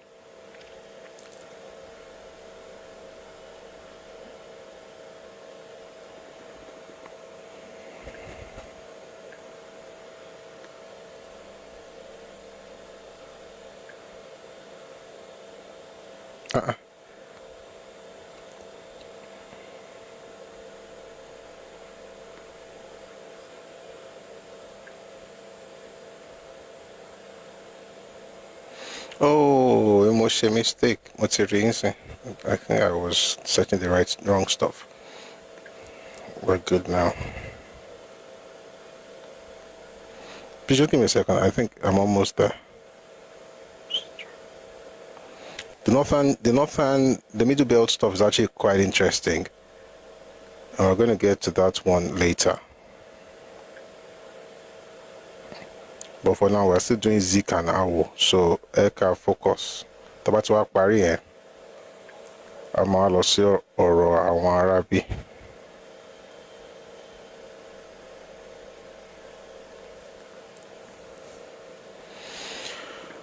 Okay. Here's the point. You see, originally, the fears that the Igbos had, the fears that the action group had was that these Edo people would dominate the Midwest. And like I said the other day, it's understandable. I mean, they were the majority ethnic group in that region. That's one. Number two was that by the time they started this whole thing, after that 1952 issue that I talked about earlier, where the Alake said the voice of the West is complete, and he was saying basically that, he said, by the way, let me just, in case you're not here when I said it, it was January 1952 in the Western Parliament, House of Assembly in Ibadan. He said the Oni is to my right and to my left. To my right is the Oni of Ife, and to my left is Chief Obafemi Awolowo, the leader of government. The voice of the West is complete. And that was the problem that the people from Benin had at the time. After that statement, a lot of work a lot of things, a lot of moving parts. People are trying to get their region. They've been doing it before then, but I think they felt spited. And the Oba being worked with Azikiwe in order to get that. You'll find that in the book by Awolowo, or the autobiography. But eventually, in the beginning, while the Yoruba people, the action group actually was talking about the Edo taking over the entire Midwest, towards the end, they changed their mind. Like, listen, the Edo is not the problem. The real issue are the Igbos. And their fears materialized because the Igbos took over everything. The only thing the Edo got out of the Midwest, in reality, well, let me not say the only thing. The primary thing they got was the capital. That was all. Everything they thought they were going to do in the Midwestern region, they could not achieve it because the Igbos took over everywhere through Dennis Osadebe. And I remember saying to us the other time that when you read the document that was put out by the Igbo National Caucus in 1944, they had mentioned something like that. And by 1964, 1 year after the creation of the Midwest, that document that was, I think I read it here before, the document that was signed by Mbadiwe and Mbanugo, they said that we have successfully clamped Osadebe on the saddle in the Midwest, thereby taking care of Festus Okotiebo and Omo Osage. In other words, both of those people were in NCNC, so it's not an NCNC point. Please try and understand what I'm trying to say. They are not saying that they put an NCNC person there against an action group person. They are saying they put an Igbo person there. Why am I saying this? Because at Tomo Osagio, at Okotiebo, at Osadebe, they were all in NCNC. So it wasn't a party thing, it was a tribal or an ethnic thing.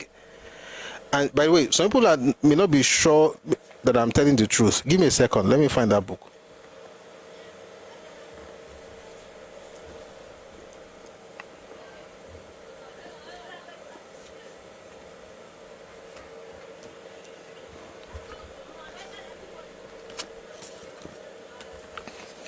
I'm going to read that thing you're hearing so that you so whatever fears Action Group had in the beginning, turns out they didn't see this one coming until towards the end. So in 52, they thought, in 52, they thought the problem was Benin. By 1960, they knew it was not Benin, it was Igbo. And let me read to you what the Igbo National Caucus put out. By the way, this document, I've mentioned it several times. I've mentioned about 3 sources. The document itself is a Igbo National Caucus protocol. It's for them. It's an in-house memo, so to speak. But you find it in 3 documents. You find it in IUL collections of the Nigerian Civil War. You find it in the Educated Elites of Nigeria, or Educated Elites in Nigeria by E.B. Ayondele. And you find it in Just Before Dawn by Kole Omotosho. This is what they put out there. Again, this document was 1964, so please take a listen to this and pay attention, please. It says, in the east, the Efik, the Ibibio, and the Rivers tribes are still under complete control. We'll read about those ones later. Even though their dreams for their own states have been completely shattered. You know, when they created this Midwest in 1963, do you remember that, by the way, let me just quickly say this. The Willink Commission report did not recommend the creation of states in 1958. Right? So no states were created based on that report. Nothing happened for another 5 years. It was in 63, after Awolowo had been imprisoned, that the Midwest state Midwest region was then created. COR, nobody said anything about it again. Middle Belt, nobody said anything about it. It took another 4 years for the minorities in the eastern region to get their own state. That is the 2 states actually, Southeastern State and River State. Southeastern State is present-day Akwa Ibom and Cross River States. Now it says here, so this is 64, right?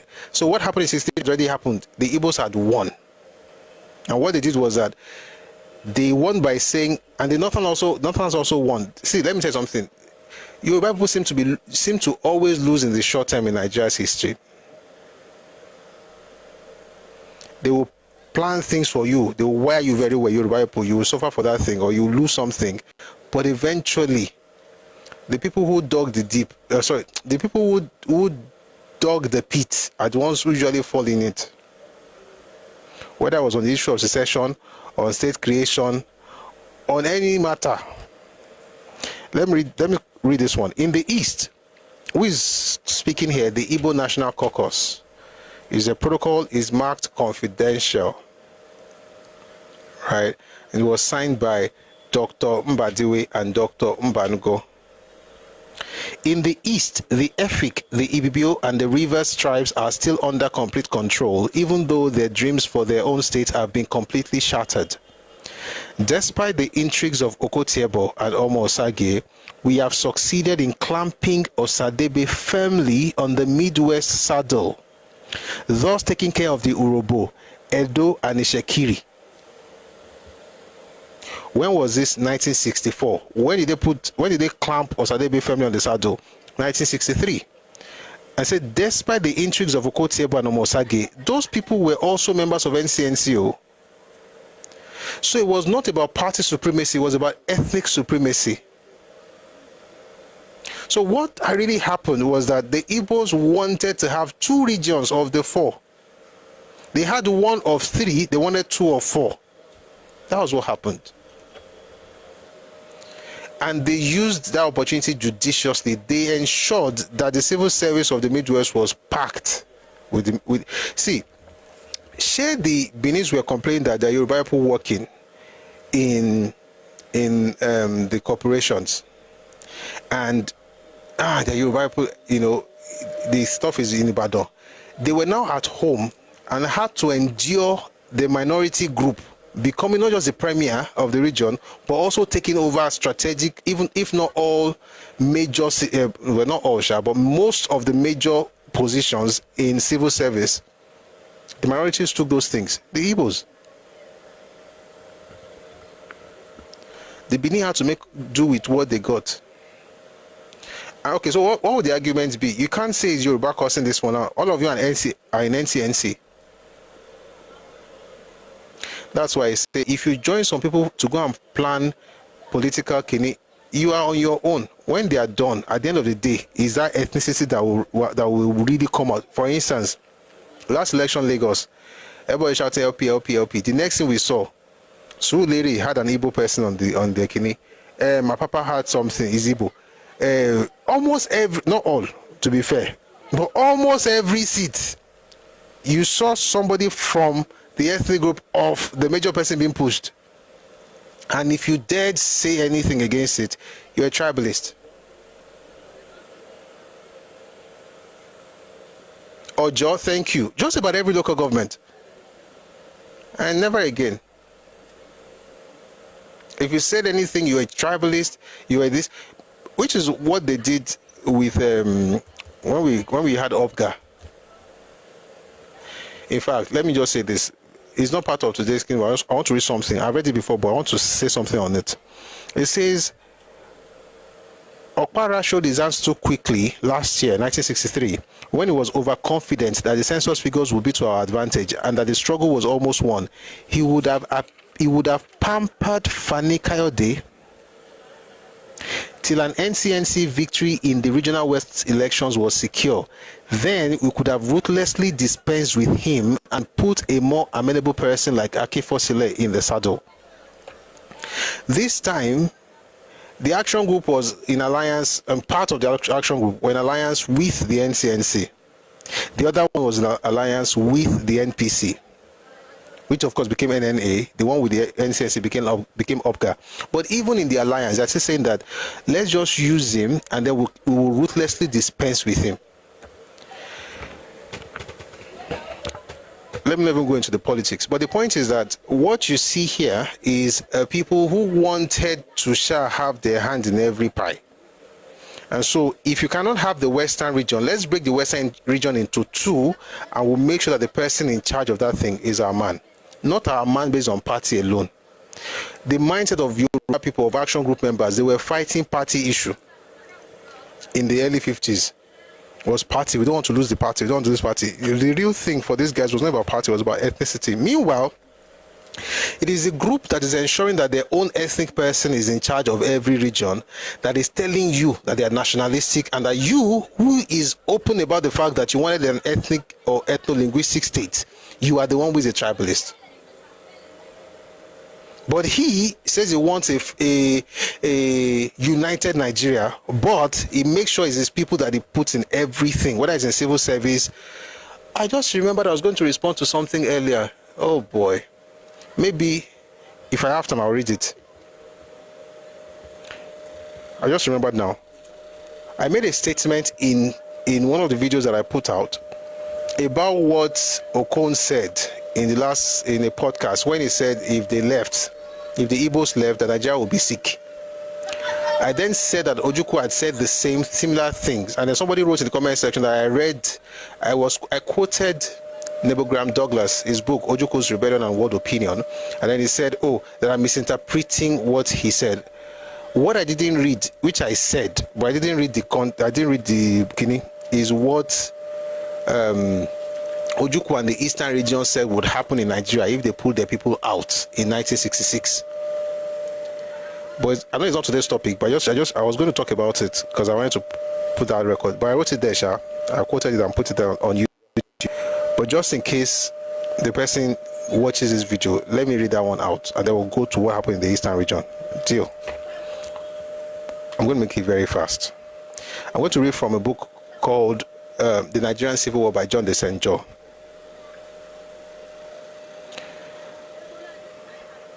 And I think, like I said earlier, so we have this vicious cycle, right? We keep repeating what has happened in the past. People think that, they have this fantastic idea. They don't know that.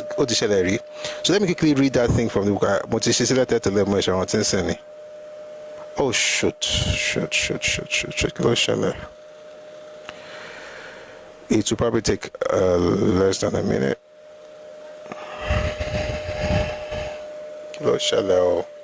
Kilo ṣẹlẹ̀ Olùgbàlà ti dé ọmọ kan kò mọ èkejì ta ló mọrin ẹ̀ orin fún mi àràgbáyé ìjọba ọ̀run kò dẹ̀dẹ̀ aráyé ẹ̀rí padà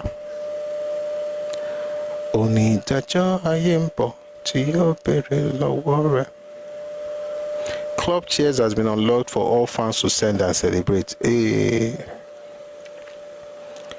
Let me read something to you. This happened in Jos and also in Lagos. I think I'll read two books if we have the time. Quickly read it and then we can move on. The idea of you have, once you get there, you make sure that every position is filled with your people. And when people say anything about it, you call them tribalists. Akin Shafi, you're one of those people, you know the song. Nice. All right, let me quickly read something to you.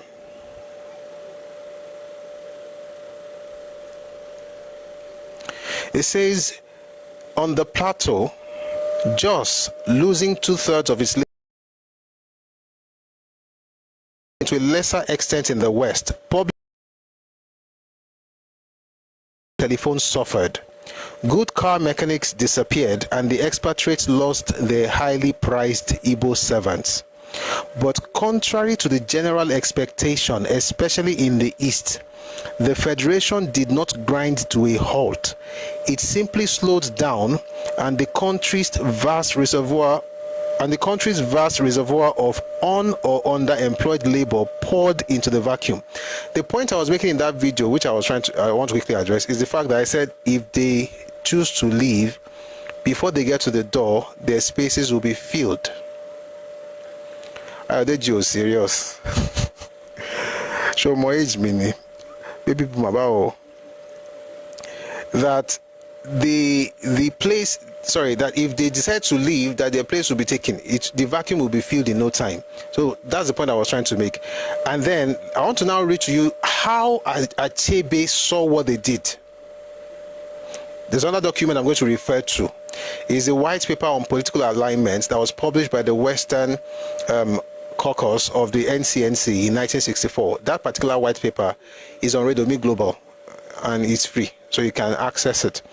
Well, let me read to you what Chinua Achebe said in his book, There Was a Country. He says here,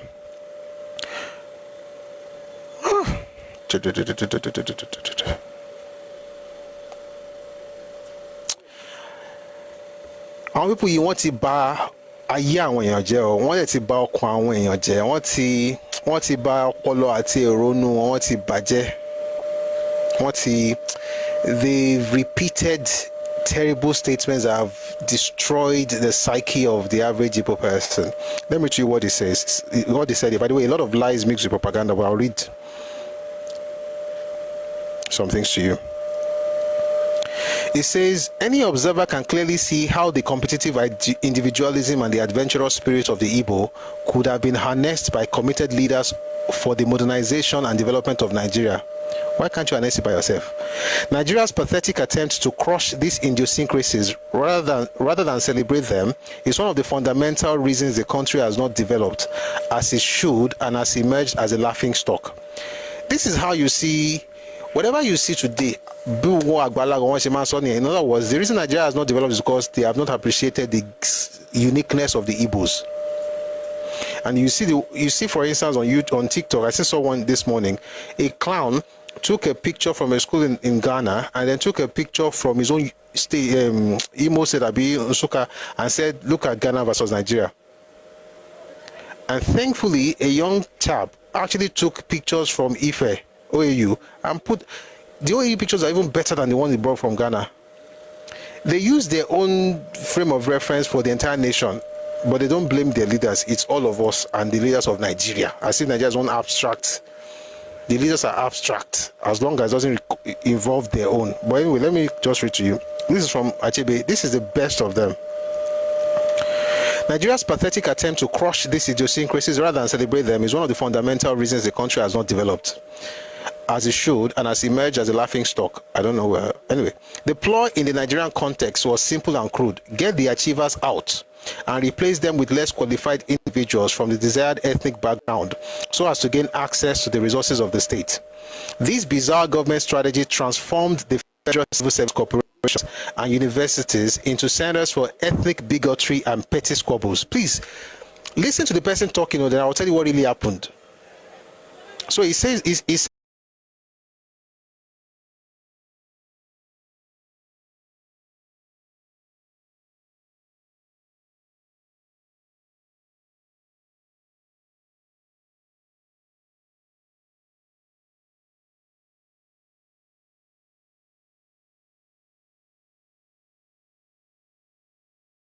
UI was an Igbo man, even though there were Yoruba people who were senior, e.g.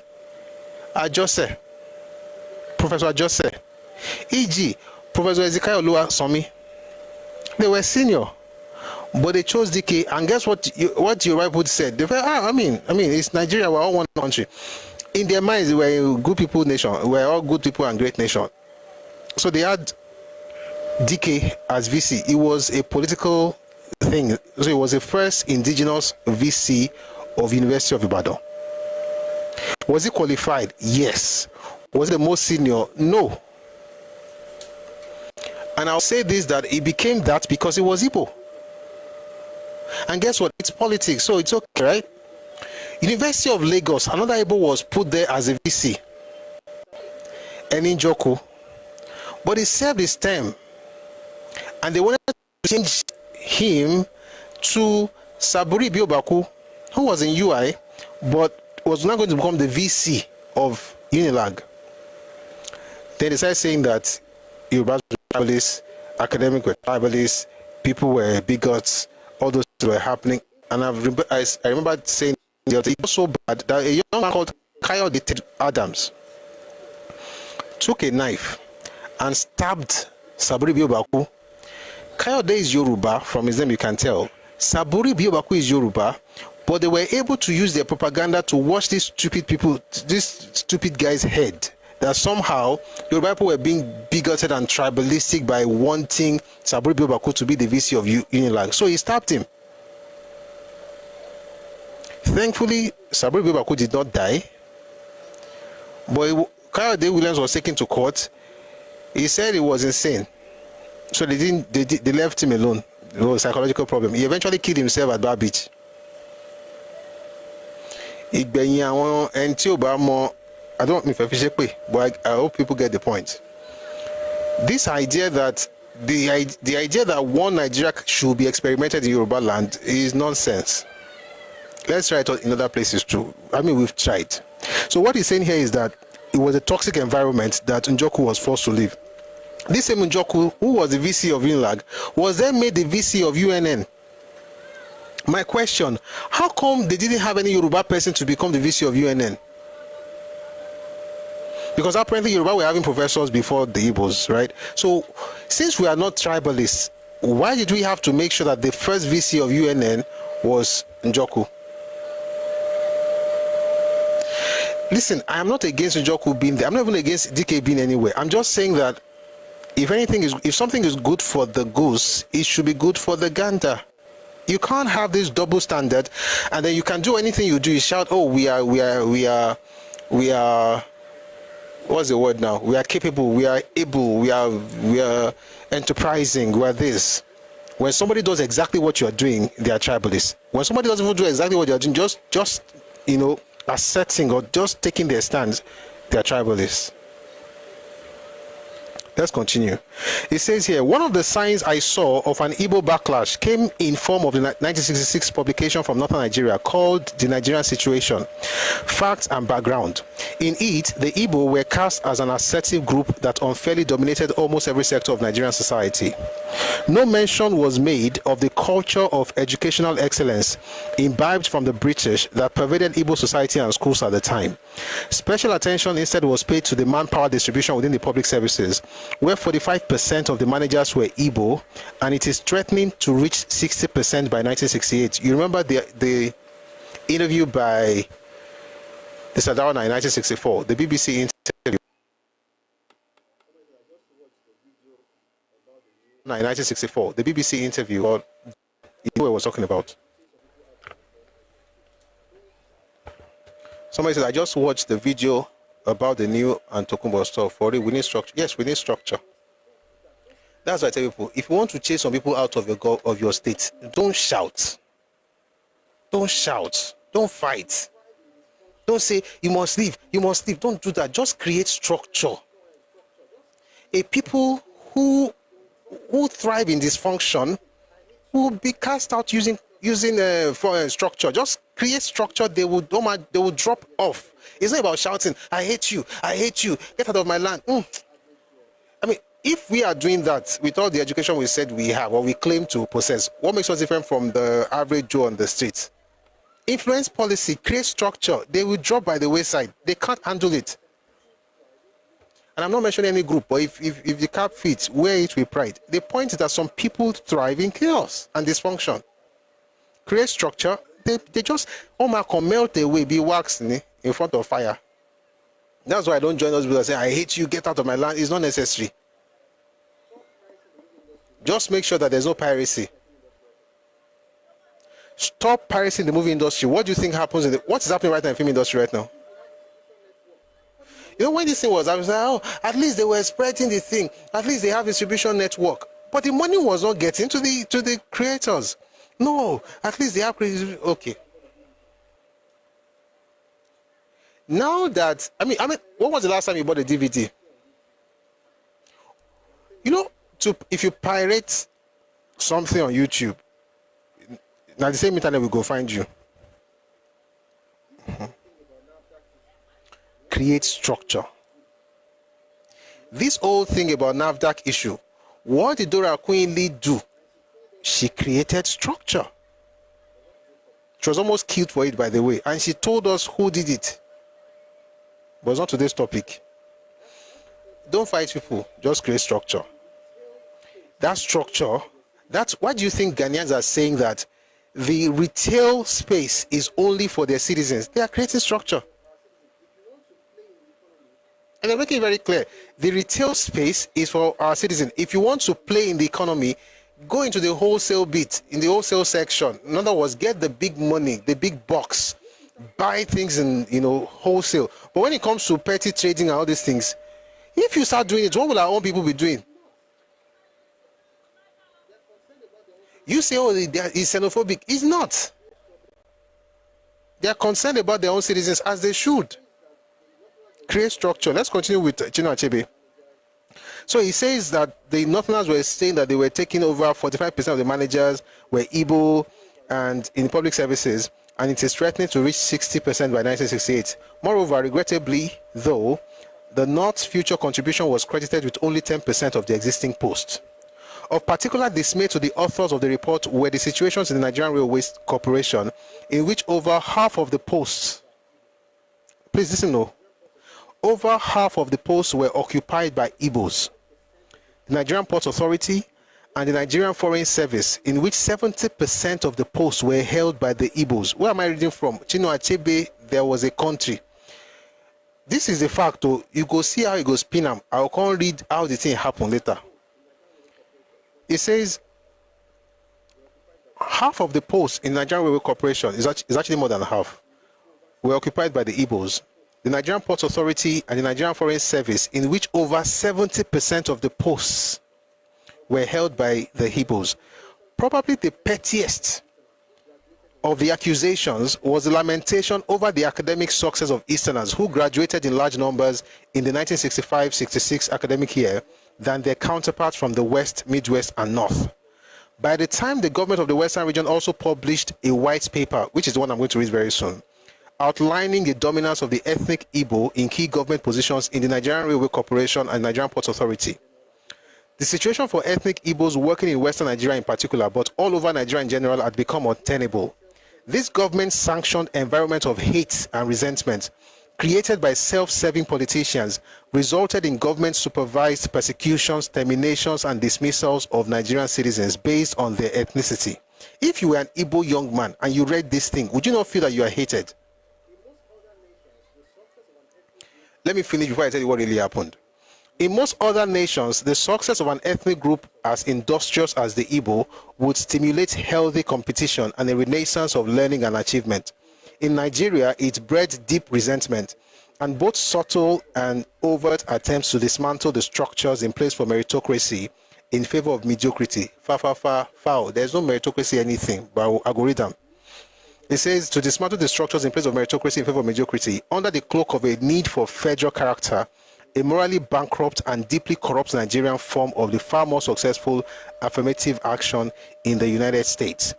The denial of merit is a form of social injustice that can hurt not only the individuals directly concerned, but ultimately the entire society. The motive for the original denial may be tribal discrimination, but it may also come from sexism, from political, religious, or some other partisan consideration, or from corruption and bribery. It is necessary to examine these various motives separately. It is sufficient to state that whenever merit is set aside by prejudice of whatever origin, individuals, citizens, as well as the nation itself are victimized. That sounds very powerful, Abi. It's absolute nonsense. Achebe just wrote rubbish, and I'll tell you why.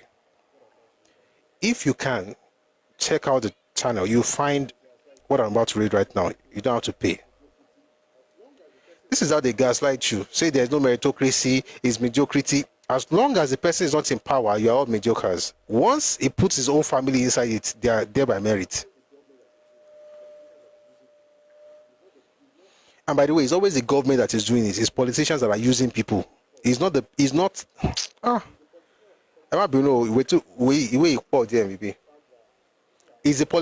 politicians that we should blame. Forget the fact that people are intentionally putting their own family members in every sector.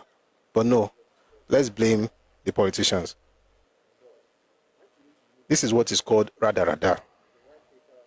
Ombo, I want to read to you what he was referring to. It's a white paper on political alignment.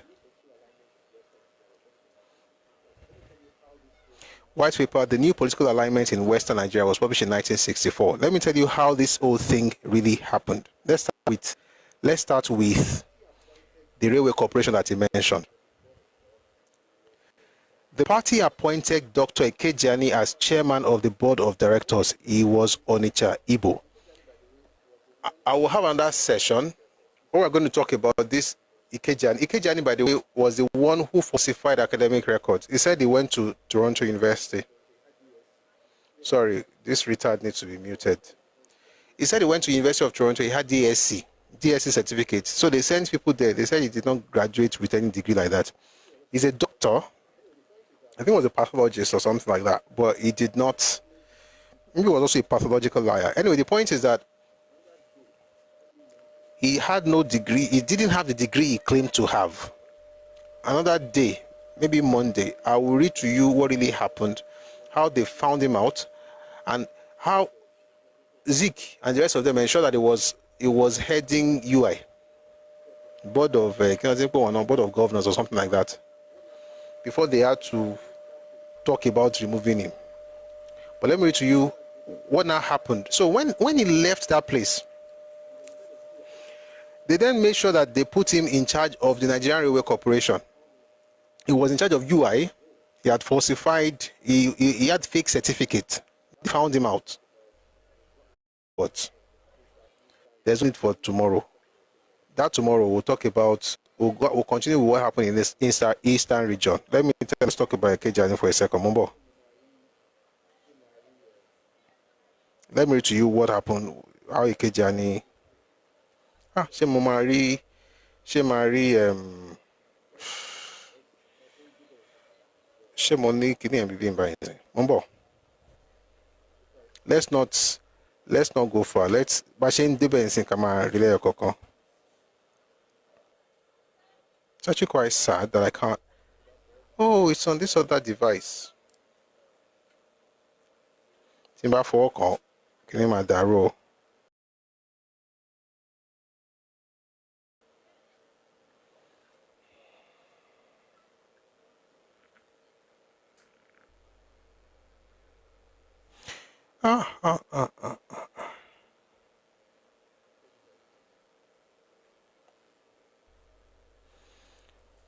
Let's do it like this.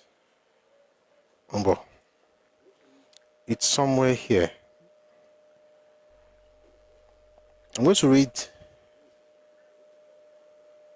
2 documents, I think. I should be able to find. Let me see if it's here. If it's not here, that means I will find time to look for it properly, then we'll talk about it. But I think it's Well, I'll find it. So when you read, what's this man's name?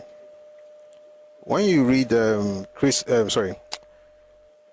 Achebe, it gives this impression that, oh, they were very good, you know, they did so well, and the people were against them, and since that time, we've been having mediocrity instead of meritocracy, and all of that nonsense.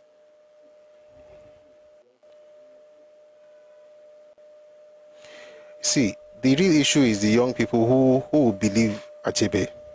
I feel sorry for them.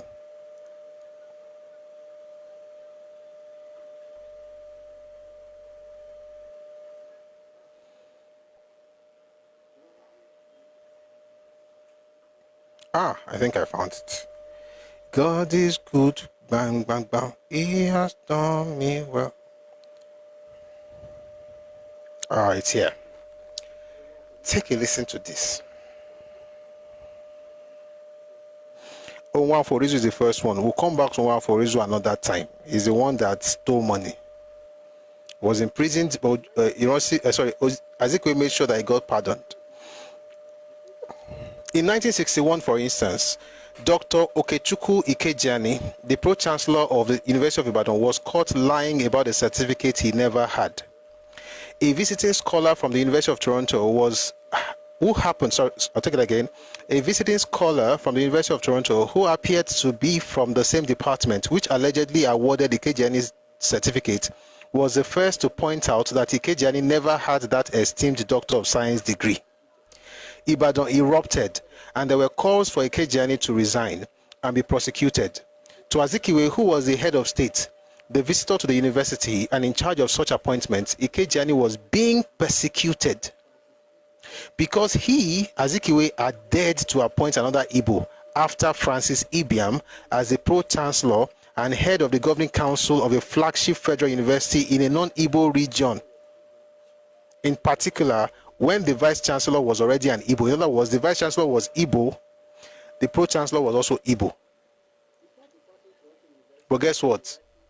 It was merit. Before departing Toronto University, where he rightly earned his undergraduate medical degree, Ikejiani seduced and frequently unhooked the lovely secretary at the Vice-Chancellor's office until she embossed a Doctor of Science certificate in his name, complete with authentic signatures but with no education behind it.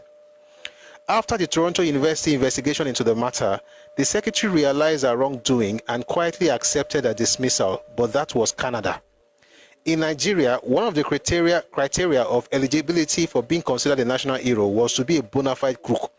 When Ikejiani was forced to finally resign, being a medical doctor, Azikiwe made him whole, like Orizu, by appointing him to the State House as one of his personal physicians. He was not done. Azikiwe then reappointed him again to his former on-field post. Less than 2 years later, he was still not done. In 1964, Azikiwe decorated him with the national honor, Commander of the Order of the Niger, CON, pun intended, con, for his service to the nation. Umbo, this is the meritocracy that Achebe was talking about. So please, guys, understand again, when some people tell you something, just ask them definition of terms. This is what meritocracy means to Gino Achebe. Say, don't leave me. Yes, now he's a con man, commander of the Order of the Niger. If anyone is interested in why Nigeria ended up being a pit latrine of implacable corruption where intelligence cannot assert itself in the conduct of public affairs, the Orizu and Ikejiani affair is where to begin. By the way, this is from the news magazine. I'm going to read to you. Should I do it now? Let's stay with Ikejiani. We'll come back to Orizu later. There's another book I want to read on Ikejiani very quickly.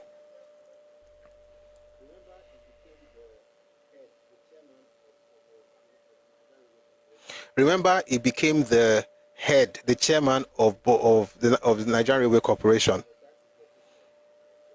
Zik put his people everywhere, but that's his definition of meritocracy.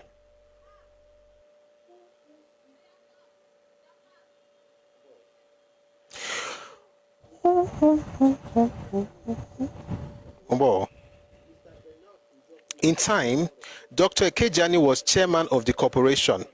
Mr. Bernard Njoku was a member of the board of the corporation and was appointed by Dr. Ikejiani to be the chairman of the promotion selection board. By the way, this one I will mention again from that other book. The Bernard Njoku was a messenger. He joined the NRC as a messenger, retired as a messenger, was then appointed on the board of a selection committee, and also became a contractor to Nigerian Railway Corporation. But who are you to talk? This is meritocracy.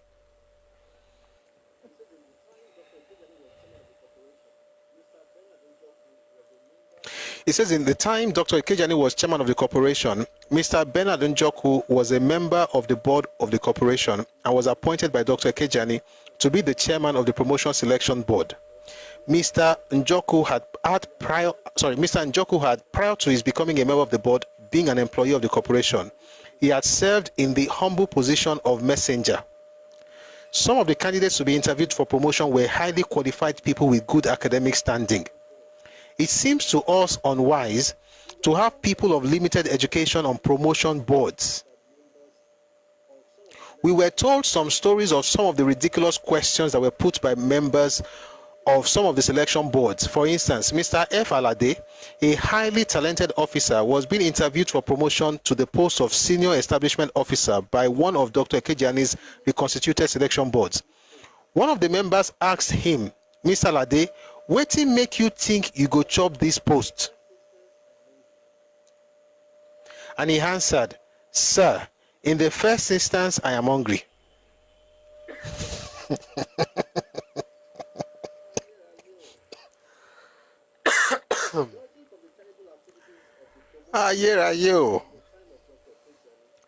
Judging from the terrible activities of the promotion boards in the time of Dr. Ikejiani, We have concluded that these promotion boards were a mockery.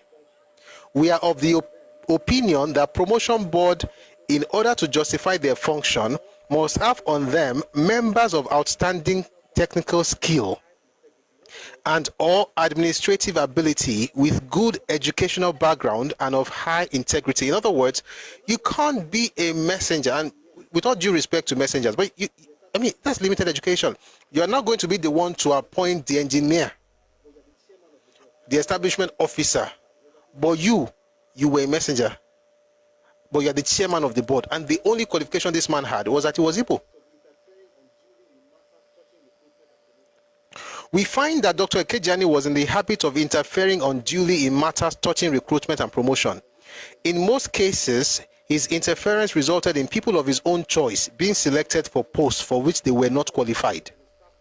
One example of this is the case of Miss S.T. Alesumoka, who was appointed as a staff nurse in Port Harcourt. Miss Alesumoka was not qualified for appointment in that she never completed a nursing training at Iyenu Hospital, where she had been previously. The corporation did not admit student nurses, but on the instruction of Dr. Ekejani, Ms. Alesumoka was appointed a staff nurse. Dr. Ekejani's letter dated 24th January 1962 and addressed to the medical officer in charge of the railway dispensary, Port Harcourt, Exhibit Med 97, reads, quote, "Bearer is Ms. Alesumoka, reference my letter of today, asking you to employ her as a nurse. A salary scale will be determined when I get back to Lagos, and a correspondence will be addressed to you in this respect," unquote. That is meritocracy. Within 2 years of this lady being employed in a post for which she was not qualified, she was given a scholarship by the corporation to do secretarial studies in the United Kingdom with a view to becoming secretary typist. She and 4 others who were unpicked for scholarships at the same time did not appear before any selection board. The claims of typists in the corporation were never considered. If the corporation needed more secretary typists, they could have advertised for them. In any case, we do not see the need to train secretary typists abroad. In a similar way, Dr. Ekejani caused the appointment of Mr. G.U. Onyeku as a staff nurse. Mr. Onyeku had been Mr. Onyeku had been in the employment of the federal government and was employed by the corporation without the circumstances in which he had left the service of the federal government being investigated. Dr. Ekejani sets such a bad example that officers of the corporation were only willing to follow. Dr. Fomata, following in the wake of Dr. Ekejani, wrote a note to his staff assistant as follows, quote, "Remember the male nurse being sponsored by Mr. Njoku, board member. Kindly mean it for PMO about my comment to you that it should be favorably considered for PIV. Please, when PMO comes to consider filling the vacancy, thank you." What was that? Meritocracy. In the course of cross-examination of Mr. Ekpe and Mr. Inoma, it was brought out in evidence that Mr. Ekpe sent notes to Mr. Inoma requesting for the employment of some persons in daily paid jobs. Let's leave this matter and go to the other book I really wanted to read. This one is just on the way. Why are we doing this? Because we were told that Nigeria has not made progress because they have not allowed Igbos to have everything they wanted to have, and that is, and the way we do things in Nigeria apparently is based on mediocrity. But what he expected us to do was to have meritocracy. So I've been reading to you the definition of meritocracy for a while. Mombo, where's this one?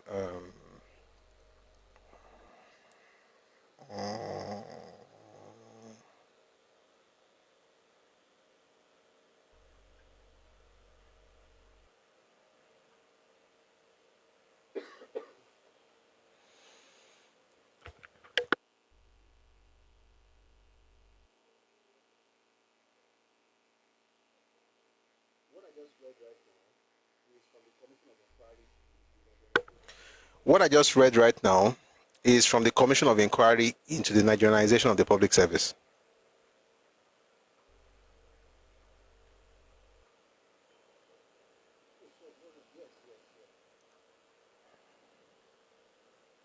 Oh, sorry. No, no. Yes, yes, yes. Yes.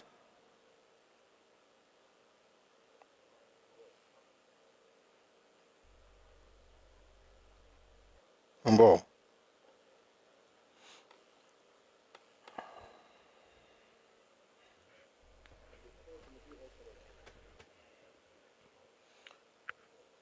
And they call Tinubu all sort of names. Umbo. Let's read the white paper. This is the white paper that Chinua Achebe referred to in his book.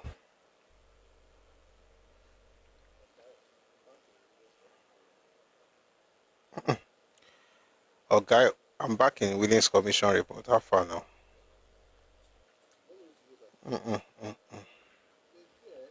Okay. So let me read to you about the Kejani. It says here, the party, meaning NCNC, appointed Dr. Ekejani as chairman of the board of directors, Izonicha Igbo. In 1960, the corporation wanted to fill the post of deputy general manager. There were 3 officers available to choose from. There was Mr. N.A. Kuforiji, Yoruba, who at the time of the vacancy was assistant general manager, staff, and Messrs. F.A.O. Phillips and J.C. Egbuna in order of seniority. But strangely enough, the corporation appointed Mr. Egbuna, an Onitsha man, who has since been appointed general manager of the corporation.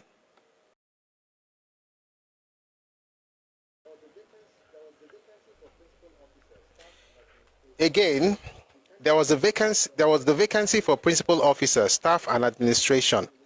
The candidates available were D.A.A. Adebiyi, who was then senior labor relations officer, D.A.O. Rogers, E.E. Ekwe, S.O. Oke, and F.M. Alade, all establishment officers in order of seniority.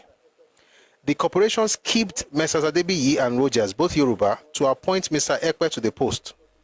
Hold your breath, brother. We haven't gone halfway yet. By the way, this document was put out by NCNC members in the Western region.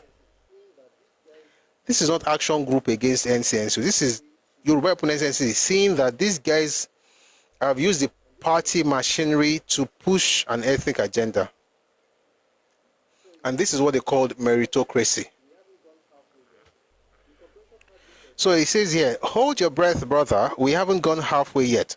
The corporation had room for a deputy assistant general manager staff, for which there were 3 candidates in order of seniority. Messrs. D.A. Adebiyi, F.M. Alade. The 2 men superseded for the post we have just dealt with, and E.A. Imokwede were lined up. Again, the corporation ignored Adebiyi and Alade and chose the man at the bottom of the ladder. 5 men applied for the vacant post of training and education officer. Sorry, I'll take that again. 5 men applied for the vacant post of training and education officer. In order of seniority and qualifications, they were R.A.A. Junaid, Senior Assistant Works Manager, T.O. Grillo, S.M.O. Denloye, A.O. Adewoyi, and A.N. Noma. The first 4 candidates, who happened to be Yoruba men, were thrown off in favor of Mr. Inoma and Igbo man. All this happened in the management sector of the corporation. Let's go through the story in the secretary's department. There was a post of deputy secretary legal to be filled. Mr. Megwa LLB vied for this post, but as usual, it was brushed aside for Mr. N.C. Ikejani, brother of, guess who? Brother of Dr. Ikejani, chairman of the corporation. This is what Achebe was calling. Again, I know I'm repeating meritocracy just to let us understand. Anytime you're talking to people in Nigeria, ask them to define what the terms mean. Yes. So they put Megwa by the side and put Ikejani's brother. Mr. Megwa has been assistant secretary since 1960, but Mr. Ikejani, who superseded him, was brought in by direct appointment in 1962. Brother, this is the railway corporation's own sense of justice and fair play. There is still further evidence of tribalism and nepotism in all their nakedness. Let's see what goes on in the medical department. The post of hospital superintendent was open to 3 men. To wit, in order of seniority, Dr. S.E.A. Ewa, railway medical officer since 1958.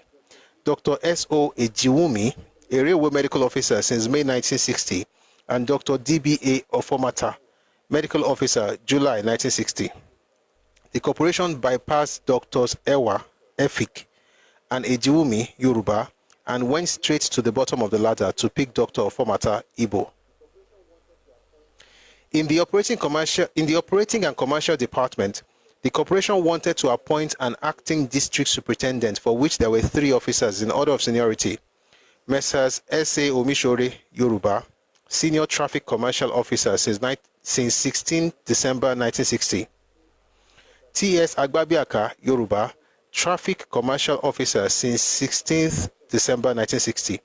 And E.O. Agusiobo, Igbo, who became traffic commercial officer on 22nd May 1962. They were considered eligible.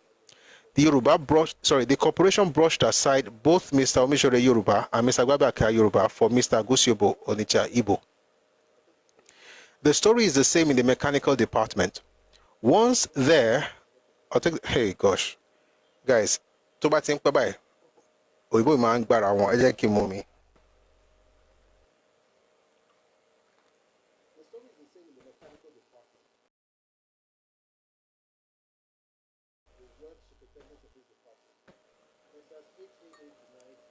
The story is the same in the mechanical department. Once there occurred a vacancy for a work superintendent in this department. Messrs. HAA Junaid, AMI Mech E, TC Grillo, SI Mech E, SNC Ogbo, AMI Mech E, and NN Obinwa were put forward for the job in order of seniority, which went to NN Obinwa Igbo, who thus superseded his own Oga, Messrs. Ogas Junaid, Grillo, and Ogbo. Having failed to get this job, Messrs. Junaid and Grillo again tried for the post of production engineer, which alas was given to another child of the bedchamber by name SNC Ogbo, Igbo. He thus superseded Junaid and Grillo, both of whom have been senior assistant works manager since 1960. In 1962, Mr.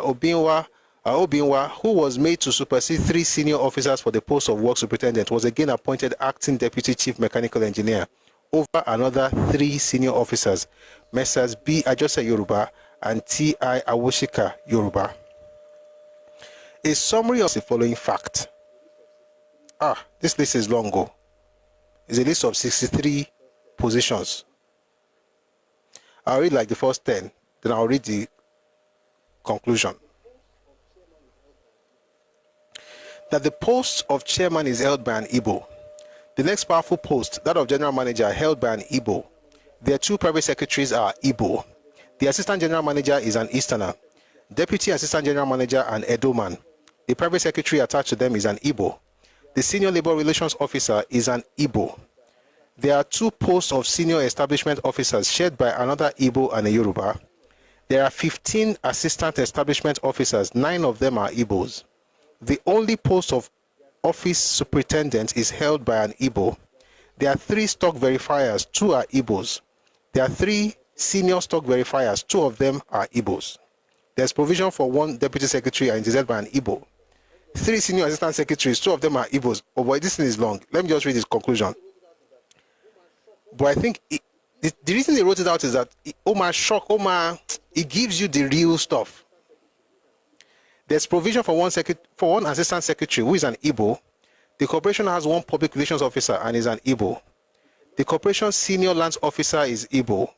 The commercial advertising officer is Igbo. The only studio supervisor is Igbo. The only deputy chief accountant is Igbo. There are 16 executive officers. 9 of them are, you can write in the comment section, Igbo.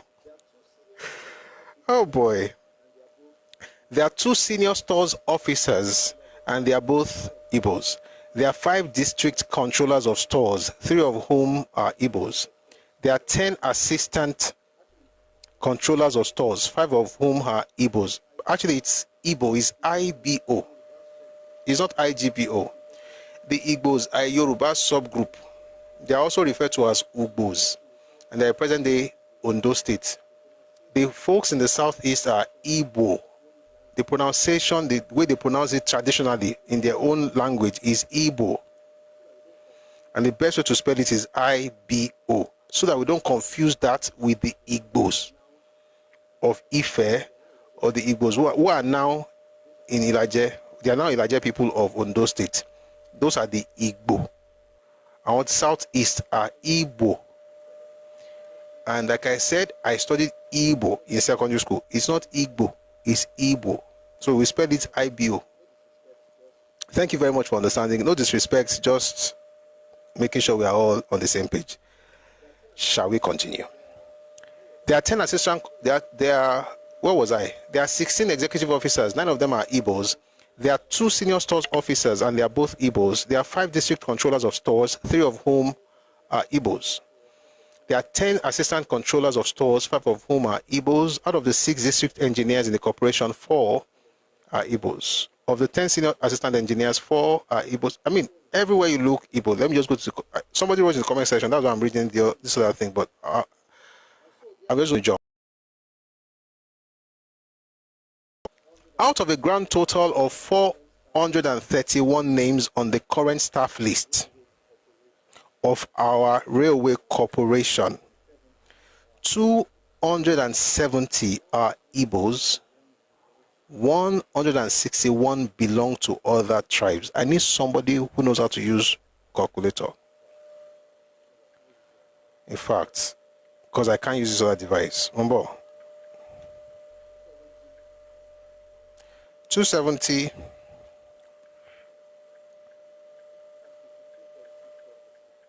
that's 62.64%.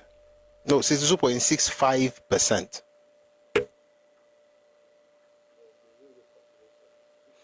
Of the railway corporation. 62.65% of the railway corporation was Igbo.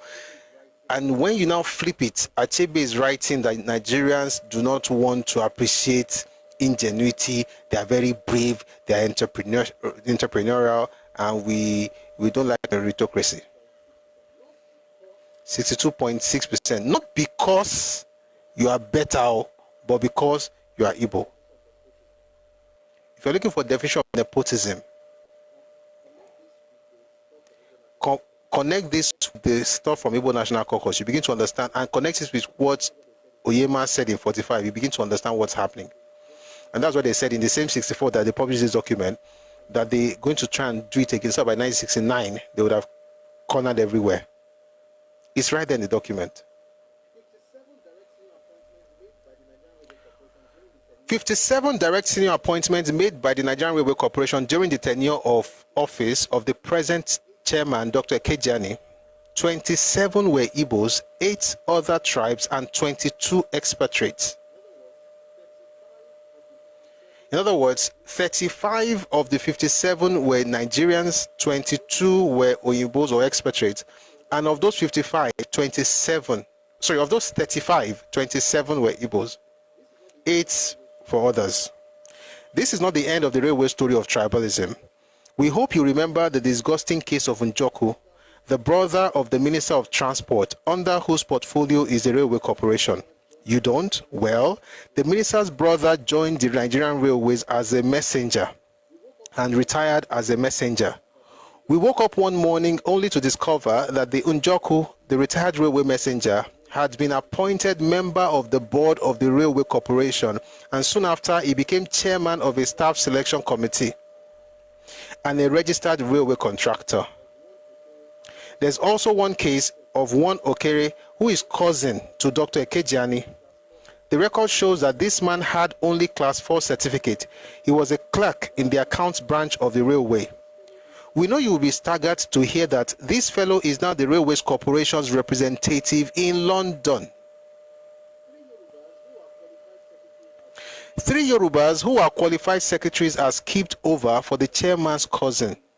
Judge, O ye gods, the horror is not ended yet. Do you know that in addition to being chairman of the Railway Corporation, Dr. Ekejani is also a pathological consultant to the corporation at an additional salary of £1,500 per annum. So far, there have been 4 corporation representatives in the United Kingdom. All 4 have been Igbos. Mr. Egbuna, Mr. Egwatu, Mr. Nemgwa, and Mr. Okeke. That's the definition of Ache-based meritocracy. Let's see what the picture looks like in the Port Authority, which is also within the portfolio of Mr. Raymond Njoku, Minister of Transport and member for Owerri. The first thing that strikes one in this department is that barring the chairman and the general manager, the first 25 topmost officers are all Igbos. The chairman is a Northerner, the general manager is a Sierra Leonean, and the secretary of the board is Yoruba. The 1963 staff list of the Ports Authority reveals that, it now mentions them. The acting personal secretary is only senior executive officer, 2 executive officers, Igbo, only assistant executive officer, Igbo, Kiniko, Igbo, port engineer, Igbo, deputy engineer, Igbo. That's what you found. Out of a total of 104 top posts in the Nigerian Port Authority that was domiciled in Yoruba land, 73 are Igbos, 23 are Yorubas, and the remaining 8 belong to other groups. That is about 70% of the total are Igbos, 22% Yorubas, and 7% others. That was in Yoruba land. So we've talked about Nigerian Railway Corporation, Nigerian Ports Authority. Let's quickly check Yaba Technical Institute. We now know as Yaba Tech. Now let's have a look at the Yaba Technical Institute and see what the picture portrays. Of a total of 29 indigenous senior members of the staff, 21 are Igbos and 8 Yorubas. The minister in charge of the institution is, of course, Igbo. Am I saying this to say Igbo people are bad? No. I'm just saying that history is even from conjectures. And this all this thing about sub stories, where people just say, oh, they did this to us, they don't like us, and all of them are bad, and they are nepotistic and tribalistic, and they are bad. It's because we don't know what really happened. So let's know what really happened. We're not saying everybody from the East is a problem. That's not the point. But the point is, we're not going to forget history and take on the blames that should go to your parents because we want to be one Nigeria. Your parents should own that because they did it. So in the Nigerian Railway Corporation, about 62% we said earlier were Igbos. Nigerian Ports Authority, 70%. In Yaba Tech, there were 29 staff members, 21 were Igbos. Meanwhile, Yoruba had more educated. Jesus is Lord.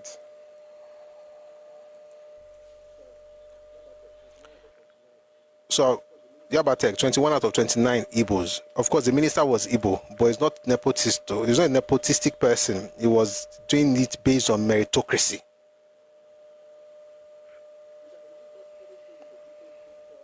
We shall in due course furnish you with a detailed picture of the very disquieting situation in Ibadan University and the Ibadan Teaching Hospital, where the 2 gentlemen in charge are of Eastern origin. We have been discussing so you have to take over everywhere now. Again, 1944 plan. We have been discussing corporations and institutions, but what about scholarship awards? This particular sphere is highly deplorable and grossly unfair to the Yorubas.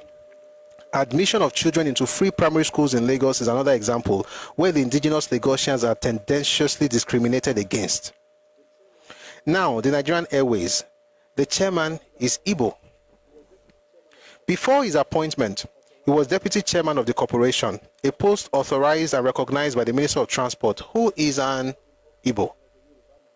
His predecessor in office was a Yoruba man. And in accordance with equality of distribution of office, one would have thought a Yoruba man would have been appointed to fill his vacancy or the post of his deputy.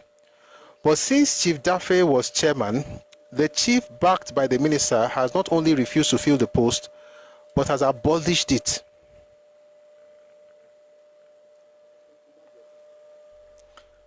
Kakake kuma jesese, avishawadanu. In London, there's a fellow named S.A.O. Dafe, appointed only about a year ago. Is now Assistant London Representative. He is brother to the corporation's chairman. Apart from that, his only qualification is a standard 4 certificate. He is on a salary of £900 plus, £520 house allowance, and £100 garage allowance. There are 2 officers responsible for processing applications for employment in the airways. They are both Igbos. A Yoruba man, Mr. W.I. Oshinaga, was recommended by his immediate heads of department for increment. This was turned down by the board for no assignable reasons. The same fate befell 4 other Yorubas. 7 Igbos were promoted by the corporation to senior positions carrying emolument of £860 per annum against the departmental heads' recommendations. In August this year, there was a total of 15 promotions to senior service grade. 11 went to Igbos, 3 to Yorubas, and 1 to the Midwest. Mr. S. Isatayo, a cargo supervisor who was engaged in 1944, is still in the junior service, even though he has trained most of the Igbos already promoted to senior staff in the airways. Another Yoruba, Mr. S.A. Tatoye, cargo supervisor who was engaged in 1951, is still in the junior service. This is in 1964.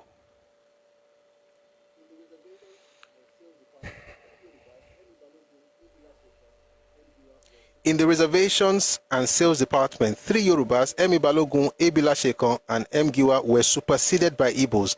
In the operations department, Mr. A.S.N. Ofo, an Igbo, who is now senior operations officer on £1,500, was engaged in 1955 with broken service and was promoted senior staff in 1962.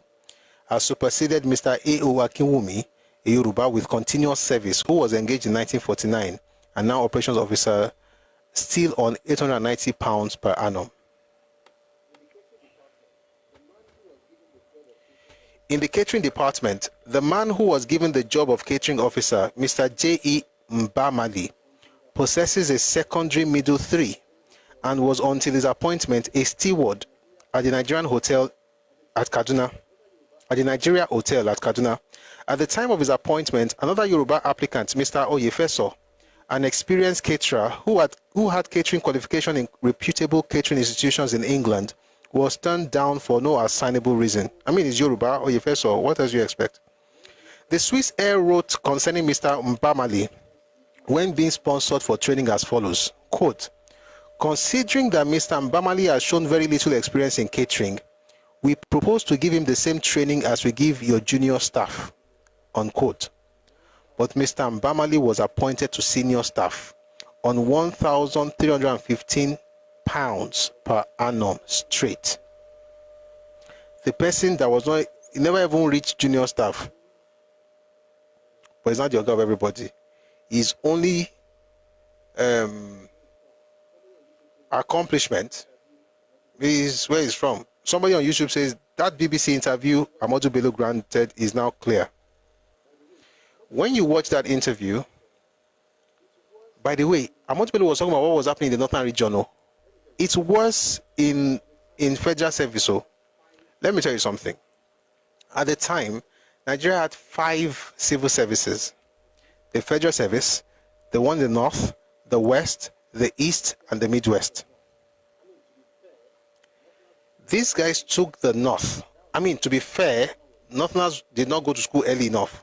And that was what the Sadana was talking about in 1962, in that interview, that their boys are not going to school, and they even reduced the entrance qualification to get a lot of the people from the north into the civil service. But they took the federal civil service, which is what we're reading right now. They also took the Midwest. And the day you say enough is the day you become a bigot. Catering service, so it has to be an Igbo man that will be in charge of food. Go chop poison because you have ethnicity. Right? You won't have to cook, sir. Other people will cook. You just be there, figurehead.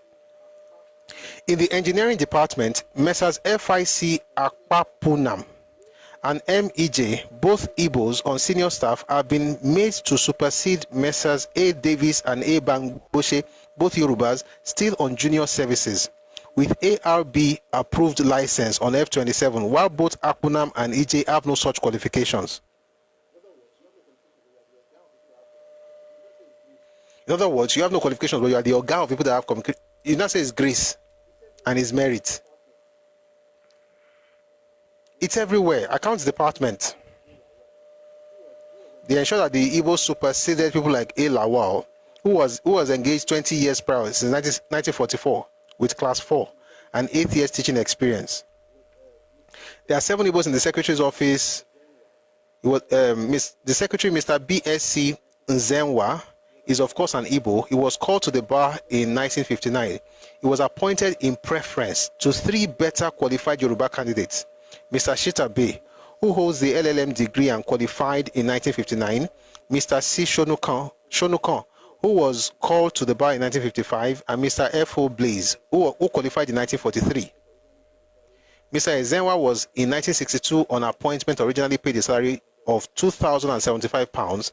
He is now on salary of £3,100 from September same year, which was also made retrospective to the date of his appointment. If you know why people will not allow certain people to be in some positions, okay. And if you think this is just history, wait until I play you what happened in the House of Representatives last year of an institution in the East where they had less than 900 posts, less than 900. And about 30 of them were from Enugu and 811 were from Anambra. So if you think it's about the past, it's not the past. But if you don't believe me, when I'm done, I'll find that video and play it. But let's listen to this one. Why am I doing this? Because Achebe lied. Because Achebe's lies would also affect young Igbo people who would think people just hate them for no reason. That they were at the top using meritocracy. And Nigeria is against them because of their ethnicity, which is what Achebe said in his book. Nigeria was not against them because of their ethnicity. Nigeria is not against them because of their ethnicity. Certain things have been done. And certain things are being done.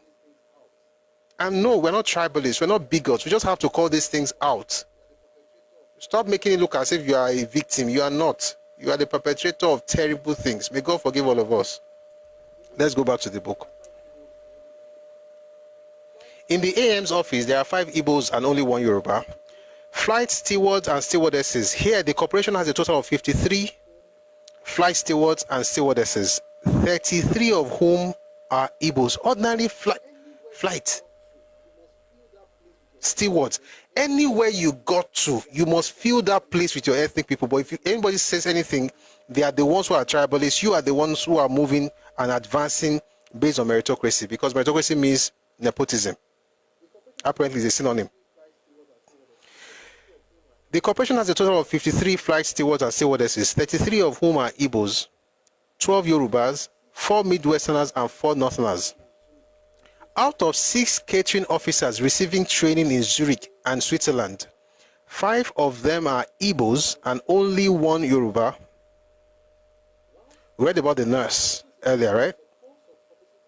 Whilst it was, in 1963, the post of publicity officers in the senior service sector of the airways was advertised.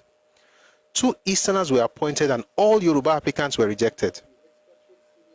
Whilst it was expedient to declare the expatriate senior operations officer redundant to pave the way for the immediate appointment of Mr. Ofo and Igbo, an Indian qualification license mechanic was appointed.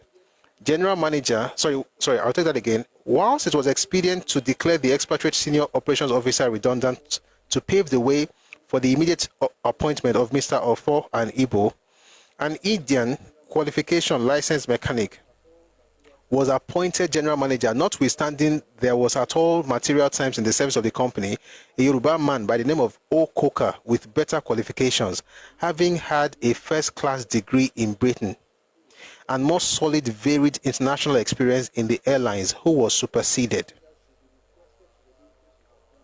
The Indian general manager should be requested to relinquish his appointment, and Mr. Okoka, the only Nigerian with undoubted requisite qualifications and experience, should be appointed forthwith. In other words, a Yoruba man who had more experience was jettisoned, and they had to go for an Indian with lower experience and an Igbo man to fill those posts. So the Igbo minister of all filled the post. The other one was filled by an expatriate Indian who had lesser experience, whether qualifications or experience, the Yoruba man. But guess what? He's not Igbo now. Why should they promote him?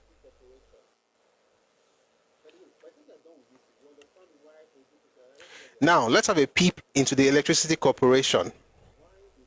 By the way, by the time you are done with this thing, you understand why Ojukwu said, and I read it earlier from the Nigerian Civil War by John de St. John, why they believed in the Eastern region, that once they pulled out of Nigeria, Nigeria will crumble. They were in charge of airways, in charge of Port Authority, Railway Corporation, Electricity Corporation of Nigeria, ECN. They were in charge of all these things. The engineers, if they pulled out, everywhere scatter. That was why they said that. By the way, nothing scattered. The places were occupied by others. And this whole threat of if we go, Nigeria is a lie. If you go, everywhere will be beautiful.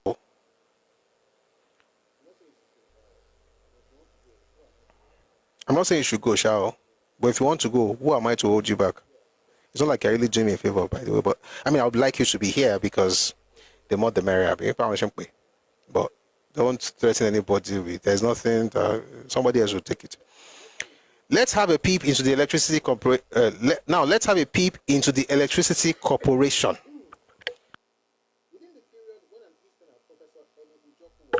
Within the period when an Easterner, Professor Eni Njoku, was chairman, Easterners were appointed and promoted to key posts. The Assistant General Manager, Electrical, is Igbo. The Controller of Accounts is an Easterner. The Personal Manager is an Igbo. And the Secretary is Igbo. We believe that the above facts are enough to establish the charges of tribalism, nepotism, and irregular practices which we set out to establish, and that any fair-minded person or persons, for the sake of the unity of Nigeria, must come to the conclusion that something must be done to right the wrongs that have been done.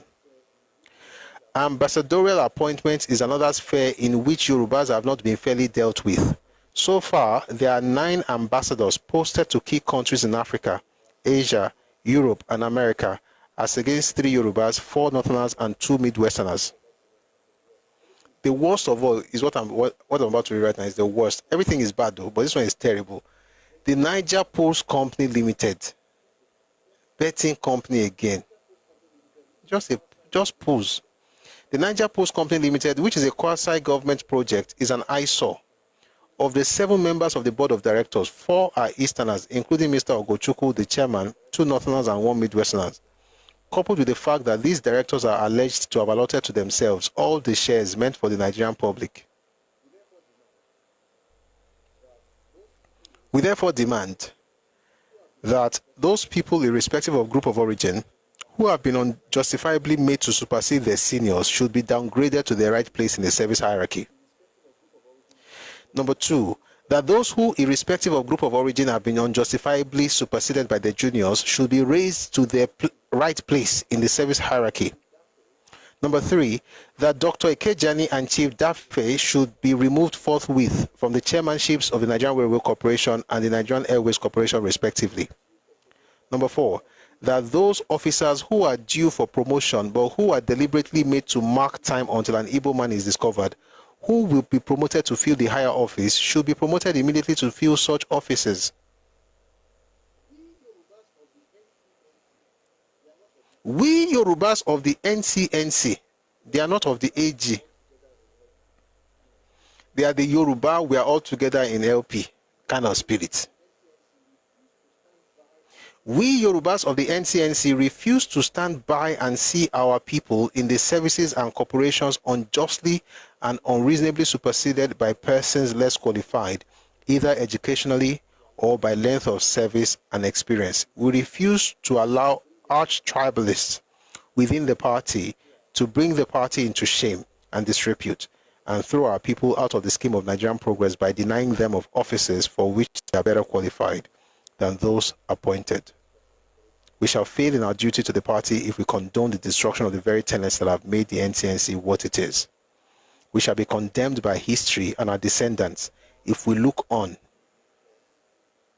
whilst their future is being destroyed. Our very memory shall be hated if we fail to stand up by the principles of our party and rise up to destroy the tribalist cankerworm, which is fast destroying the party and the unity of the party.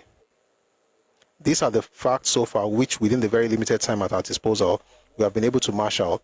There are more revealing facts. We reiterate in conclusion that foremost in our mind in presenting this case is strengthening the solidarity of our great party, the NCNC, and the unity of our dear Nigeria. Guess who signed it? TOS Benson. I'm going to have a session on TOS Benson. I will have a session on him. They dealt with that man in Ikorodu. They dealt with him. We'll talk about him later. TOS Benson, Akinfosile, that's the man that Mbadiwe was referring to in that paper. Fani Kayode is the one that he said they should have removed so that they can put Akinfosile. Olofoyeku, Elamuye, and R.O.A. Akinjide, the same Chief Richard Akinjide, who told us about what happened on January 16th.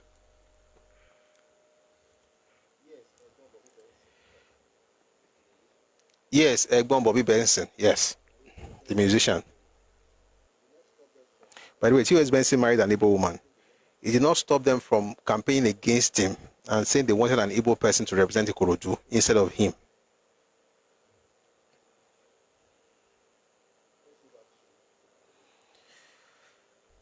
Let's go back to General Achebe's book.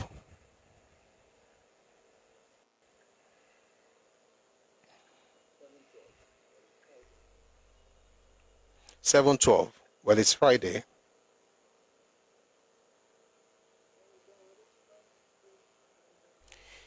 Thank God it's Friday. Bang, bang, bang, bang, bang, bang.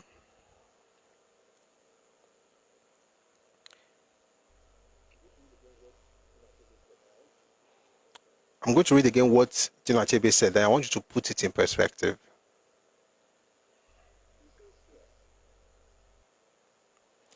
He says here, of particular dismay to the authors of the report were the situations in the Nigerian Railway Corporation, in which over half of the posts were occupied by Igbos, the Nigerian Ports Authority, and the Nigerian Foreign Service, in which over 70% of the posts were held by Igbos. Probably the pettiest of the accusations was the lamentation over the academic success of Easterners, who graduated in larger numbers in the 1965-66 academic year than their counterparts from the West, Midwest, and North. By the time the government of the Western region also published a white paper, the one I just read, outlining the dominance of the ethnic Igbo in key government positions in the Nigerian Railway Corporation and the Nigerian Ports Authority, the situation for ethnic Igbos working in Western Nigeria in particular, but all over Nigeria in general, had become untenable. This government-sanctioned environment of hate and resentment, created by self-serving politicians, resulted in government-supervised persecutions, terminations, and dismissals of Nigerian citizens based on their ethnicity.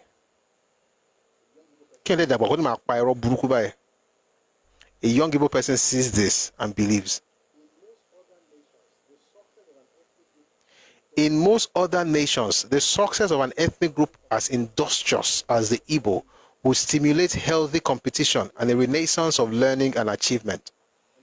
In Nigeria, it bred deep resentment and both subtle and overt attempts to dismantle the structures in place for meritocracy in favor of mediocrity under the cloak of a need for federal character, a morally bankrupt and deeply corrupt Nigerian form of the far more successful affirmative action in the United States. The denial of merit is a form of social injustice that can hurt not only the individuals directly concerned, but ultimately the entire society. The motive for the original denial may be rubbish. This is nonsense.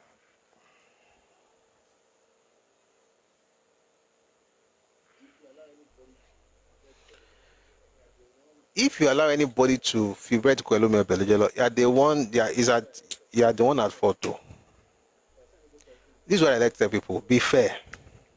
If I see an able person and let's say I have a job, for instance, and I see you and you're qualified and you can do the job, I will not say you should not. I will not give you the job because you are able. I might have other reasons. So if you cannot do the job, for instance, if you have terrible character, you are out. I don't really care. But it's not going to be because you are able. But If I'm a government parastatal in Yoruba land that is putting people there, you cannot tell me that you won't find Yoruba people that are called that. Yoruba first. And I'm being generous by even saying first. I know my days now only is supposed to put, because we saw the document from the East last week, 2 days ago. Every single person on that list for scholarship was Igbo. Am I against it? No. But I'm saying let's have consistency. Let's stop moving left and right so that the thunder that will fire some people will be able to easily locate them. My battlefield, thank you, sir. And I thought, okay, you asked for the stuff earlier. I've mentioned it several times. It's a white paper on political alignment. White paper on the political alignment of the Western region. Published by, I hope that is the title, Shah. The title is long. But wait, let me just find it. The white paper, the new political alignment in Western Nigeria. That's the title of the book.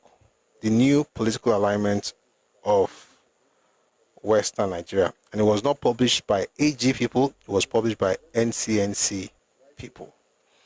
They say, if I let me read the title at the beginning, white paper on the new political alignment in Western Nigeria containing serious charges against the NCNC as an enemy of Western Nigeria by some of the leading members of the party. Price, 3 pence. In case you want to go back in time, maybe you can find the original for us. But it's available in Radio Make Global. See, don't let anybody gaslight you. Somebody says here on YouTube, little wonder they are quick to accuse others of nepotism. Yes. Where you will see nothing, they will see it because they understand what it is. They've been there, done that.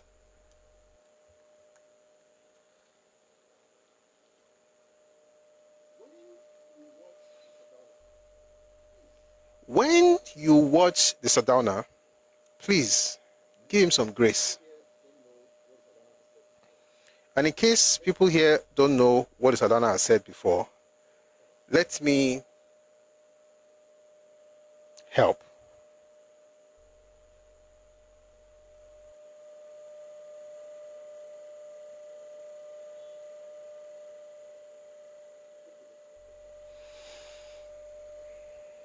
Take a listen to this.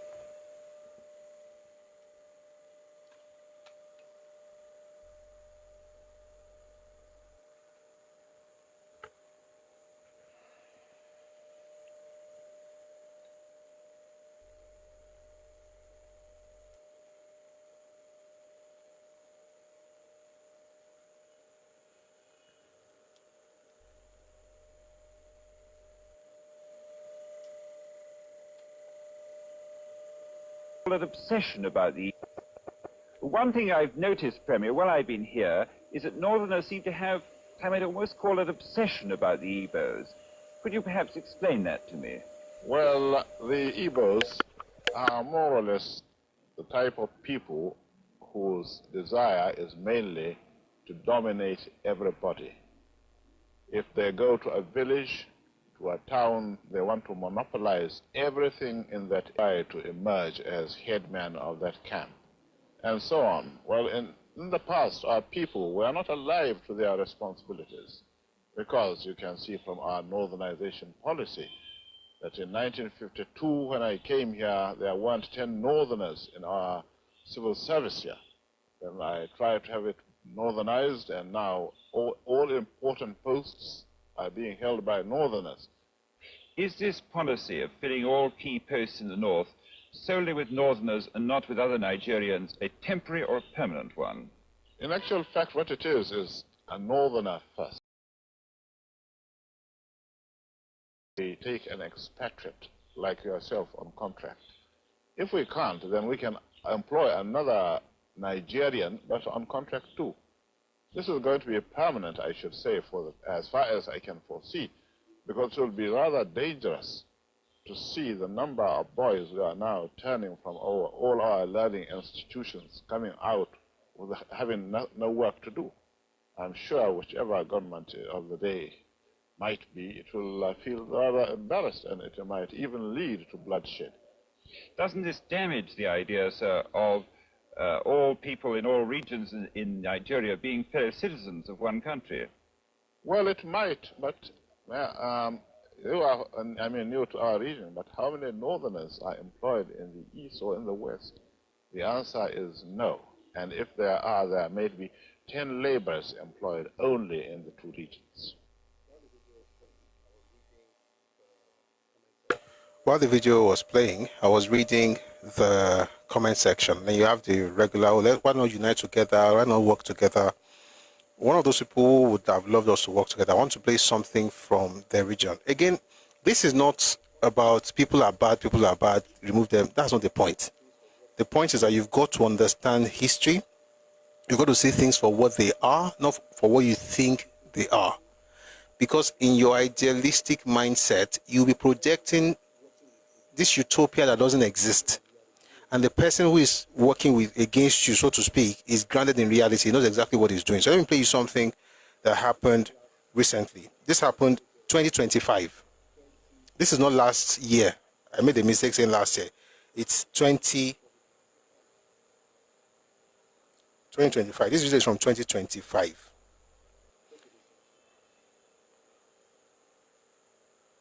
Take a listen to this.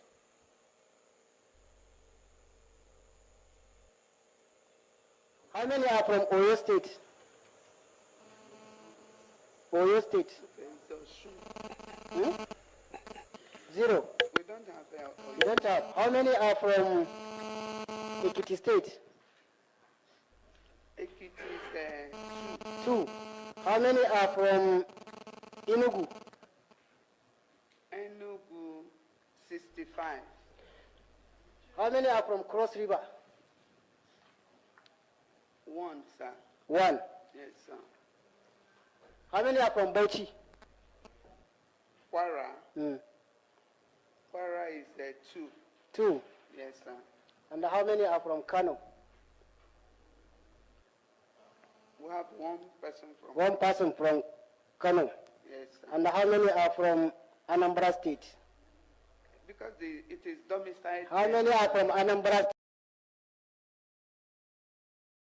1, yeah. 8.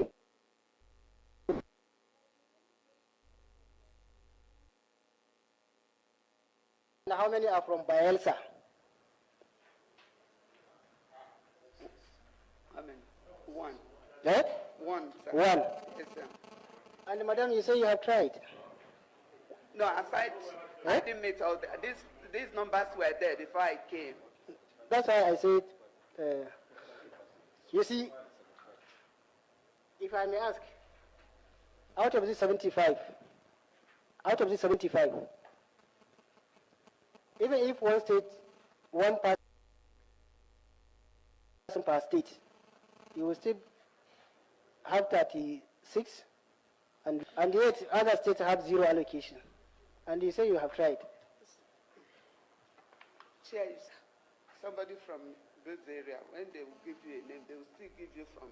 Madam, that one is not a due process. What we are saying is. And when you are taking people, you consider the people you need their services. Federal job vacancies, 886 openings. 886. Of those 886, 65 were from Enugu. 811 were from Anambra. Between those two states, you already have 876. Meanwhile, we have young Yoruba people who, again, this whole thing of one Nigeria, everything must work. I want to play you something from a very daft person. No apologies. Very, very daft, with the ability to speak very good English. I'm not going to mention the person's name, so no problem. Take a listen to this. It's not Yoruba land. It's one Nigeria. It's not Yoruba land. Igbo land, Hausa land. This is one. And we've been And then we've been having this issue over and over again. Like, I don't know why the Yorubas don't want to allow the Igbos to just like inclusiveness. Àwọn tó ń torí wọn gbàwẹ̀ tán jọ̀sán láwọn ilé. Òyìnbó burúkú yẹn náà ni. They're just speaking English. They don't have anything upstairs, just English language. That's all. No understanding of self-preservation, no understanding of history, no understanding of consequences. Just vibes and inshallah with very good English. Is it very good, sir? Okay, no, sir. People have to be thinking. Inclusiveness to my anything, to my anything, only you cannot be so open to the point where you forget that there are boundaries to these things. You can't just say, oh, we are all together. What other inclusiveness do you want? The 6 states of the Southwest has people from different ethnic groups outside the Southwest working in our civil service. Meanwhile, some people state on their own, there's even one here, letterhead, number 1, it must be an indigene of the state. Are we the one that should be doing inclusiveness, or the person who is what do you want? Inclusiveness, no, inclusiveness is none. We've got to be fair, but you've got to protect your space. Like all this nonsense about we are all one Nigeria, go and do it in the north. Meanwhile, they will not give you one obscure example in Anambra. So we have one person who was retained after NYC. Let us mention him. In other words, you have to be looking for torchlight to be finding examples, to be seeing, oh, I have one person here, one person there, another person there, another person there. Oh, by the time you put everybody together in the entire region, you probably have like 10. I'm saying you have people in each state of the Southwest. And guess what? I don't have any problems with it. I think it's, you're Nigerians. Perhaps you've lived in those states. They consider you to be citizens, they consider you to be good enough to do the job, and you are citizens of the country. So it makes sense, right? But you don't even think that way. To make matters worse, you don't even allow people from the neighboring states to get jobs in your space, and you are shouting all over the place, inclusiveness. What do you mean? And as soon as you get one person there, open doors, open heavens for family members, but it's meritocracy. We are not serious. Or maybe some people are serious. We don't know what's going on as Yoruba people, but we should, right? Love people. If you have opportunities for others, give it to them, no matter where they're from. If you find a Yoruba person that can do the job, let him do it. If you find an able person that can do it, let him do it. Ibibio, Hausa, Ibirom, Tiv, Bachama, Idoma, Efik, wherever they are from, if they can do the job. Let me tell you one story. I've never said this out in public before, but I'm going to say it tonight. A few years ago, I was having a production. It was in Abuja. And it was a musical, right? Stage production was musical. So my actors were singers, they're musicians, number of people in the cast. Oh boy, I invested a lot in these people, trained them, and I'm glad I did. So towards the end, the main cast, she asked me a question. She said, I never thought about it. Her father, and I like to know my people. I like to know who I'm working with. Not for any, I just need to, it's the way I was, it's the way I've been trained in the other, in my other life. So, her father is, I think, Igede. The mother is Igbo. She's the lead actress, or as a lady. The lead actor, his own father is Igbo, so he's Igbo. So she now asked me, said, are you going to allow both of us, we are Igbos? I never thought of it. Some people that were working, the architect who built the set is Yoruba, but the keyboardist is Igbo. And then the basis is Yoruba. For me, it didn't even occur to me, there were Northerners there as well. I think there were a couple of Northerners there, or someone from Delta. When she now asked me that question, like, okay, she was not saying she wants to appreciate me. I used to think that if we want to appreciate you, they should appreciate you for things that really matter. The person was like, she wants to appreciate me, for allowing all this kind of, the way the composition, the way the production, was going. We're about to stage the show, and that she doesn't know if I noticed that she's half Igbo, the other guy is Igbo. I'm like, you can act, you can say what I want you to say. If it was Yoruba, for instance, definitely I'm not going to have them act because what the Malay saw. But if you could say it, why not? You can sing, you can do it.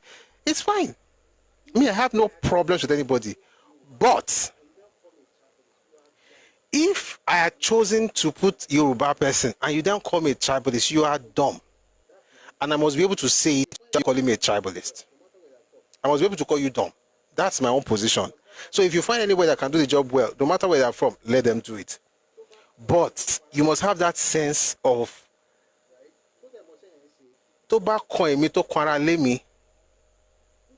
right? Put your people first in all things. Yes. My own problem is this. I cannot put you as a member of my family if you cannot do the work well. And from what we have seen from the reports we've read, the people that got the job did not get the job because they could do the job well. They got the job because they were Igbos. If you are from my place, I'll be favorably disposed towards you if you are good at what you do. Because at the end of the day, business requires expertise, not ethnicity. But if you have expertise and you're from my place, good. If you are not from my place and you have expertise, I might even, of course, most likely I'm going to consider you. The point is that all the Igbo I'm talking right now, and that's how you do it in a normal, sensible place. But for these things that we've read so far, competence doesn't matter at all. Meritocracy doesn't matter. It's about ethnicity. It is the one who gets ahead using nepotism that turns around telling you that competency. Is Obi competent? Is Peter Obi, was he competent as a governor? He did his best. Everybody tries. Does that one look like a competent person that can become president of Nigeria? And I'm not even any party, but more they talk. I know what's in feel belly food, the stomach. You draw people, use religion, use ethnic sentiments, use nepotism. When you get there and say, we are going for competence. You are joking. So we as Yoruba people, we think competence, forget ethnicity, at least competence first. The person you are dealing with doesn't care about competence, he's thinking about ethnicity. But it's the one that calls you a tribalist and you say, he must be right. He's not right. And I'm going to end with the announcement I gave earlier and then we'll bring people up. Let me find that announcement and give it and repeat it so that in case you want to take advantage of it, it's for folks who are interested in tech, Southwest Innovation and Tech Pre-Fellowship. So originally they did something, they said, program benefits, practical leadership and innovation training, build your own solution, expert mentor, apply. Prospective NYSC members based in Southwest Nigeria, the Yoruba mind, we are all together.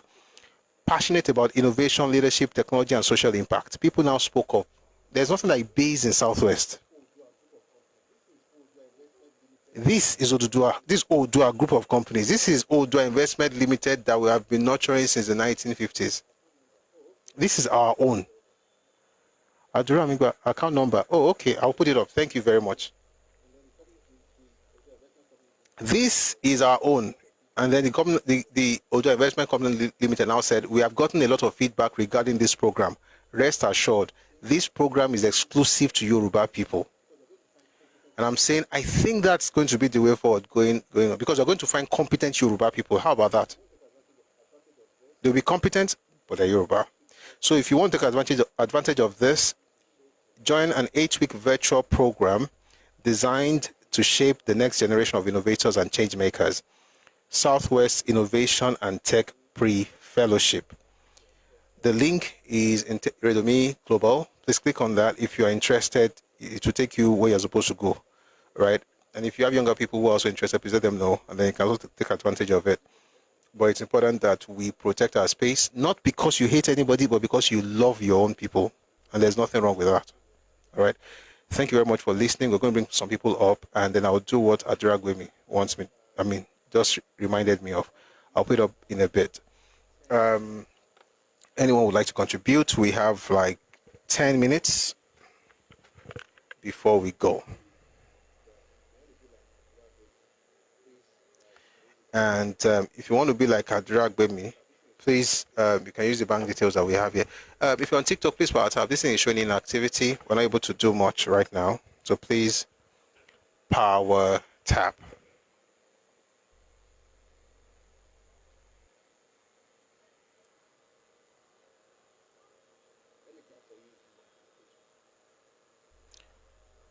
Let me clap for you in anticipation. It's not showing again, no, guys. Seriously. Please, but I can't click on anything. Please. If you're on TikTok, kindly power tap.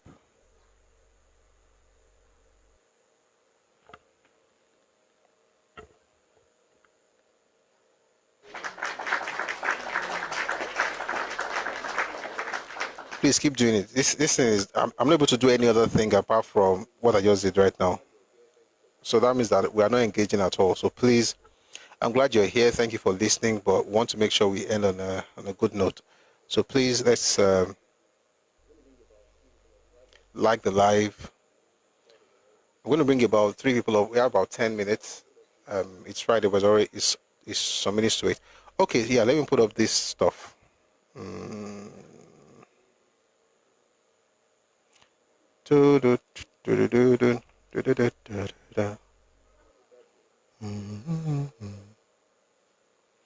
Ali Tepo. And you're long. 116 like Walataro. We have to move up. This thing, I can't do anything. Seriously, like I can't type. I can't. It keeps bringing that. I don't know if you've all said before, you know what I'm talking about. It will bring you this puzzles that you have to keep.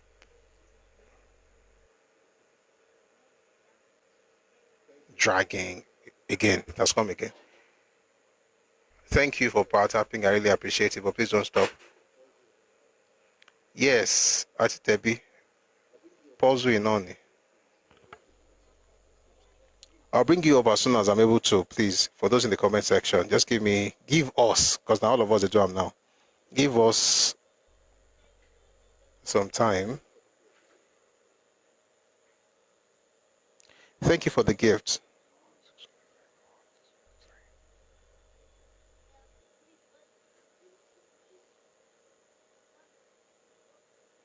You've been hit by smooth criminal.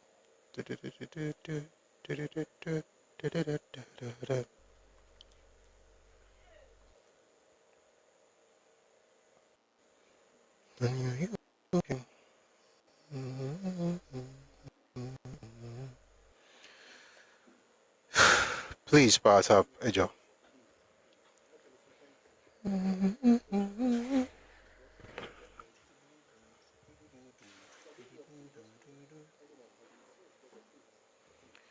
All right, bringing people up now, but please. 122, thank you. We're still showing the same issue, but just keep trying. Thank you. If I bring you up, please just mute. Everyone, as soon as you get up, please mute. Please, I really need you to mute. If you don't mute, I'm going to have to drop you up, please. Emma Bruno.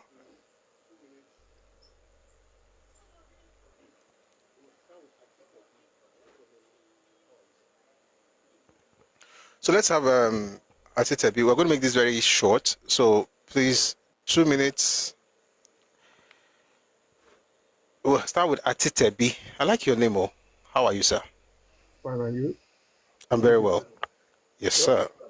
I appreciate your enlightenment and awareness.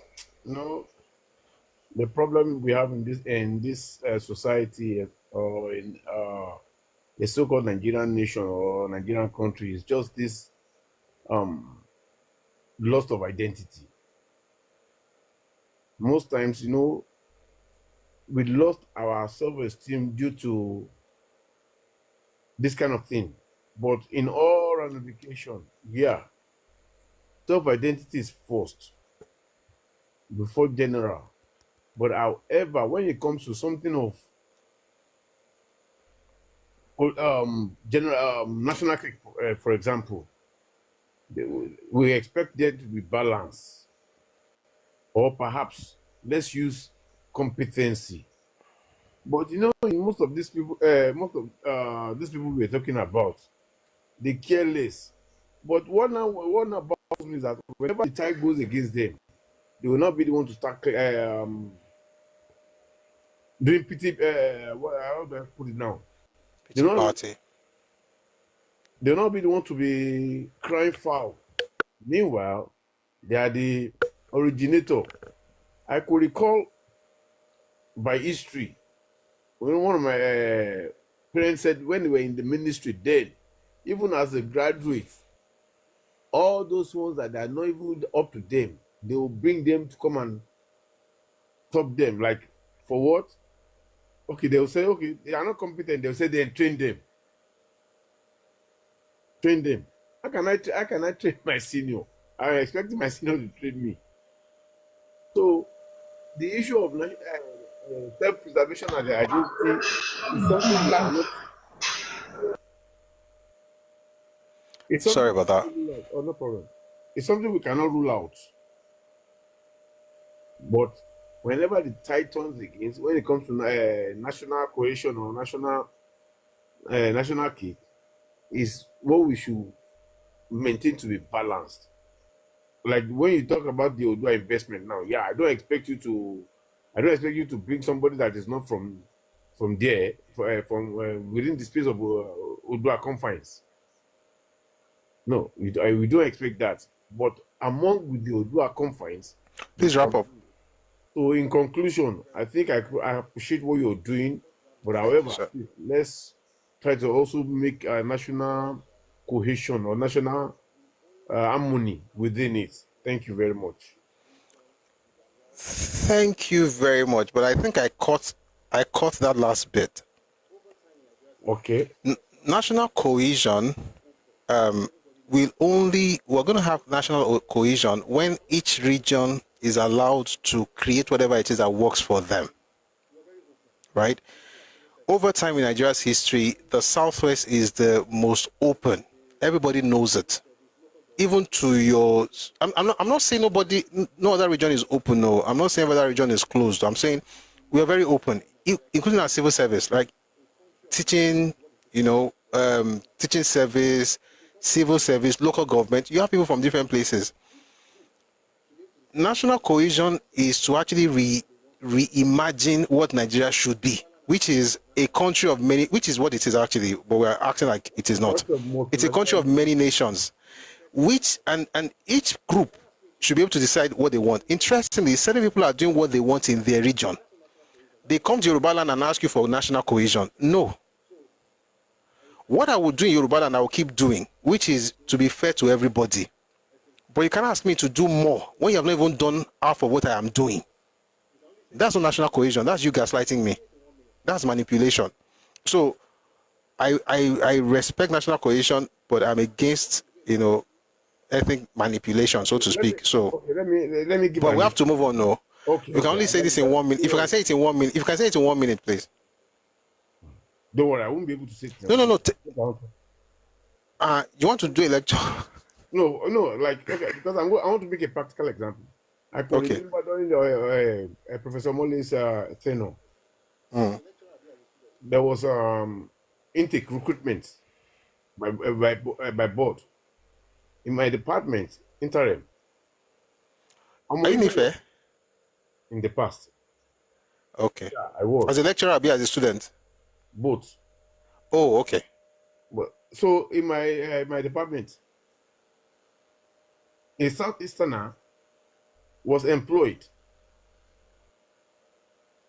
But part of board members in Unizik couldn't employ even just one Southwesterner or Northerner. And it's a federal government institution. And it's a federal government institution. Yes. That is why I'm saying that there should be balance. Because I know Southwest do tolerate, but the North could not because of certain competition and because of certain abuse. You get what I'm saying? But you know, this is a national space. I can't be diverging all kind of national stuff like that.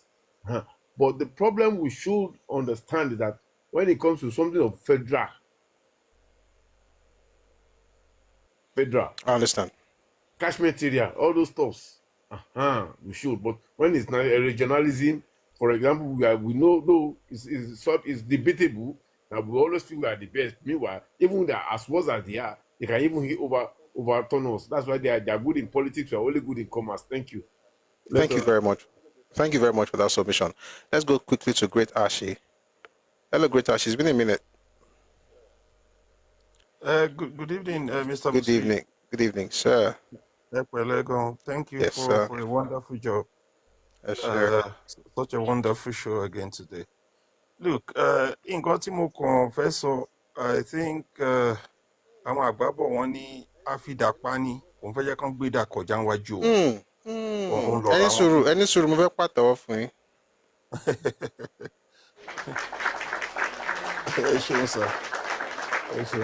The Lord will honor you. So àfìdàpání òun fẹ́ jẹ́ kán gbé dà kọjá níwájú òun lọ́rọ̀ àwọn pípù yìí.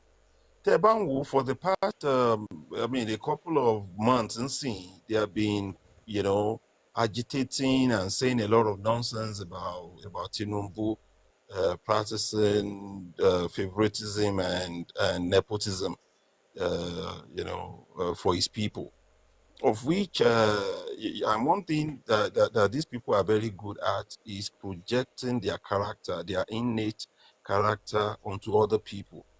We saw not quite long ago an Igbo lady who was in charge of some procurement process who ended up employing 900 Igbo, and I think only about 10 other Nigerian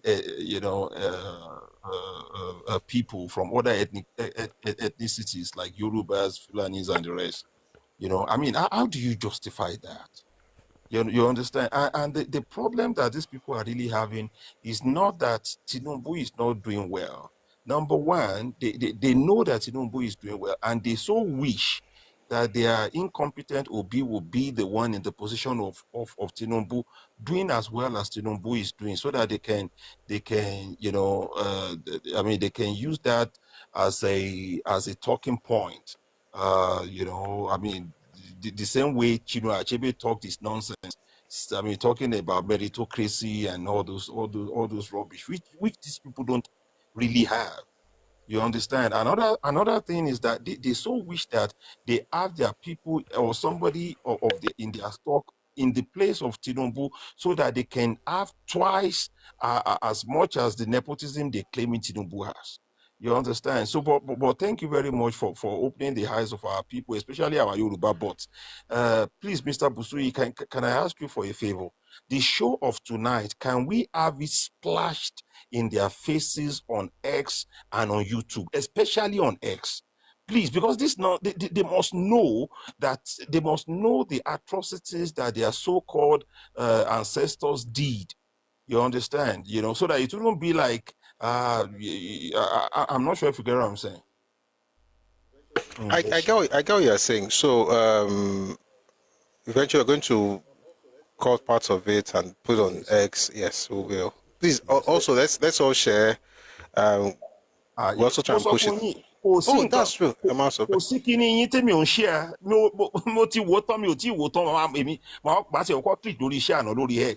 understand? God bless you, sir. Any wonderful weekend, eh? Thank you, sir. All right, sir. Agbo. Thank you very much. All right, so please let's be like Great Ashi. Let's all share once you see our posts on TikTok, on Twitter, so that other people can see that as well, even on YouTube as well, so that more people can see it on Facebook. We are on Facebook, YouTube, TikTok, Twitter, Instagram, and Threads. one of those 6 platforms, somebody must say something. So please help us to share it. Rhino Country, you don't have kings where you come from. You know you are from. No, let me not do that. I'm just leave you alone. Share. Let's go to the next person. Olalekan. Ekale, Prof. Ekale. Ẹ kú iṣẹ́. Ṣẹ́wà. Ẹ̀pẹ̀lẹ́ o. Fine, sir. Ẹ sir. Ẹ kú ìyànjú. Ọlọ́run á bá máa túbọ̀ máa fún yín ní okun àtagbára. Àṣẹ. Ẹ fi wá máa díṣì wa ní àwọn information tó rich yìí. I really appreciate you, sir. Yes, sir. Mo ní nǹkan méjì tí mo fẹ́ béèrè. Like the first one is a request. This issue of Odùduwà came to Ile-Ife. Honestly speaking, I've listened to a lot of scholars, commentators, and it's like, even I'm a Muslim, Mode Keudada. So even from Islamic perspective too, àwọn nǹkan tí àwọn èèyàn máa ń sọ, the way ìbọn máa ń sọ, wọ́n ní Odùduwà came. You know, they will say Odùduwà came. So kò clear sí mi. Is it that from somewhere, it came from somewhere, or ẹ máa need láti bá wa explain in details that so that the majority of people will understand what that narration means. Yes, sir. All right. So, and then secondly, sir, I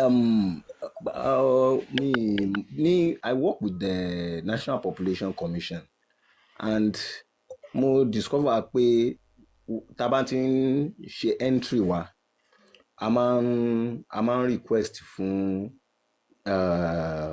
applicants ethnic origin, and gbogbo ethnicity tó wà Nigeria ló wà ńbẹ̀. So, and funny enough, it is only Yoruba. You can see the likes from people from all the Southwest. In fact, ní Kwara State, gbogbo àwọn tó wà ńbẹ̀ títí tó fi dé Èkó, all states in the Southwest, Yoruba ni everybody. Any applicant tó bá ti wá from that region. Now, àwọn nǹkan tí mo wá learn while following you is that the word Igbo lórí kíní tá máa ń lò, IGBO ló wà ńbẹ̀ náà fi síbẹ̀. So I don't more internally, if I don't know if it is something. Just leave it alone. Leave government.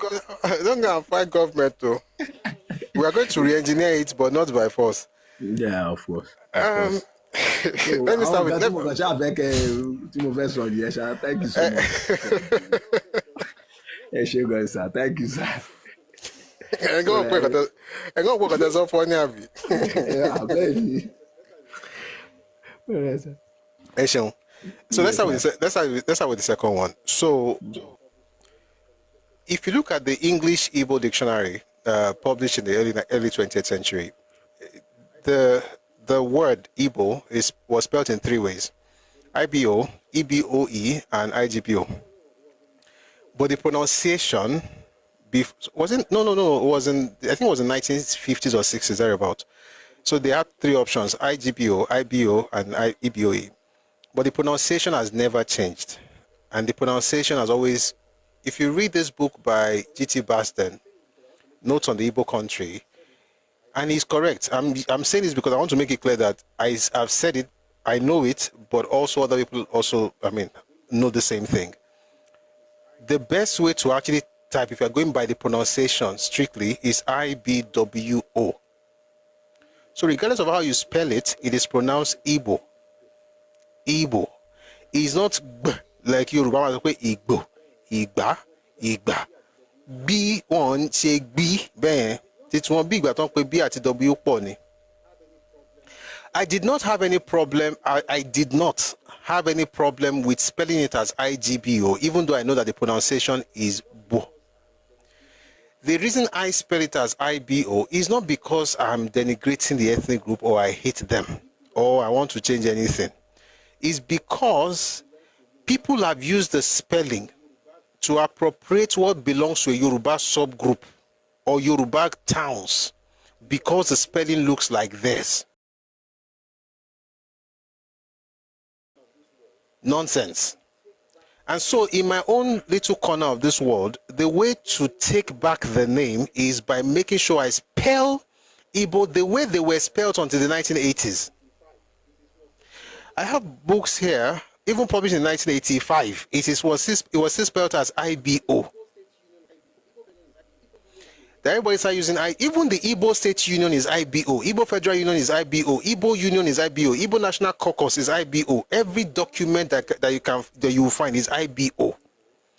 So whilst I respect people's choice to use the IGBO, I have chosen to use IBO, and it's my way of reclaiming the IGBO that belongs to a Yoruba subgroup. Who are Ilaje? They are the Igbos or Ugbos. And also these Yoruba people who you say, oh no, the one in Ilaje is Ugbo, the one in Kinekon is Igbo. The reason they have different pronunciation is because of dialectal differences. The northern Yoruba will call U, I. The ones in the central and eastern Yoruba use U, for instance, Ule, Ulesha, Ushu, Ufe. If you go to Benin and they refer to Ufe, they call Ufe Uhe because they don't have Ofi. Right? So it's the same way the people up north, when I say north, I mean northern Yoruba land, like the Oyo, for instance, they will call it I. Ule will be Ile. Ugbo will be Igbo. The Ugbo and Igbo are the same person and a Yoruba subgroup. And that's the one that the Oni was talking about. Unless he's talking about the Igbo of the southeast are not connected to Igbo or Ugbo. So when I want to spell when I'm talking about the southeastern people, I go back to the names that lots of the writers use in the what am I even saying? In the 20s, 30s, 40s, 50s, 60s, 70s, 80s, they've been using IBO. Before the 20s, they use EBOE. Some people still use EBOE until, a few decades ago, but I prefer IBOE safe. But it's not because I hate people. I don't know if you can change that from one in National Population Commission. It's government. Whatever government spell it like that until everybody gets that it's better to just call it Igbo. One. Number two, on Odudua. We are where we are because we have read books, good books. We're also where we are because we read some interesting books. There's a particular book that was published in 1921. It was that book that helped spread. It wasn't exactly what he was saying, to be fair to the writer, to the author. It wasn't saying that it was from Mecca, but it was quoting another person. And I've talked about it here before, that Sultan Bello had written about Yoruba people, and he had his own different theories. He was one that came up with the idea that we are from Canaan, right? He talked about he gave different names, and there's the Lamrudu, Kinikon, then there's the Mecca thing. There are different reasons for this, but we'll have another session to discuss it. The point is that there was a time in history, two things. Number one, there was a time in history that people had a fascination for the East. Excuse me. Especially in the 19th century, when it was a lot of things were discovered in Egypt. So you had this Egyptology on the rise. It was the in thing. Everybody wanted to associate with Egypt. By the way, if you read some books from Black Americans in this last century, this 19-something, even to 1990s, you still see all those Egyptian references. People wanted to connect themselves with the East, right? It was the happening place. That's one. Number two, there was the Sultan Bello thing that was on the ground that was published by Hugh Clapperton, which was also referenced by Samuel Johnson in his 1921 book, The History of the Yoruba. Now, the thing is this, that you cannot look at me and tell me where I'm from. Sultan Bello did what he did because he was trying to connect us with Yoktan. That's the name of the person, Yoktan. He was trying to connect us with some distant Middle Eastern origin. Odudua did not come from anywhere. He was born and bred in Yoruba land. He was born in a town called Ife. And he's from a part, so Ife is divided into different quarters. We had 13 settlements and we had 7 hills. The 13 settlements were by the bowl of Ife archaeology. Then the hills, one of the mountains, one of the hills is called Okiora. Odudua is from Okiora. Now, I am from Ife, and I'll tell you this. For any king to be crowned in Ife, he has to be crowned where Odudua is from. That's Okiora or Okiora. They have to crown him at Okiora. He's in Ife, east on your way to Elisha. It's part of the entire Ife, but it's not part of the main of the 13 settlements, but it's one of the hills. And interestingly, the very first chairman of the Ife Confederacy, Oranfe, was from Okiora as well. So he's not from the Middle East. He has nothing to do with Mecca. Number 2, I should also say this, that it's been researched, it's been documented. You find this, for instance, in a book called A History of the Yoruba People by Stephen Banji Akintoye, when he says that the political structure that he created was indigenous to that place. And lastly, before we go to the next person, let me quickly say this.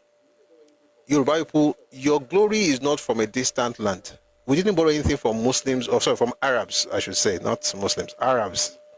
It's not from Arabs. It's not from Israel. It's not from any far distant. It's here. It's in our land.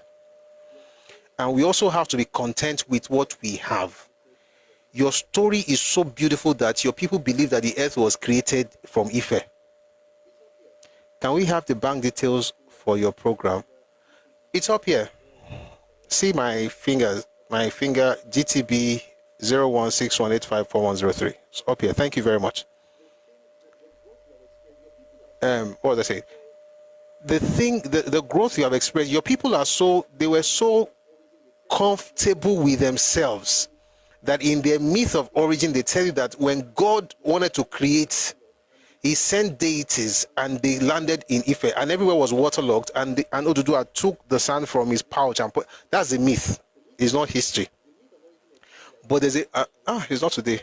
The myth of origin explains identity and your connection to your land. They were so connected to that land, they were comfortable enough to say, you know what, when God was going to create the earth, Ibilo Tibere.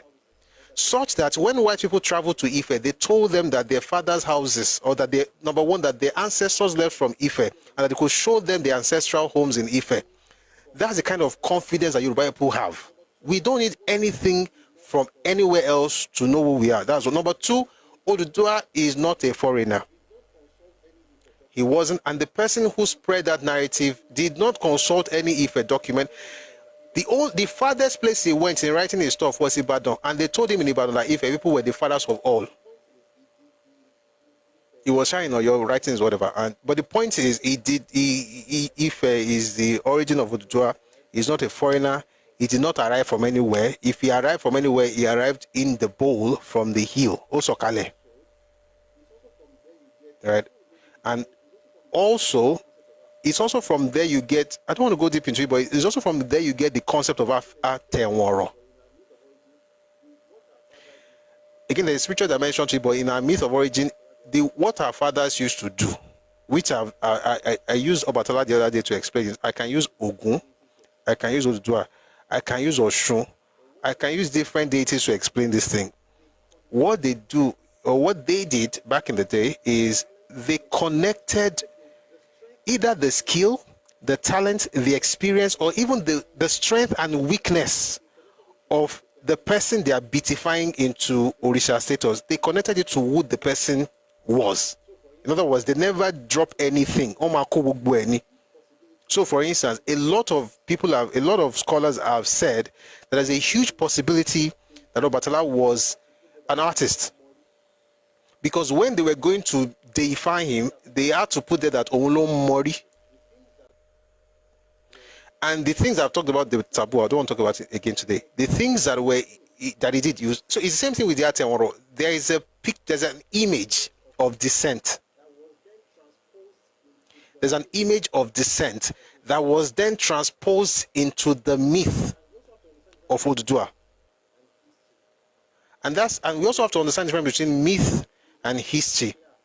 Myth is not answering be, and that's why we have to also be careful, because you have this sometimes it looks confusing, but it's not confusing. It's just like you want to tell a fantastic story of a being that you just feel is larger than life. You have to create something bigger than anything here, because you are deifying him essentially. So that is a myth, the history of it. And that's why I said that sometimes our myth also farajo the story. There is a picture or an image of descent. And I don't go deep into that, but as far as the biological Odudua is concerned, he was born in Ife, he did not come from Mecca. Thank you for the gift. It didn't come from Mecca, he was born in Ife, and we're Yoruba through and through. I hope I answered your question. We have another session to discuss that thing deeper. But thank you very much for being here. Yes, sir. Yes, sir. So we're going to go to my battle. My battle, Prof. and a doctor. Okay. I'll be very brief. Yes, sir. Thank you so much for this opportunity once again. You've been so marvelous and fantastic. A lot of people are learning from you. I think it's really doing global indeed. It's wonderful. Very, very good. The thing I just want to say is that when you tell some people the antecedents of these people, Easterners, they tend to argue with you because there's you haven't got any evidence to hold on to. But now that they have seen that not only in the past, it's still happening with this 811 lady, whatever. Now people know now that the past is still in the present, right? It's still occurring. It hasn't stopped. That means it's a cultural thing. It will not stop. And our people need to appreciate that. You see, when people show you how they are, accept them. Accept them for who they are. Accept them. I remember in the 60s, I used to wonder, because if you listen to what this man said, Robert Clark, in those days, 80% of our police officers were Igbos. 80%. So if you want to try your luck, try and beat their wife, you'll be arrested. You'll be taken to police station. That's impunity. Eh? And civil service, it's about 90% Igbos. I know part of it was that because in the West, Allah was paying people quite a lot, so there isn't any opportunity for no need for them to go. And then I used to tell them then that if we have 10 things to cheer amongst Nigerians, the Igbos we want to have 11. If we have 10 things to share, among Nigerians, the Igbos we want to have 11. That tells you that they are insatiable. We've tried to please them, placate them for so long. Yet they are minorities really. They are not part of the majority. They are a minority. And the sooner they know it, the better. I think for Nigerians to move on, we have to accept some things. We've been so long in denial that we try to placate, because it seems so unreasonable that you'll be asked to employ people and you will employ 811 from one place. People will not accept it. They will say no, it's impossible, because it's insane. When something is insane, you want to suspend your disbelief, and that's the point you are here now. And I just wish we could just combine the 811 and what you just read out now in one program. It would be fantastic. I think all those gaslighting, all those pulling people's leg will stop, because people will now know that it's factual. Not only in the past, it's still happening, and it's not something you are manufacturing. It's real. So they too, they can look into it, they can evolve, they can adapt and adopt something that is more sensible, something that is more Nigerian. Okay, that's just my take on it. Thank you very much. Thank you very much. And by next week, the video of this particular stuff is going to be out. Turn it into a podcast. Yes, it's going to be. Sorry, let me meet you.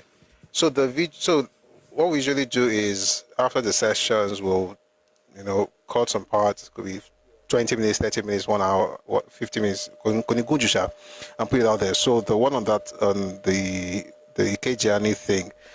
We're going to have it out by next week because we have a backlog, and it's been difficult getting through it because it's also trying to create this space. But every day we put something out, right? But we're also trying to make sure it's properly edited. But by the grace of God, this particular video, 12 months, it will be out. But others are also coming out, by the way. So please check out our YouTube channel, our Facebook, TikTok, Twitter, Instagram, Threads. Is Busuyoris everywhere, and in some cases Busuyoris works. But yeah, that's that. And if you want to watch everything we've discussed so far, you can always do that on YouTube. So Busuyoris on YouTube as well. Thank you very much. So let's have Prof, and then we'll have a doubt. Oh no, Ed, who is going first? Because what did I say? Prof first, then a doubter. I think Prof came first.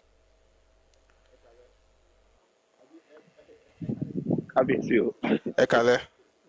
Abi Ekale di femi mo bi te Ekason. Se wa. Ben. Ekpele. Ekusho ni. Yeah. So you might hear Matobe lowo yin why I'm hearing those things in this last few days. Mo sha ngbo noise. But I'm so yen leyin camera. Abi no camera. No worries. Time to man party to man join session any time say maybe I'm taking a walk or taking a run. Okay. So, yeah. Okay. But because I joined late, but I caught a number of things, and forgive me if you touch on this issue, but I want to connect two issues. If you remember Emmanuel Ayodede's book, when he was talking about the time in First Republic when other Nigerians were complaining about this nepotism. Yes. How come I didn't read it? How come I didn't read that? Jesus is Lord. Please say it. The response of the people. I'll find it now. As in adults sat down and they responded to the whole Nigeria saying, no, don't look at this as nepotism. You see, you Muslims in the north, you Northerners have accepted Islam. So that means you are not really civilized in the British way. You see, these Yorubas, we don't think they also deserve it. We are the only ones that deserve it.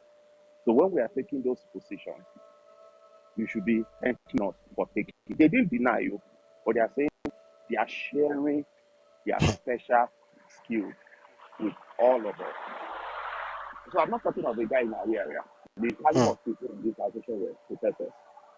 There are lots of people that live in Yoruba land, right? Some of them spoke Yoruba. They were saying, take it as if we're sharing our skills with you. So keep short. That was what Chibobake Naodo was calling a revocism, right? That's the Nazi ideology of we are special. And unfortunately, that ideology has been held on to up to present time. It goes in different variations. And interestingly, you will see Yoruba stupidly repeating it. Only an Igbo man can fix this country. It is a revocism. Right? If you want it to be good, you have to just put an Igbo man there. All of those things are a revocism. Right? So that was what these people said at that time. Right? The issue about civil service, and when you look at the whole issue, the First Republic, it wasn't that they still were not in charge. The problem was that other people are now having the opportunity, which is what the elite they don't understand. So it's the policy of exclusion. Let the North take the North. If we have the power, we'll take from the North. But in the South, it should be us. If it goes to other people, we consider it marginalization. That's the thinking. If other people have the opportunity, then it's marginalization. That is why we see that coup happening. And they have to hire all the senior northern officers and then the Yoruba officers, right? And replace and make sure they replace them, right? So when you connect that today to present that, a lot of things we're going to see today, they are the ones, sorry, they are the ones that will want this miracle of the golden age of Jonathan. Mm-hmm. Why? It is because Okay, in one. Jonathan's time, they were able to seize power and exclude other groups. The problem is not fairness. I think people are missing it. They are not advocating for fairness. What they don't like is if they don't have the power to exclude you. If there's fairness, it is considered, the elite consider it bad. Right? For them, what is important is they must have the power to exclude. If they don't have it, then it's an easy. Oana wrote that they were marginalized during Obasanjo's government. Can you believe that? Who said that? Oana right? That they were marginalized because they didn't have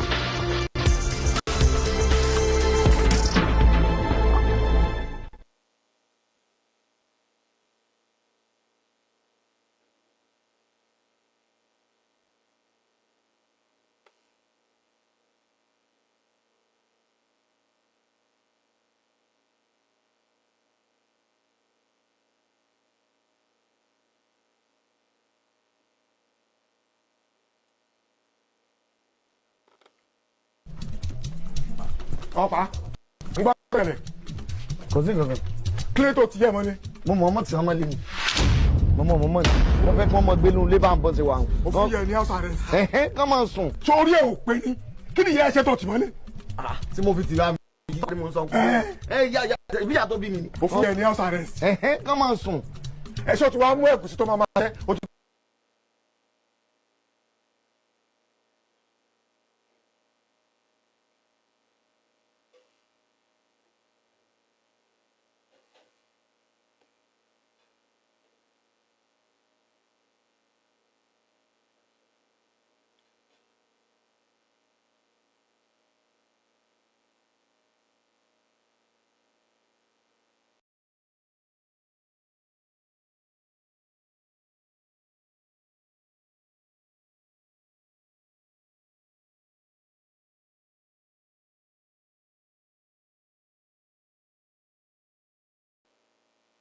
Yo, Lamba for Lamba, Islambo versus King Sandboy. Let's go.